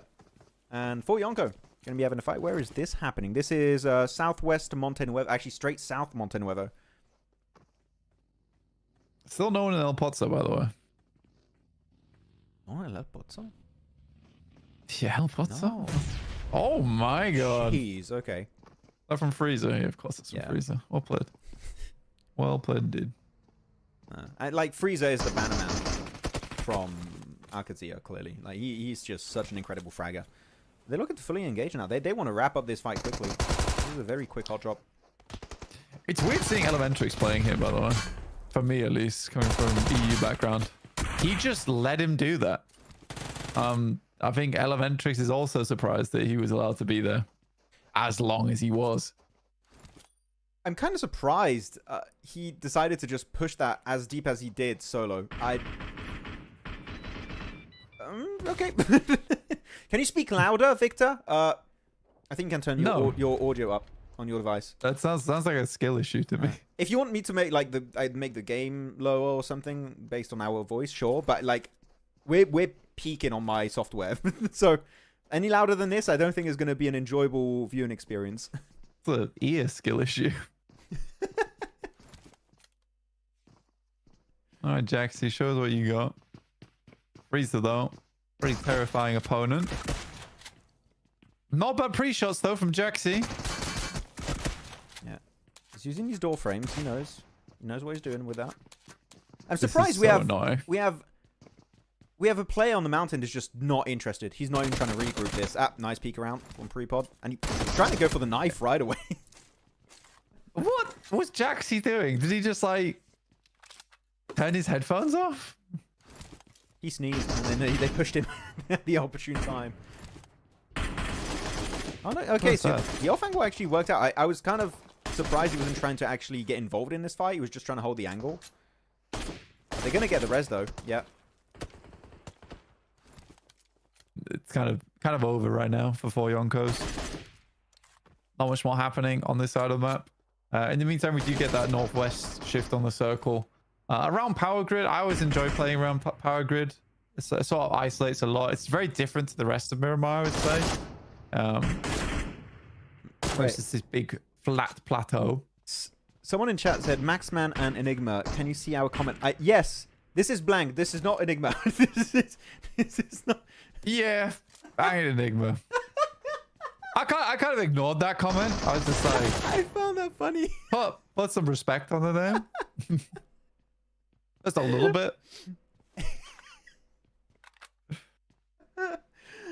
Oh. I do need to change the haircut. That made me laugh. That was That was not. I don't think that was intentionally. I think that was a genuine comment. Hello, lovely bro. Hello, 7 What's up? I saw a few nice comments from me and Blank. By the way, thank you guys for the nice comments. We appreciate you. You guys are very nice, very kind. Will Rondo map be included with a recall system on the grand finals day? Yes. If you have Rondo, the recall system is by default included. Yes. AXETRON. Down to just 6-9, and he's just getting fully swarmed. Just mad cap. Yeah, I think this is the end of the Bangladesh team. Bangladeshi team? Well, how would you say that? The Bangladeshi. That sounds wrong. It's correct. Chat. Help. Which one? Oh, what else did you say? Like the Bangladesh team? Bangladesh? No. I would call them Bangladeshis. Yeah. I'm not sure. You could also easily call them the Bangladesh team. Yes, also. Could play it safe. I like to live on the edge. What are your predictions for MVP of CSA, Maxman and Blank? Ooh, MVP. I mean, this is still early. I mean, is Top going to play? That's the question. Is Sky going to make it for HORAA? That's another one. Probably like probably looking a little crypto, maybe. You said to not overhype the guy, and you're doing just that. You just no. It's potential. Yeah, like who could be MVP? Like, okay, you take Sky and HORAA. Sorry, you take Sky from HORAA and also Top out of the equation, depending on like we don't know what's going to be happening. Who could be MVP contenders? Like, what big names were like, yeah, this guy could do it? Like, of course, Doc. Right? Yeah, well, no. Not right now. No. Oh, okay. Look at him. I mean, right 14 now. 14 points. Yes. Maybe a Shifu, potentially. Mm-hmm. Freezer, outside chance. Crypto, Falak, also. Actually, not even Crypto. I wouldn't even say Crypto right now. Who else is performing pretty well on that team? Was doing well. Yeah. Iron. Aragon. Aragon's a good one also, Senpai. Yeah, you're right. Aragon was an MVP Aragon contender. is a good one. Yeah. Oh, they're still staying on the map feed. Okay. Bloody lovely. Ball of what? Who said God. Melon Musk. Damn. Okay. Thank you, King Young Rank. I've never been called a beautiful woman before, but I'll take that as a compliment. I have a very deep voice for a woman, but there we go. Chat is very nice, but also we have some people that they go wild sometimes. There's sort of backhanded compliments, but I'll take the backhands with the front hands. Yeah. Okay. So, well, a few of the names when it comes to MVP, so like, of course, Falak, Doc, Top, Aragon, Godless, and Lemon. Now, Lemon's a good one also. I like that. I like that pick. Z-Wolf, wrong region, but I respect the support. A big northern shift, by the way. Wait, let's go on to that. That's a straight up HORAA circle. They're almost the only team in a circle. And this is phase 2 on a Miramar. Goes right on That's them. the one. Oof. Bro, there's no way. There's no way. Alpha Gaming, just enjoy. They are not playing seriously. It's all coming back full circle. Where's that comment? Where's that comment? I think it may have been removed. No. The one APG starts slow last time. They were also like this last time later, and they got the momentum and built synergy. Where's the one where it's like Alpha Gaming fans be like? Oh, that comment. Yeah, I saw that. Yeah, it's so funny. There's a play in yourselves right now. Can I pick HORAA as my prediction for this game already? Because they have Crater Fields Mountain. I kind of want to pick them. Potential. I'll allow it. I'll allow it. I'm picking HORAA. There you go. That's done. Chat. Anyone else following me with a HORAA early pick? I think now time is ripe. The time is right. The time is now. Yeah. Anyone on the HORAA pick? Because it's going. It's going right now. Get a HORAA pick right now. I'll say well done to the HORAA pickers at the end of the game. That's all I can really do for you. I wish I had better prizes. I don't. APG Doc, what are you doing here? Okay, guys, the dockening's happening again. I wasn't sure so far.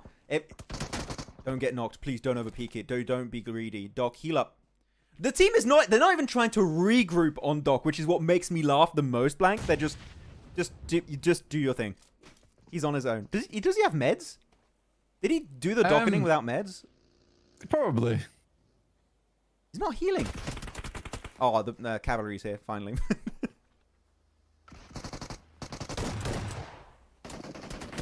I mean, this is kind of annoying that it's working. Also, Tixie's just straight disconnected. I mean, he went out earlier, so I guess he just left the lobby entirely. Oh, nice. No, that could have been a good angle, actually. Through the window, gets surrounded. He's done. Okay, APG get every single one of the elims, and they don't lose a single player. And they're going to res Doc. I hate this team so much. It's like everything they do seems so wrong, yet sometimes it just works. This shouldn't work, but it keeps working. Yeah. APG fans be like, just wait.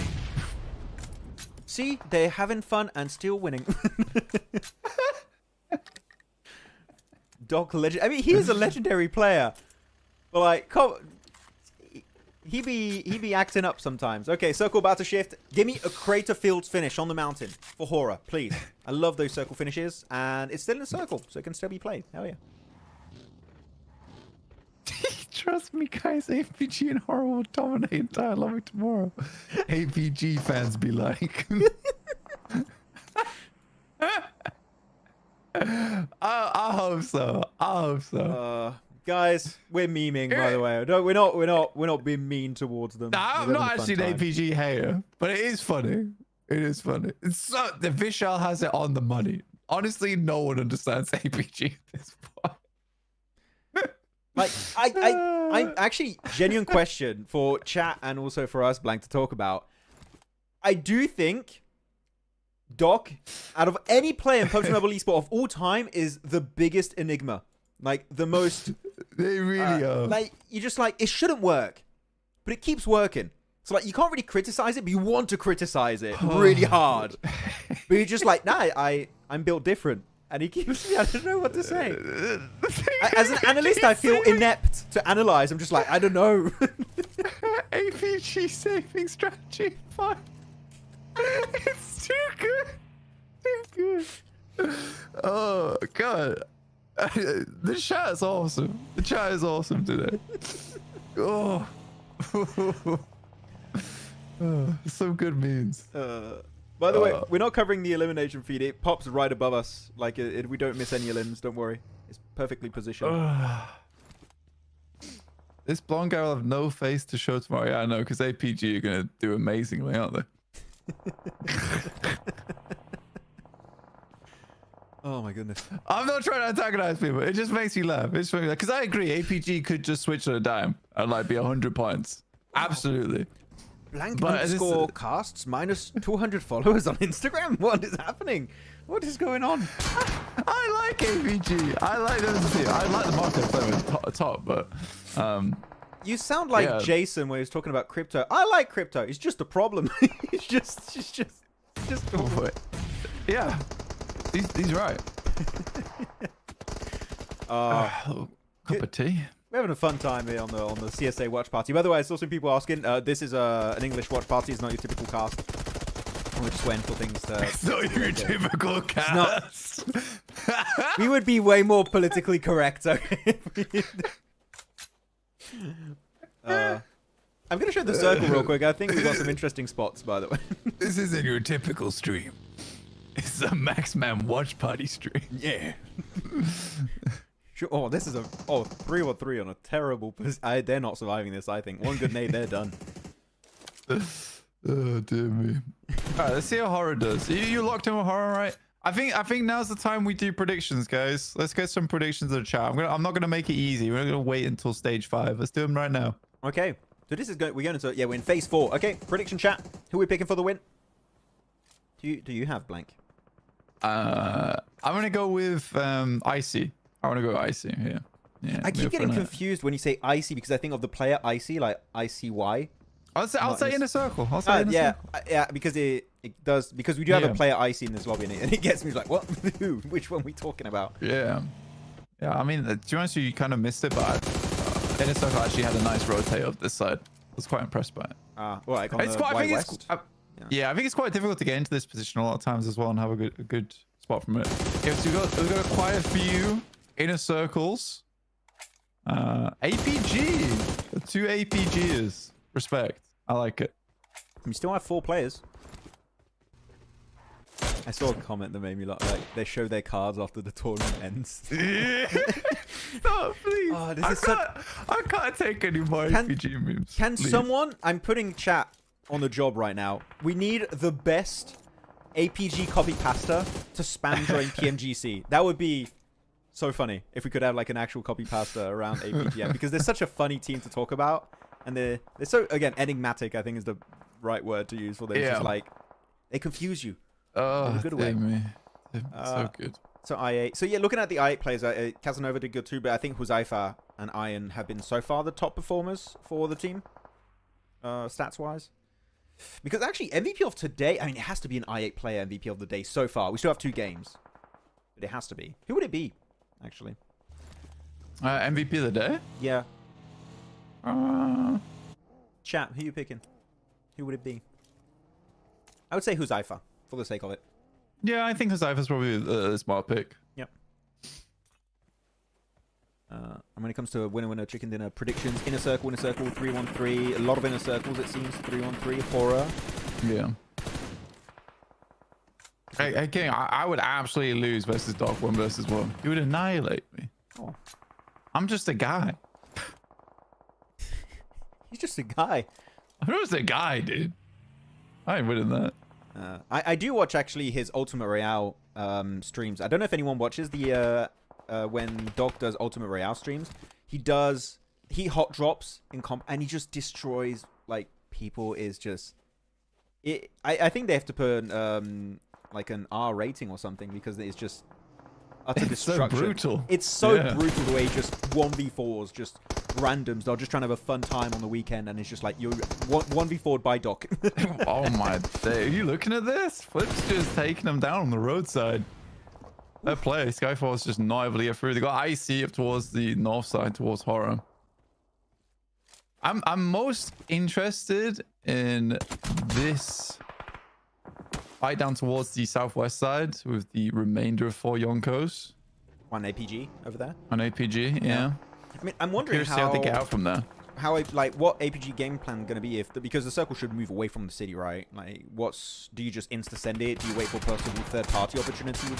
How are they going to play that? Because it does. There you go. It moves away, not too far. They can still make it. There's some good copy pastas. Some good copy pastas been thrown in there. There's some options. We'll have to save them all and do a vote. Yeah, will. Which one's the best? I enjoy APG team. Okay, let's hold power plant. Doc, this boot camp hill looks like he's in Sandhawk. He's left. Okay. Shall we lock in on the game a little bit? Because I feel like we've been on the APG meme train for a minute, guys. Sorry if that was a bit much, but I think we're having a fun time. But it's fun. It's fun. So I apologize. I'm back on it. IC is kind of my favorite team of all time. I'm excited to see them do really well here. Good central position. Huzaifa knocked on the wrong door. Apparently, that was a nade from Huzaifa. Excuse me? No, but he knocked on the wrong door, but he got his parcel delivered. That's for sure. Same day delivery on that nade. That was real well played from IA. Okay. They're still not in circle though, so they've got to. There's so many little dips you can play in, so I don't think this is going to be game over for them, because they're going to rotate into who's that going to be on to the western side. They have MongolZ, they have HORAA. They actually have a wide split up north. So they are kind of surrounded, but I think if they play on the southern side of this ridge, only fight MongolZ, there's a very low chance to get straight up third party by HORAA. So they got to be quick on this fight and just, there you go, play around the ridge, wrap around, so that you only fight MongolZ and you don't get third party from a distance. That's what I'm hoping for. Yeah, 100%. I mean, you do have to sort of be wary of this north side, so they're having to leave Jiggle on the top. Hi, Konina. How you doing? Oh, he's stuck. He has to jump out! To jump out of the tunnel! No, he's good. He's got the M249. He's fine. He just sprays. It's all good. That's the longest pre-fire I've ever seen with the M249. Yeah, it worked. You can pre-fire for a long time. And he's going to go out. Yeah, flush it. I think he knows he's not going to win this one as a solo. There you go. Flush it. Get that point. Every point counts. 3 eliminations. Get away from that car. Yeah, I think, honestly, Hopeless has been really good today for the Mongols. I've been very impressed with him. Yep. I think he had 9 elims one of the games as well. On our angle. Was it Hopeless? I think you're right. Oh, M249 angle. The thing is that the kind of range the M249 is really hard to control. He's got a ton of ammo. He's got, what is that? A full clip plus 200 extra ammo. So he's got 2 full clips and a bit for the M249. He can spray for days. Yeah, particularly good when taking down vehicle spawns, which a lot of IA are actually hiding behind here. So makes sense. Makes sense they're going for it.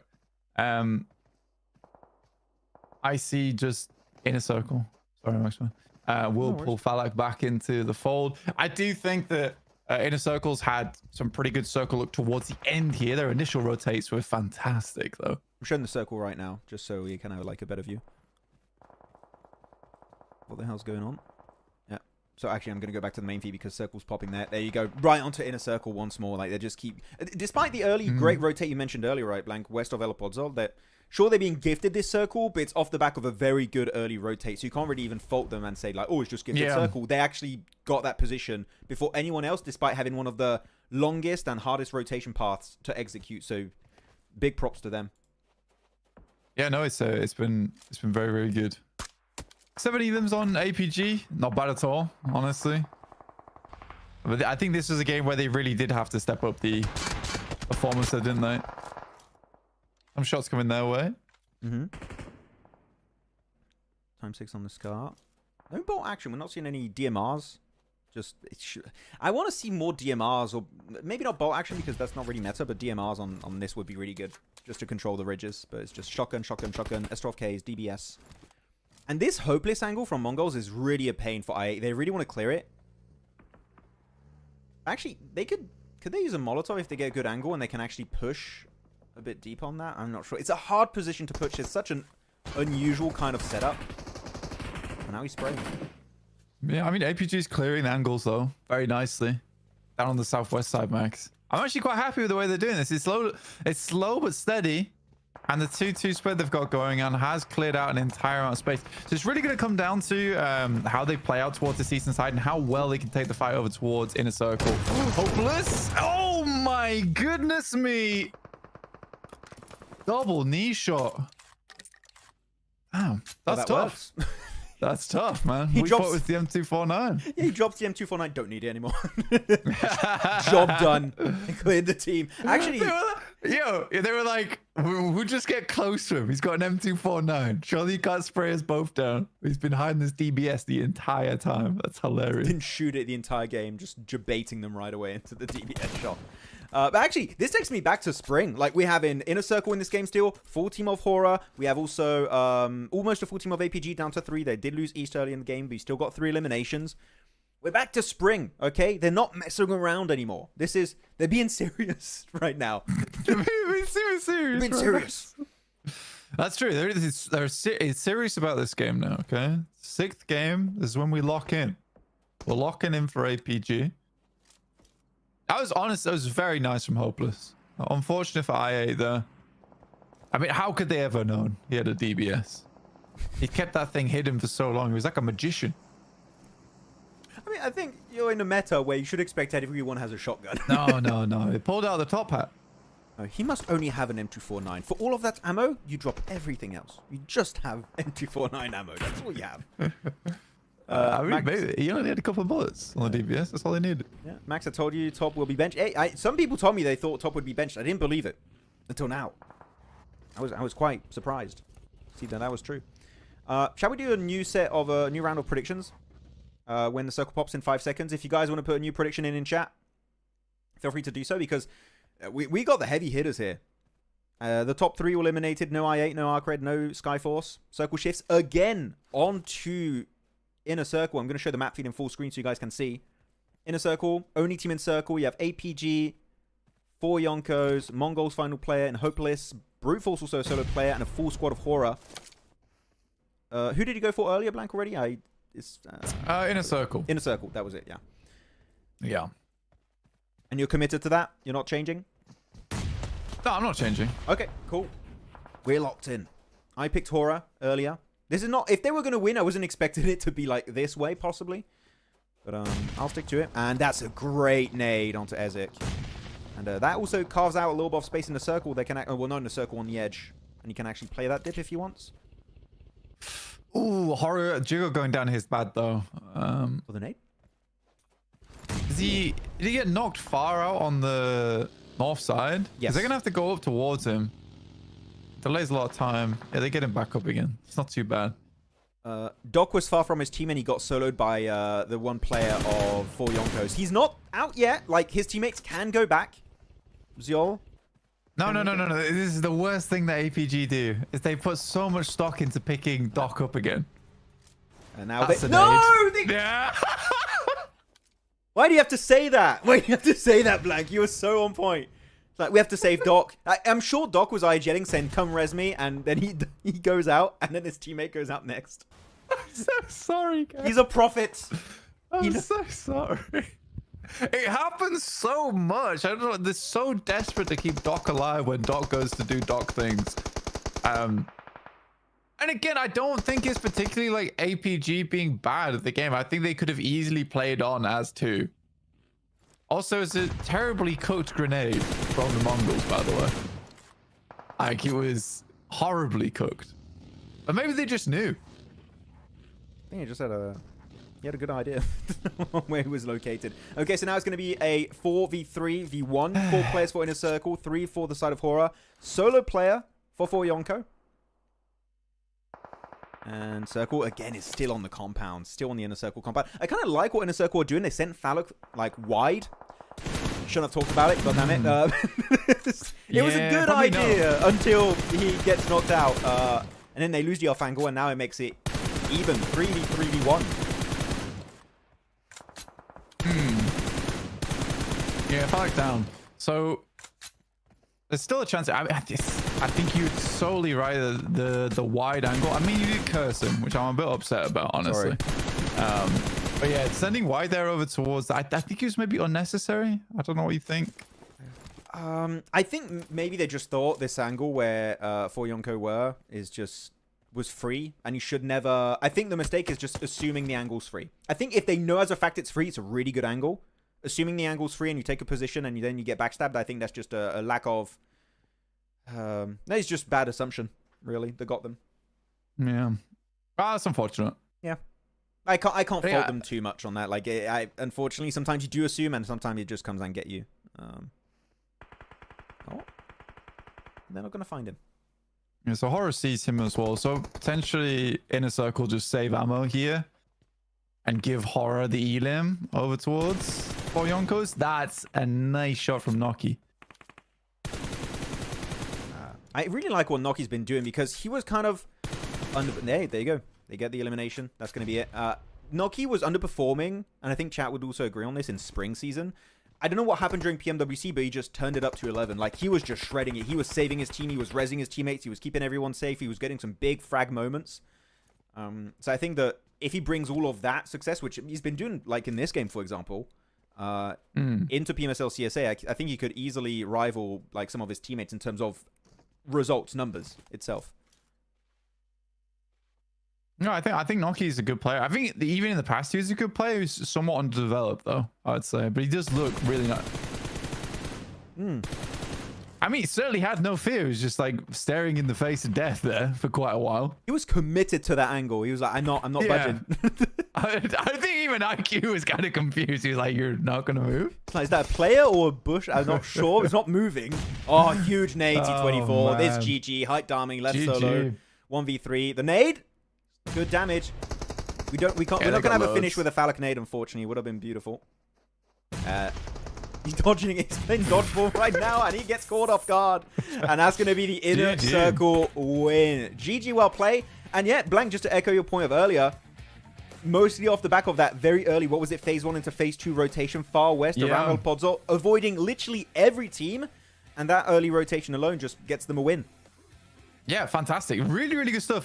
Very impressed with this team. Again, I think the nice thing about looking at these stats as well is that it's 400 damage, 400 damage, 400 damage, 400, 600 damage. It's so even. Like, everyone's working very much hand in hand here to make sure they get the win. So yeah, lovely stuff. It's unfortunate Fallout goes down the way he did, but he'd already had like quite a lot of impact on that game with 626 damage. But yeah, the lovely stuff. I'm not going to talk about APG anymore. I feel bad, so I'll leave it. I'll leave it at that. The time being. Let's drop it. Yeah. Let's drop that one. We'll drop that one off somewhere. But yeah, I think overall HORAA is looking much better too, which I'm also pleased with. Because I think you talked about earlier where they're a fantastic team. They did well in the spring as well. So yeah, I'd be glad to see them come back and form. And this is without their star player as well, as we were talking. Yeah, Sky. I think they had a good game here. They were playing next to Crater Fields, getting a lot of information, so they were just maneuvering their way through very carefully, not really taking too many risks. I do want to go back to Inner Circle. I have an interesting view on how they played this game, and chat, feel free to jump in if you agree or not, if you say based or if it's an L for me. But even when Inner Circle lost Falak in this game, you typically have teams that lose a player, they start playing very differently. Like, okay, we lost a player, like we have to play passive, we have to play slow. Like, they didn't lose any control on this circle despite losing Falak, which is like such an impactful player, right? No, they're just like, okay, we lost a player, maintain the playstyle, maintain the strat, because if we give anything over to HORAA, we lose the entire game. And I think that was a really good mindset of using one player is not just game over right away. Yeah, it was smartly done. And I think that, yes, the circle kind of favored them a little bit towards the end, but they played off that building really well. Even Noki's positioning was so nice. The way he set it up, where he's on top of the building, but he's also kind of like covered by the building in front of him away from HORAA, because they had all the information of where they were playing. The only issue was 4 Yonkos, but that had already been smoked off, so he wasn't too worried about that angle for quite a while. So, yeah, lovely stuff. This is that unfortunate grenade. Just upsetting. Upsetting. I kind of want to replay that. Don't put it back on again. This is the perfect clip to explain the docketing, guys. We need to show this in school. Okay, Doc split, gets knocked, saying, "Hey guys, come res me, please." He's dead. The thing is, he's dead at this point. He's gone. There's no way they get to him. So why do they come? They should have just played as 2. Because he's a great player. And in a situation where he is resable, you should res him, because he's going to be a great boon for the end game. But there are far too many times like that. I'm dropping it. I'm not talking about it. Yeah. I'm leaving it there. Done. Yeah, maybe we're going too hard. And I just think that was a very funny clip and just a perfect demonstration. But okay, MVP of the game, T24. I think that is NEPX's pupil. He was coaching / analyzing for this guy.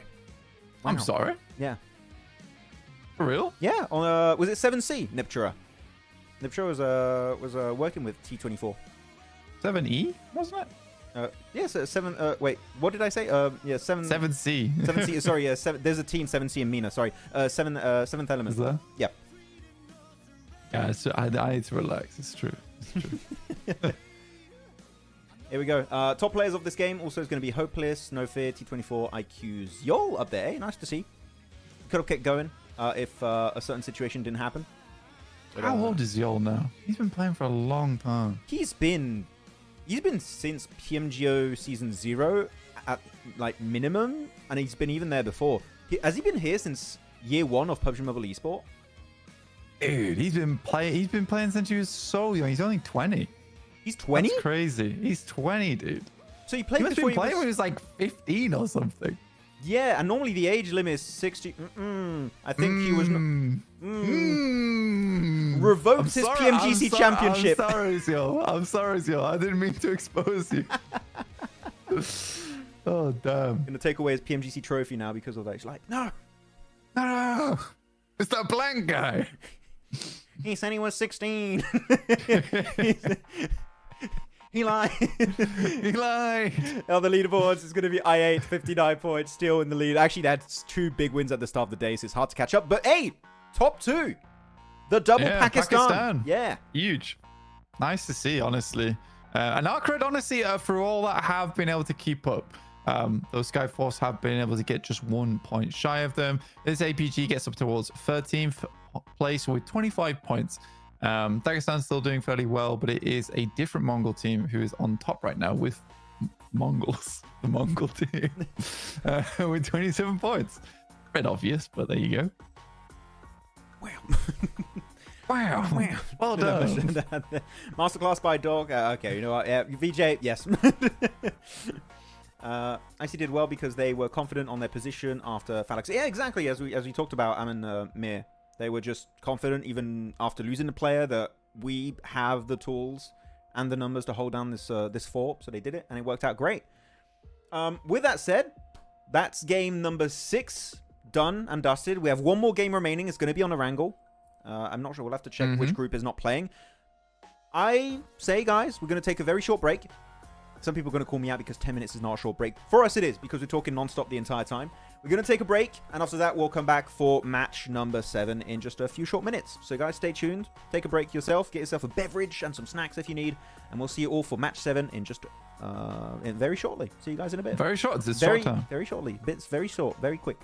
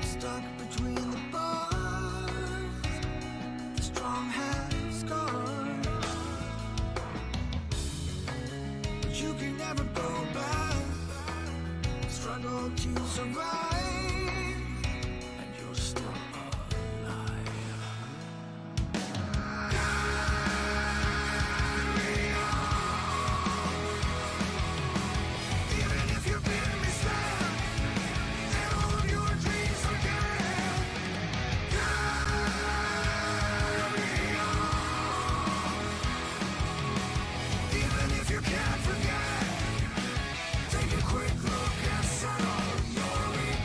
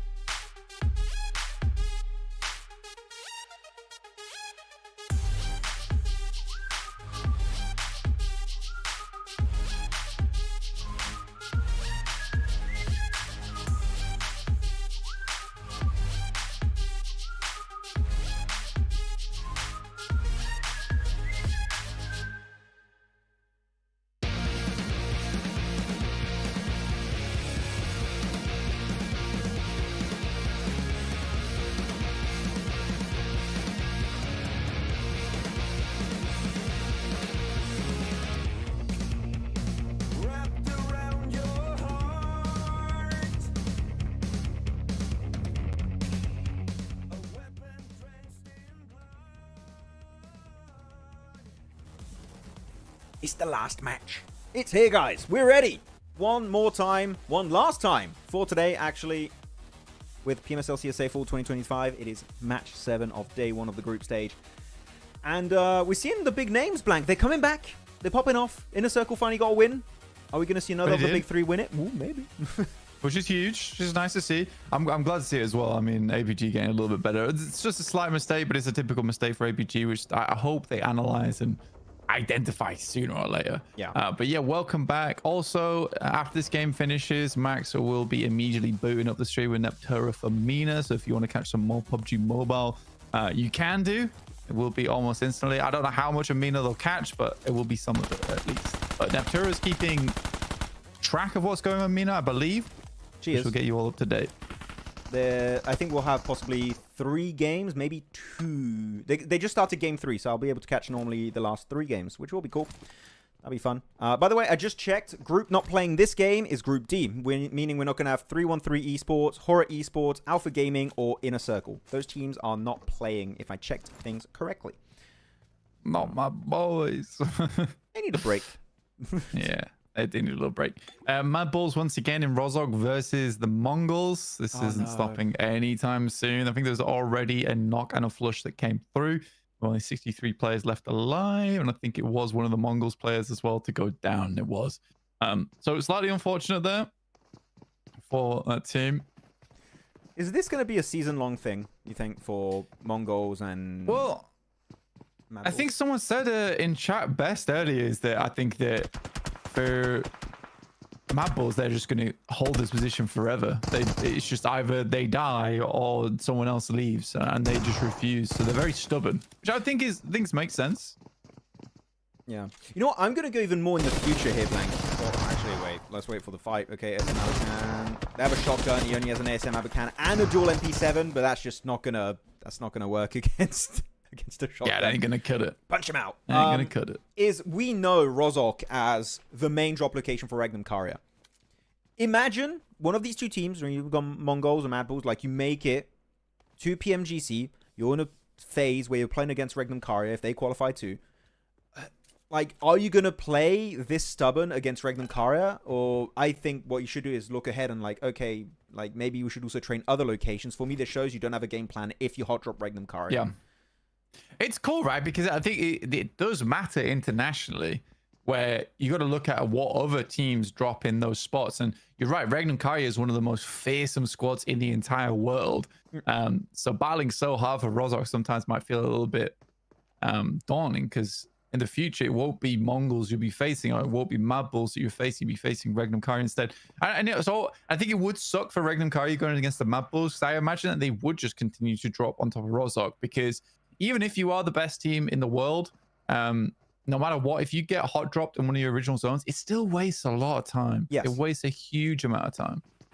Even if you win the fight and you keep 4 players alive, all your looting stage has been slowed down significantly, and if the circle is moving away from you at a quick pace, then chances are you're going to have to play edge, and if you don't like playing edge, then your entire game plan is just kind of down the drain right away. Mongols, in the bin. Just dessert, it seems. I thought he naded himself as the door closed into him for a second. I was like, what just happened?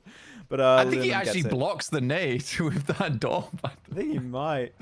Yeah, it's Captain America. Yeah. Take my shield. But yeah, well played. So that's a very, very quick wipe over in Rozhok from the MadBulls. They don't lose a single player either. That's so twice in a row, right?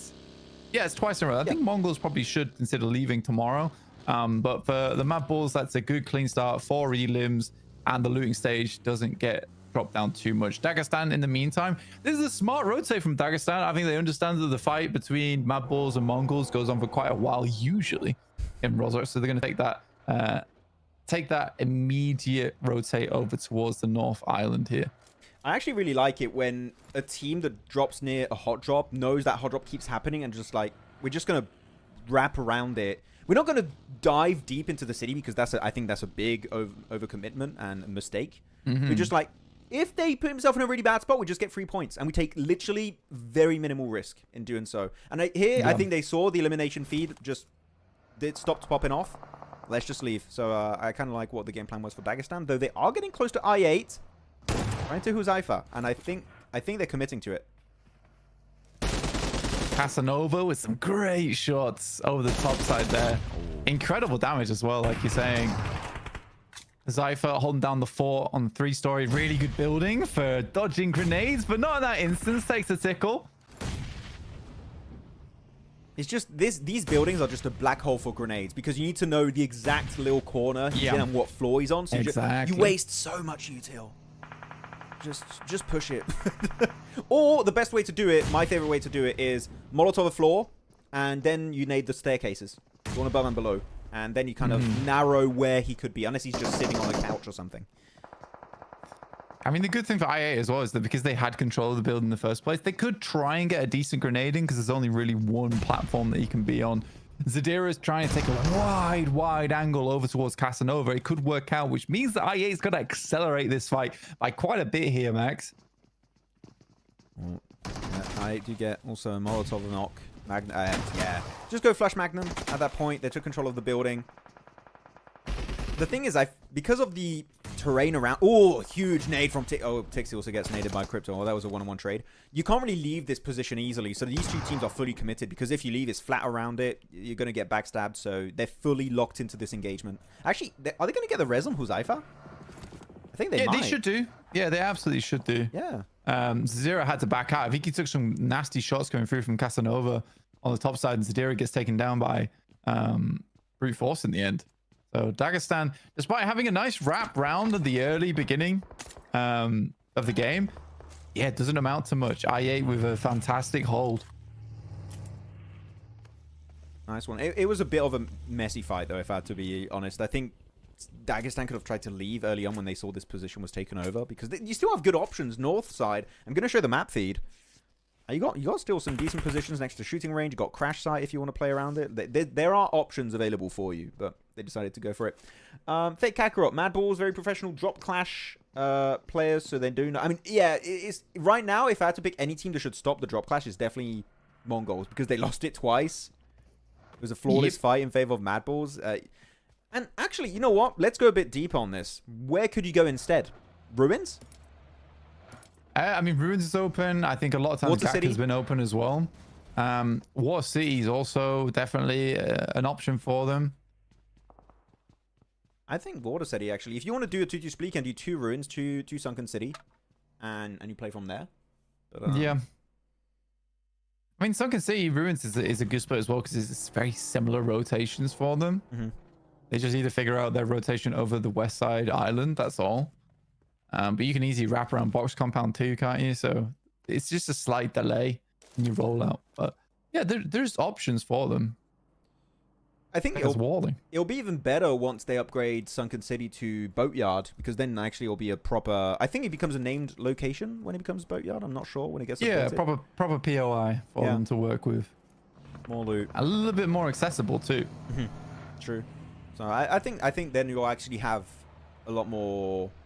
It'll just be a better spot, because Sunken City's like, it's fine loot-wise, it's not the most amazing, but you can work with it. You do have to split typically to get good loot. VIRTUS.PRO, they're on the beach up next to Severny. They're going wide because of that circle. I mean, you can take southwest of shooting range easy here. And that's actually a nice place to play in. And with brute force playing 2-2 in box compound, as well towards that center of the map, like, this is a great opportunity just to kind of slide in behind them there. Yeah.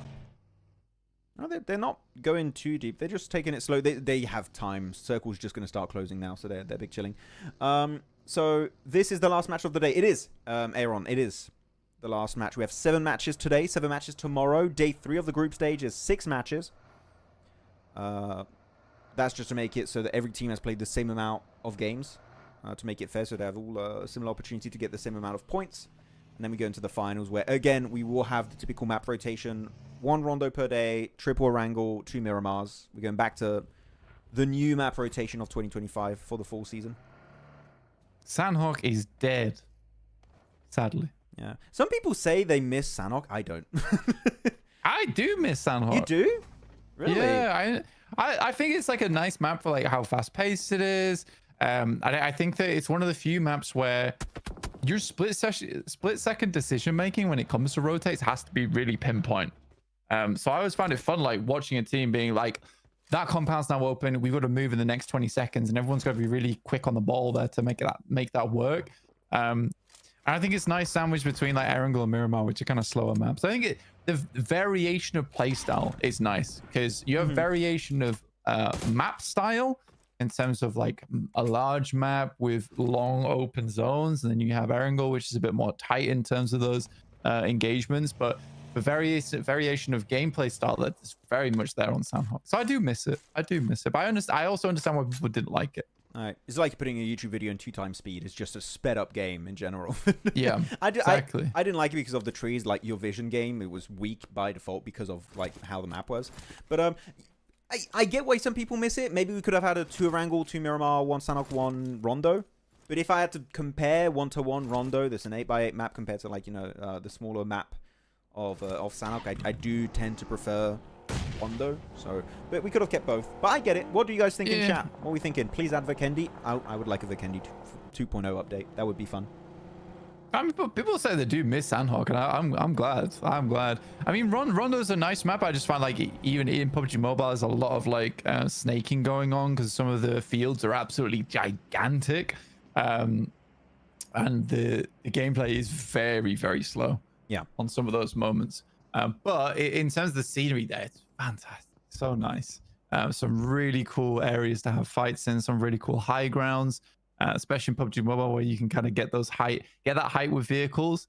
Yeah, it's cool. It's a cool map. But again, I don't think it would have been a bad thing to have like a Sandhawk just sandwiched in there. So like just one Sandhawk. You could do it for sure. You could have the 1 Sandhawk, the 1 Rondo. The fact you'd have 4 maps, I think you would make it so cool. You would have so much variety map-wise, which I would like. Yeah. But still, it's not fair for all of them. Don't play Rondo in each day. As you know, not every day is the same day according to performance and mental and all things. So it's not... What? I don't get the point. ZH, yeah. Sorry, I don't understand. What? Can you repeat? Can you re-explain your point? I don't understand. Yeah, recall does suck. I agree. I think it's okay for like keeping the pace of the game like hot and fresh, where you can take fights, and if you lose them, as long as you got one player to go take recall, it's fine. But it sort of skews points as well, where you have multiple eliminations that could happen during one game. But yeah, I don't know how I feel about recall. I haven't watched enough of it to like have a full answer for that. But I'm kind of on board. I've been thinking about it for the past few months, ever since it's been announced at PMWC, and I come up with my conclusion that I like the recall only on that map. Don't add it on the other maps. I think having a Rondo exclusive one is fun. And my quick reasoning is usually hot drops are just a straight up no, not a good idea. Because of the recall, actually hot drops make sense. They're kind of... Hot drops are meta in Rondo because of the recall. You go 3 players, hot drop there. 1 goes to the recall. If your teammates die, you get the recall, you get your team back up. And it just makes the early game, which is normally in Battle Royales, the slower portion of the game, a lot more entertaining because they're taking fights that really are entertaining to watch and also don't have a big negative effect on the team because they can just fully res. Yeah. So for me, in terms of pure entertainment, which I think is what esports is entertainment, I think that it does make it fun from the start to the very end of the game. Yeah, absolutely. I just like I don't know. It's just one of those things that it doesn't really feel like it has a place in PUBG Mobile. It takes something away. I could totally be wrong though. That's the thing. I could totally be wrong. I haven't seen enough. I think 2026 is where I'll be able to make a more informed decision. It's nice to see that like a lot of people in chat are also not massively fond of it. But again, maybe we all haven't seen enough. Yeah, I mean, we are getting a lot of changes. Like a lot of people said at the start were like, we hate the smash rule. And I loved it from the start. And I think a lot of people...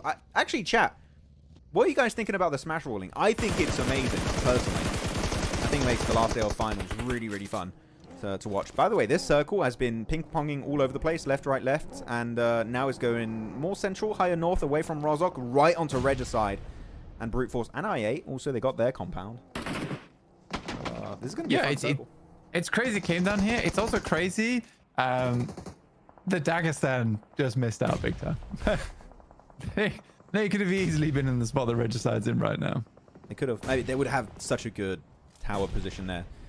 I mean, same also for MongolZ. They could have been in Rozhok area if they just dropped somewhere near, like Sunken City, but they decided to go for the fight versus MadBulls. Okay, GOAT team, full on fight with VP, and this is the big Eastern fight. Maybe NEPX could third party this if they go for the wide rotate, but actually I say that the fight's already over, so no more opportunities.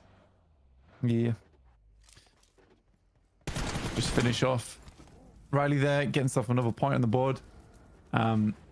Also, it's also interesting. I can't remember who said it, but someone was talking about earlier how Sandhock is like a lot of luck based. There's not enough vehicles. And I agree with that. I just really agree with that. Oof, that's a lot of firepower coming through that window. Yeah. He did not know where to look, dude. It's so sad. There's too many, please. Too many angles, man. That's rough. Yeah, maybe third party day actually by 4Yonko. I mean, they like going for fights. 4Yonko, if they have an opportunity to push in circle and take a fight at the same time, they'll do it, and that's what they're doing. They're pushing on 7-2-1. Qadsiah might also be looking to push on this, but no, Buzz Lightyear is going to get his teammates back up. It's fine. Why are you mean and ignorant to me this season? Why? Sorry, Suclane Nawaz. I'm sorry. What did he? Oh my god, you're straight back on it. No. Suclane is he's an OG, and I feel bad. Sorry, Suclane. Did you have a question, a topic? Smash Roll is exciting. Hey, there you go. Some people like it. I know some people are still on the fence about Smash Roll, but I really like it. But sorry, Suclane. I apologize. I'm so sorry. They got the full reset here, blank for 7-2-1. I didn't think 4Yonko would give them enough time for that. Yeah, these nades have been pretty shoddy as well from 4Yonko, sadly. You could see them trying to line it up, but like I think 2 out of 3 there actually just bounced off the windows, which is pretty bad news. Yeah, HLE, I don't know how they managed to lose it either. I think they were just so overwhelmed. Come on. Oh, there's so many smokes. Okay, this is going to take so long. These smokes are just going to delay it for an extra minute or two. Unless someone gets a knock. They might. Oh, they have no idea Jaxie's right there, right? Oh, no. Okay, they might have an idea he was right there. Yeah, they kind of. Actually, I don't know. I feel like AGRESSORS not even looking at him. Brute Force are going to finish the job here for. What are these nades? I don't really understand. Brute Force is going crazy, by the way. They are taking a lot of fights at the same time, and Aggressor will molly his teammate. Yonic. Okay. This is like some kind of Benny Hill fight going on. This fight, 90% of it was unnecessary. It should have ended right away upon push from 4Yonko. What am I looking at? I don't know. I don't know what's happening anymore. Okay, it seems like 4Yonko won it. How, I couldn't tell you, but they won it. And I'm going to go and show the map feed because it's time to do prediction. We're on phase 5 and we still have 10. That's a lot of teams alive for this phase. But chat, who are you guys picking for the win? I know the circle's not zoomed in as much as we'd want. You have your I8, Brute Force, Skyforce, 4Yonko, MadBulls, Regicide, VIRTUS.PRO, NEPX, GOAT, and Konina Power. Map guy's slacking right now. A little bit. Who? The map guy. Oh, the map guy. Oh, yeah. Who's this map guy it's talking about? It's the guy that zooms in the map. There he is. He's done it. Thank you, bro. He's done it. Thank you very much. Bro. We can see. I love you. W production. Oh, yeah. I don't... Regicide doesn't seem right to... I feel like that's a position that can easily get swarmed. I'm going to go... Go on. I'm going to go... Give your thoughts. MadBulls. Do you know where I'm going to go? Where you going? Going for? I8. I8? On the west? Okay. The reason why I went MadBulls is because you cross this bridge, you have a really good... I don't like what they're doing, though. They're moving before clearing behind them. There's still NEPX. And because of this, actually, can I retract? Can I go NEPX instead? You can. Well, actually, I don't know now. They survived. I'm flip-flopping. I'm a flip-flopper. I'm a disgusting flip-flopper. Oh, no, MadBulls. Choose. MadBulls. MadBulls. Okay, cool. Yeah, I'm going I8 because they're good. They're good. I'm going I8 because I'm hoping they can take over the compound from Brute Force. I think Brute Force has used a lot of utility, a lot of ammo currently, and haven't moved from this position all that much. This is a wild play from Konina Power, which has worked out phenomenally. Is it going to work again against the side of 4Yonko? 4Yonko are so eager to fight. I kind of really like how aggressive they are in this lobby. This being their first PMSL, right? They're not... Yeah, Fair enough. The problem is that for 4Yonkos, as soon as smokes get thrown out, it really scares them. They don't like smokes. We like to shoot, but we need to know where we're shooting. If we don't know, we don't want to fight. We're going to stop fighting now. Yeah. They're throwing smokes. Sometimes, we cannot see. Sometimes you need to take that leap of faith, okay? You need to send it. Otherwise, you just lose a very, like, critical timing. Like, we saw earlier in that fight, right? They were still able to win it. It was fine. And now for Yonko, yeah, I think that they tried to go for that res behind the tree. That hurt them. And There's too many smokes. Konina should really fully commit to this fight. They need to wrap it up. You can't let For Yonko live. Because if you win this, you have literally, like, what, the top 30% of the circle all to yourself. Yeah. I'm kind of confused why we're not seeing IA actually pushing up over towards the north yet. Does Casanova not hear this? Is a little bit too far out?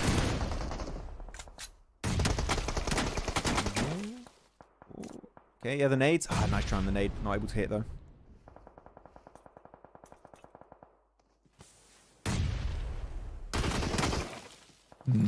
Jaxi will step back just a little bit. Nina Power chilling off in the distance. Again, these smokes are problematic for him. Nade going the right way. He does dodge, but he dodges to the right. And that's where the nade comes from. Not be Nina Power taking down the majority of them. Well played. I8 just looking for the coastal players, though, which is MadBulls. It's a good thing you didn't predict NEPX. They all died. Yes, I'm happy about that. That was a lucky pick, luck of the draw on that prediction. But then actually, they're still not safe. Your pick of I8 actually coming around. I like what I8 did because they could have just stayed in the circle, but they're trying to set themselves up for victory here because this ridge south is such a strong position if you're able to play on the top of the ridge and start looking inwards into the circle. And I think I8 know that is going to be their primary weakness. So if we take care of that issue earlier, we have a lower chance of getting third-partied when we take that fight later on in the game. I think that's again, the IGLing style have changed significantly for I8 with Huzaifa being IGL, and I genuinely love it so much. This is way better. Yeah, I mean, this is very cool as well. As soon as Casanova was calling that Nina Power's coming down from that northern side, he's recalling the rest of the squad a little bit further up so they have angles onto this, but they don't come too far. You know, he's holding them back, trying to give information as much as possible without making an over-aggressive call, which is what you see a little bit too often with teams where they're desperate for the whole team to come back when realistically nothing's happening. So this is nice. They get a little bit further into position to help Casanova, but they don't relinquish control over the coastal edge. Lovely stuff. I'm actually very impressed. Yeah, it's really cool stuff from like teams that are not the main big three teams like APG, HORAA, Inner Circle. So the new gen, the Boruto gen is alive in CSA. He's gonna get that res on Foops, man. Yeah, he's gonna get it. He's gonna res it. I'm gonna show the map feed for a little bit just so you guys can. Oh wait, maybe not. Actually, we have a big fight here. JUTTI going for the send onto MadBulls. That was a slow send, but so far it's been successful. Tulika, Flip. I was going to say Felipe. Flip out. Felipe. Felipe. Adding a lot of extra letters there that aren't there in the first place, but they're able to win it. And now it's down to the last 5 teams: I8, Brute Force, Regicide, Goat, and KP. Guys, if you want to put a new prediction in, you may. It's time. It's your opportunity. You have 2 Pakistani teams. Down to 5 teams. Yeah. And was that 2 Pakistani teams, 3 CIS teams in Brute Force, Goat, and Konina Power. So 2 regions fighting for the win. I mean, for Brute Force, it's a fantastic spot. I mean, it's hard not to say anything other than that Konina Power's got a great spot. So does R3G. Regicide looking very nice. Felipe. Very funny. But yeah, I mean, I think you would not be remiss to go with Brute Force on this game. Absolutely.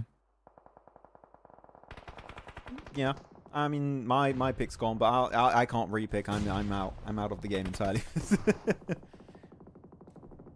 game over. Nice though. Yeah, Obley. The ASI8. He walked a little bit too far out from the area down there. If I could pick again, I'm gonna show the map feed. You have to highlight Goat purely because of where Killer Joe is on the eastern side. Is these little plateaus that keep you safe from Regicide's compound, and Brute Force compound is too low to really fight them. So that scouting, plus also the little angles behind dirt piles in the south are really strong.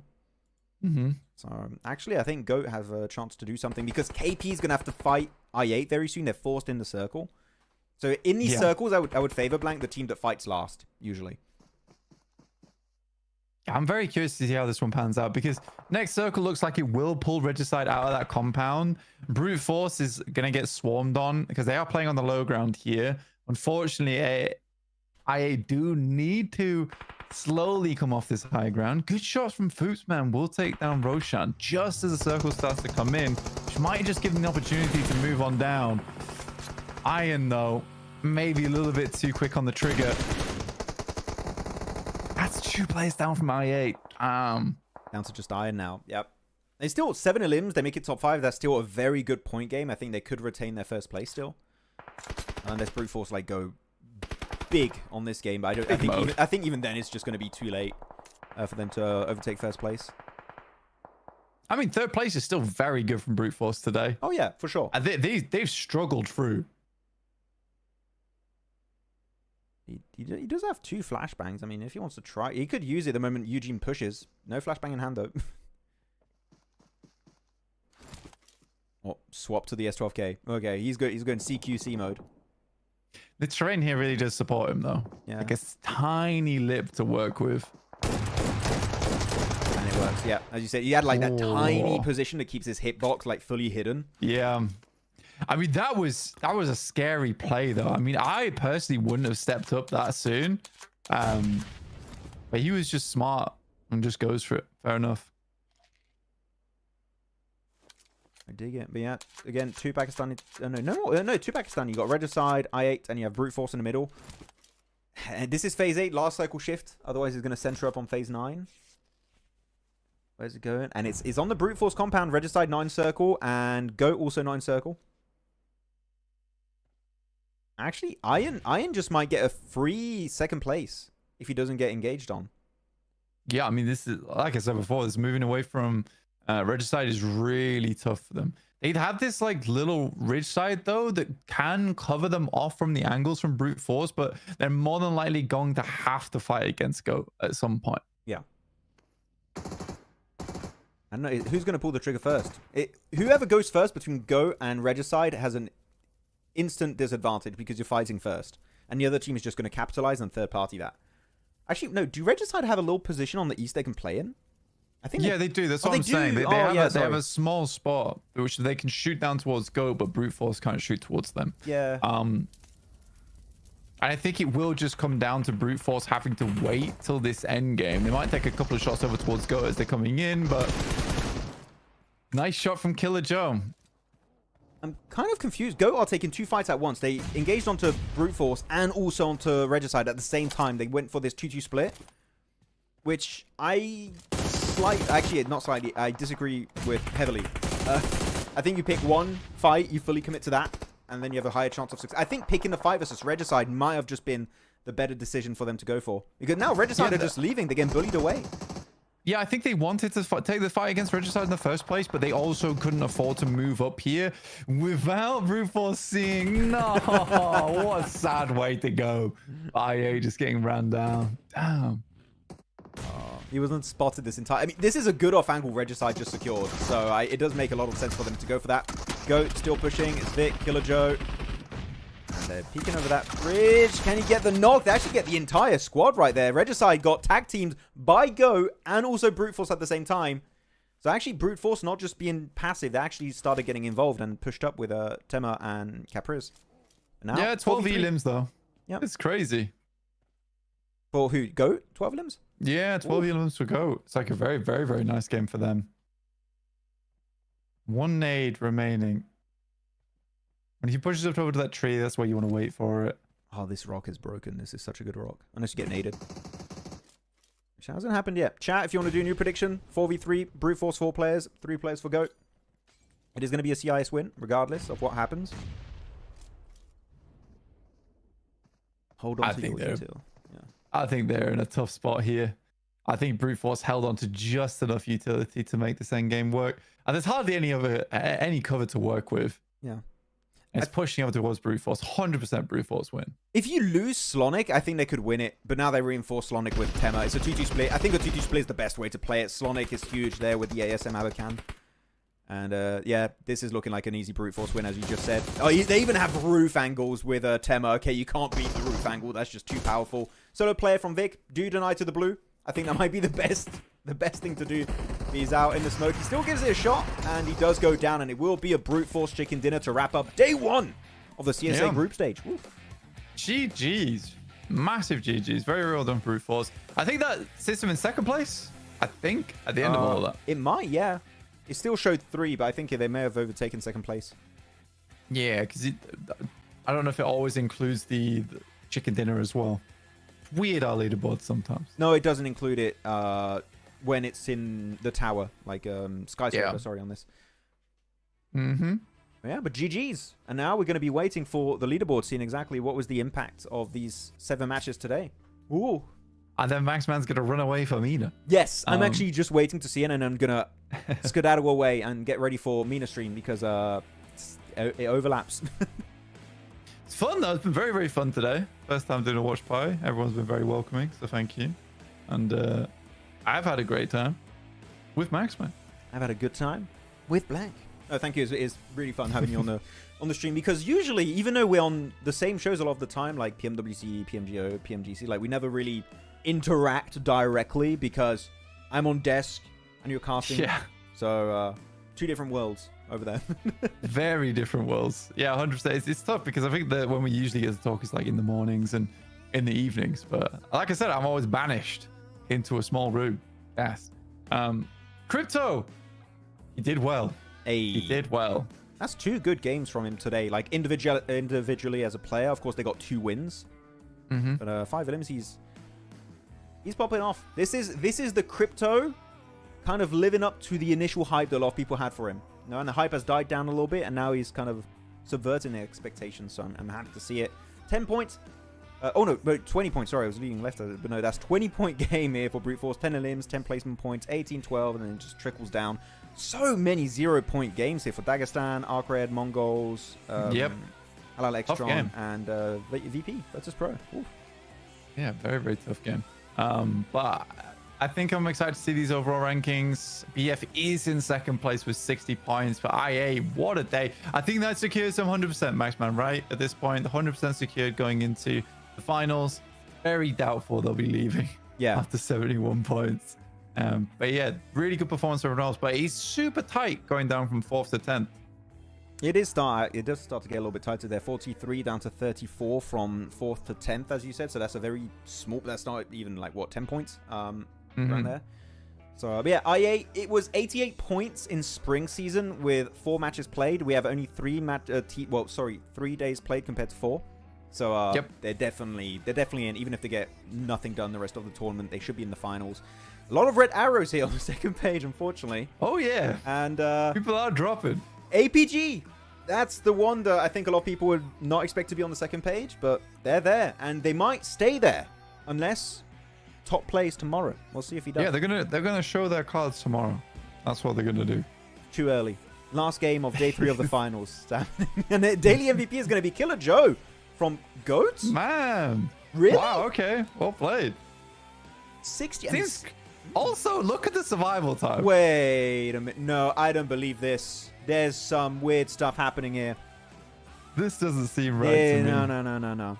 Like 16 limbs makes sense. The damage, relatively low. Normally, daily MVPs are around, especially with 7 matches played, but you play less technically because you have group rotations, but normally they're around 3k damage. I say no. Doubt. press X to doubt in chat. That is not accurate. It's not correct. Yeah, I don't know. We'll have a look. We'll take a look. Anyway, head to Mina. It's been a great day of PUBG Mobile for CSA, and I'll see you tomorrow, Max. Yeah. By the way, guys, everyone, sorry again for the technical issues at the start of the stream. I know it was a bit wonky, a bit all over the place. Tomorrow, it's going to be me again with Blank. Coming back, same time, same place, 7 matches coming your way. Everything should be fixed. Normally, we should have even a better quality gameplay feed. It should be, I was told, in 4K 60 FPS, so it should be even smoother tomorrow. And I'll make sure that everything works fine. So again, thank you very much for bearing with us and making sure all the issues are solved. And Blank, thank you for being on day 1. It's been a pleasure, and it's super fun covering the game with you. I'm a big fan. Thank you. There you go. With that said, guys, thank you so much for watching. It's been a great time. If you want to see more PUBG Mobile Esport, I'm heading on over right now, like literally right now, to PMSL Mina. It's a 3rd day of round 1 for the full season of PMSL MENA with NIPTURA, and we'll be live in like 5 minutes. Give me time. I'll be there. Thank you for watching, guys. Again, thank you, Blank, and I'll catch you all tomorrow for CSA or later for MENA. Bye.